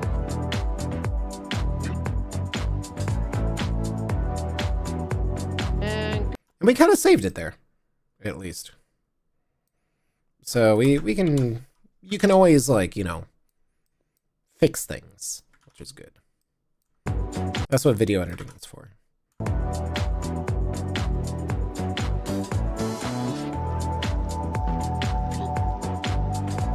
perfect. Thank you so much.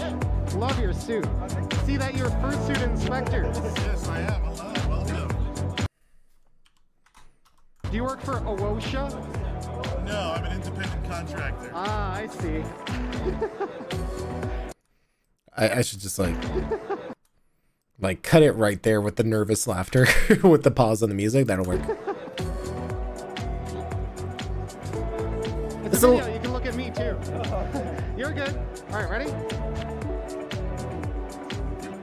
And sometimes the music just cooperates and gives you those little things. Perfect, as my camera runs away from me. And sometimes you can really just like fool around with the way you put things together, and it looks way better than it originally is recorded. What is going on with my camera? Like what is going on? I have no idea what is going on with this composition. Like, it's all so zoomed in. Why? Oh boy, this better not be a trend. These are really cool though. Like, I think it's really cool to see these kinds of suits. Yeah, if you don't have a fursuit, cardboard. That works out pretty well. We love cardboard.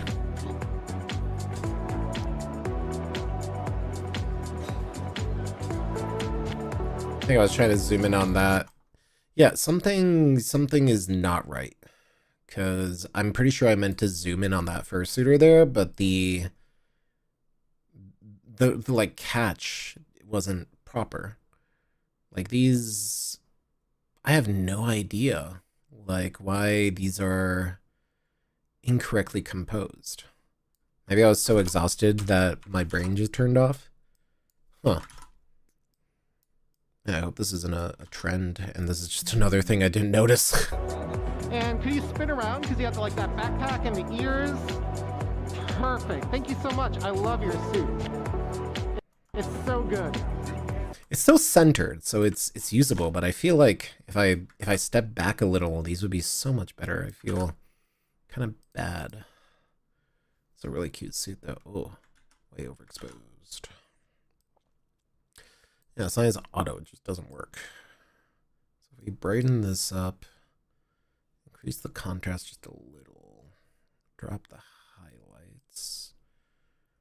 The shadows are fine. Boost up the whites, lower the blacks, and how does that look? I should really use like a scope or some graphs or something, but sometimes that's about as good as it'll get. I can already see the footage getting a little grainy, which is unfortunate.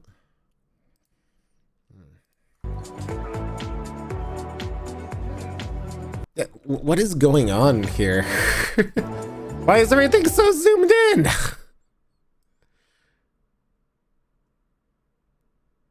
What is going on with this footage? It's all so weirdly zoomed in.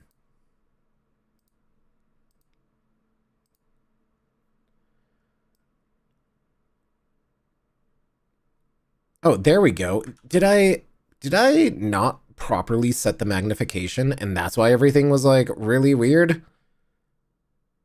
That might have been it. I'm sure chat is yelling at me because I wasn't staring at it. Did you accidentally mess with the zoom in software when you were testing? Yeah, that's exactly what I did. I was like, why is all of this composition bad? Hi, Strawberry Blue. You're right, Drake. That's exactly what I did. Other footage, but yes. Camera is like, I must go. People need me. Yeah, right?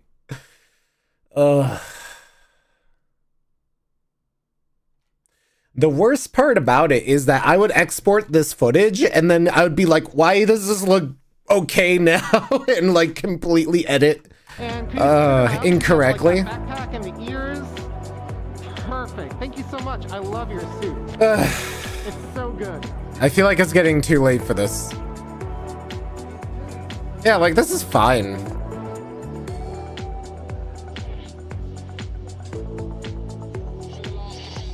Two creatures behind glass.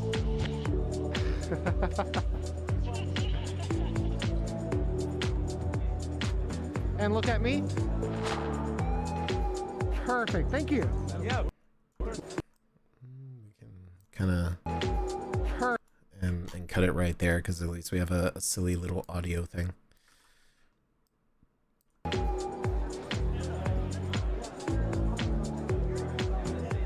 Perfect. Thank you.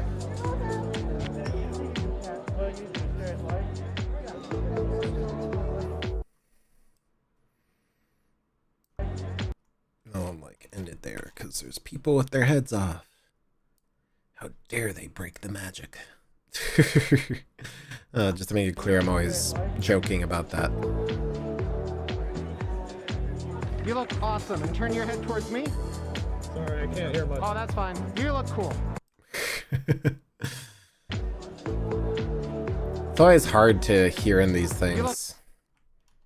They look very cool though, very protogen. That was the first protogen I saw. I was like, I gotta get you on camera because you might be the last protogen I see too.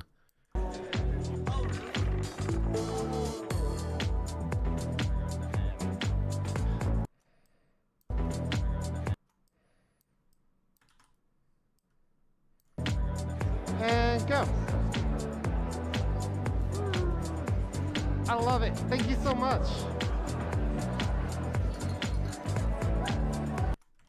Might actually cut this a little short, like right there.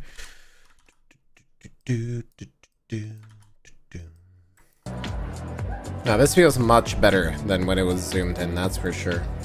Awesome. Actually looks cohesive now instead of weird. Shake that tail a little. Perfect. Thank you so much. Love it. Got anything useful before you get anything useful before you had to leave con? Yeah, a ton. Honestly, I think the last 3 hours of the con was arguably the best footage of it because there was just so much going on and there was just non-stop like bang, bang, bang, bang, opportunity, opportunity, opportunity.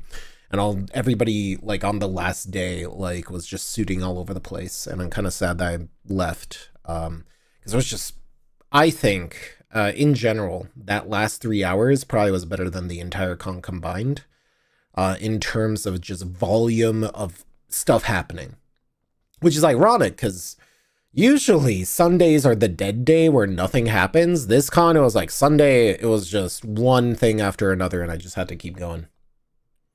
But yeah, it was kind of crazy. Never seen a YouTuber edit their video on live stream. Edit, interesting. Yeah, so this is FurCon footage, so I kind of just vibe and edit videos and talk to chat and talk about this is kind of like behind the scenes with the editor sort of stuff. So I comment on the videos and kind of talk about my thought process while doing it, and you know, it's a little community sort of night sort of thing. And I just vibe.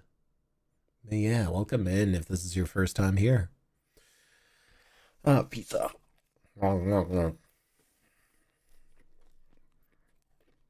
This guy was really cool. Apparently he got like 2,500 hot sauce packets, and he's a derg with hot sauce every year. I think that's like the craziest thing I can think of, is just running around and handing out hot sauce. That's so wacky. Love it. Like, how do you come up with something like this and then tie it to your character design? And it's like the mint fox. Like I love this kind of stuff because it's low cost, it's high impact, and it's silly because like dude probably gets a ton of engagement.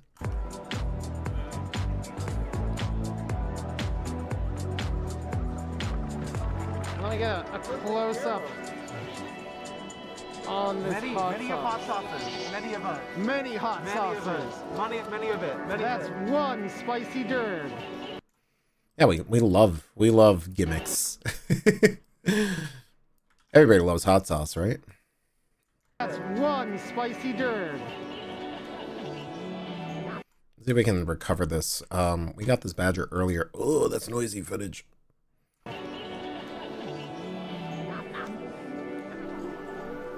This tunnel was just like really, really bad. This guy is an amazing character performer, and he always has like this crazy menagerie of meat he carries around with him. And apparently you probably saw in the other video, the teeth apparently are modeled on actual badger teeth, including like how real badger teeth, they only go one way. So if they bite down, you're just going further into the rest of the teeth because they're like a bear trap, which is crazy. Like the attention to detail that some people put into their suits is fantastic and just on a completely different level, which just goes to show you the amount of effort that goes into each one of these costumes is something that's really next level. Should he hand out s'mores? I feel like you'd have a hard time making s'mores warm. A healthy pizza? Absolutely not. This is 7-Eleven pizza because they were doing $20 off 30. So I bought a bunch of energy drinks and pizza because I hate myself. But anyway, just here pizza. Yes, it's cold pizza. It's cold pepperoni pizza from like 12 hours ago. But yes, unfortunately. Go ahead. This actually should be like at the end as a kind of intermission thing, because the tinkle thing of the xylophone isn't gonna show up against the background of music. And go ahead. I love the Rockaroos Modern Life shirt that this fursuiter always wears. I'm trying to remember what brand they are. It's not Mixed Candy, is it? Don't remember. Brain empty.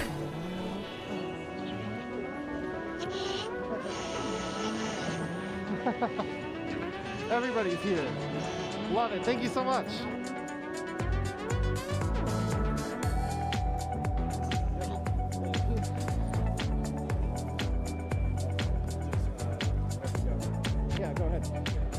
Oh, okay. Thank you. I love how the protogens got through without beeping, and yet I get tagged by Furry TSA. I think that's kind of hilarious. And go ahead.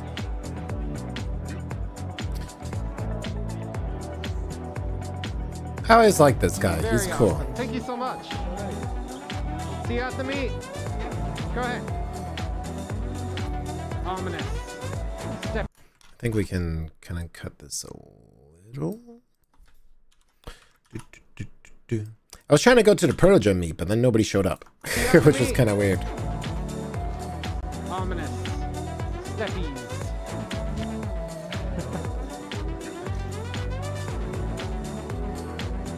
Awesome. Thank you so much. It's great running into you. Might cut that out a little bit.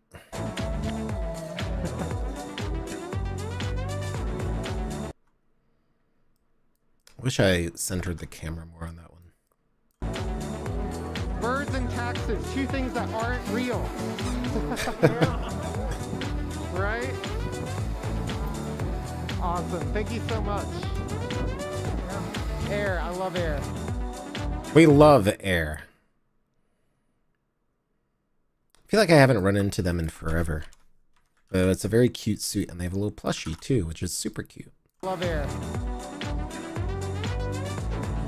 Awesome. Love your suit. Thank you so much. So let's actually cut this a little and drop in something else. Ah, yes, we have that thing.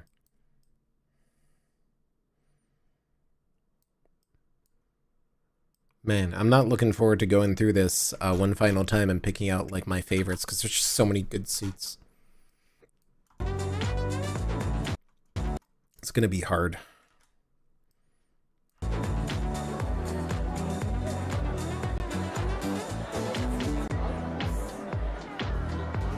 Okay, ready? It's gonna be really hard.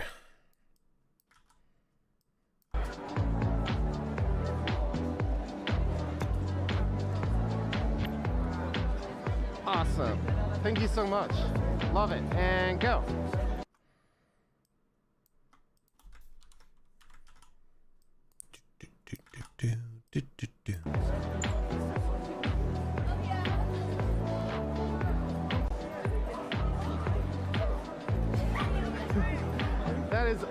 That is really awesome. Thank you. Super cool.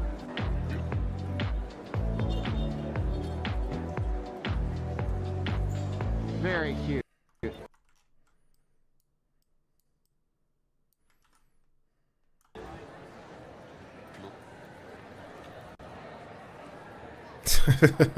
We love business. Perfect. Thank you so much. We love business.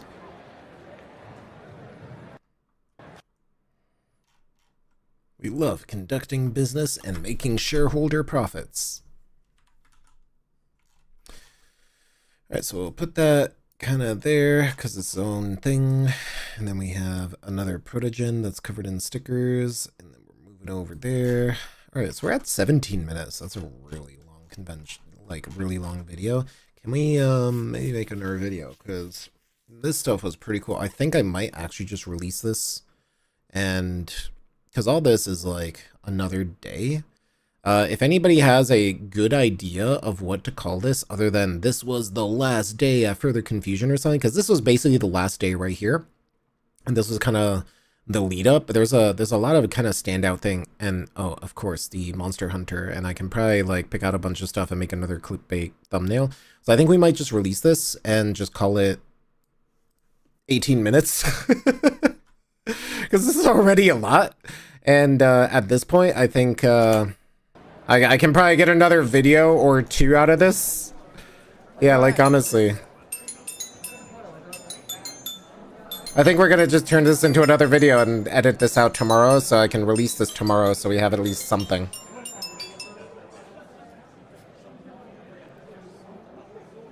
I thought I was going to finish all of this today, but I don't think it'll happen.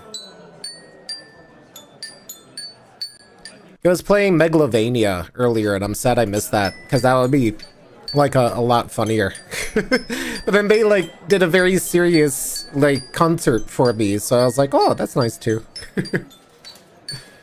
Must be really hard to do this in a fursuit head, honestly. Free bird!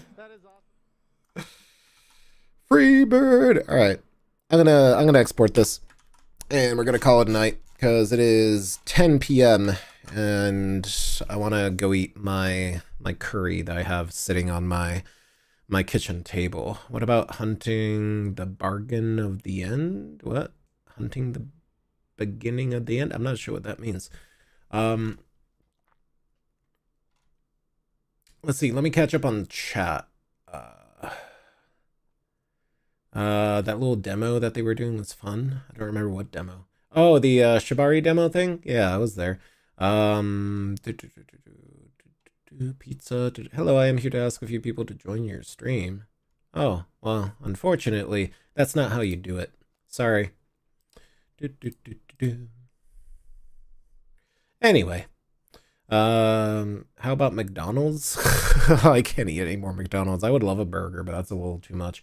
More for less. That's the brand I was thinking of. Yes, thank you. More for less shoot at BLFC was enormous. I kind of wish I was there.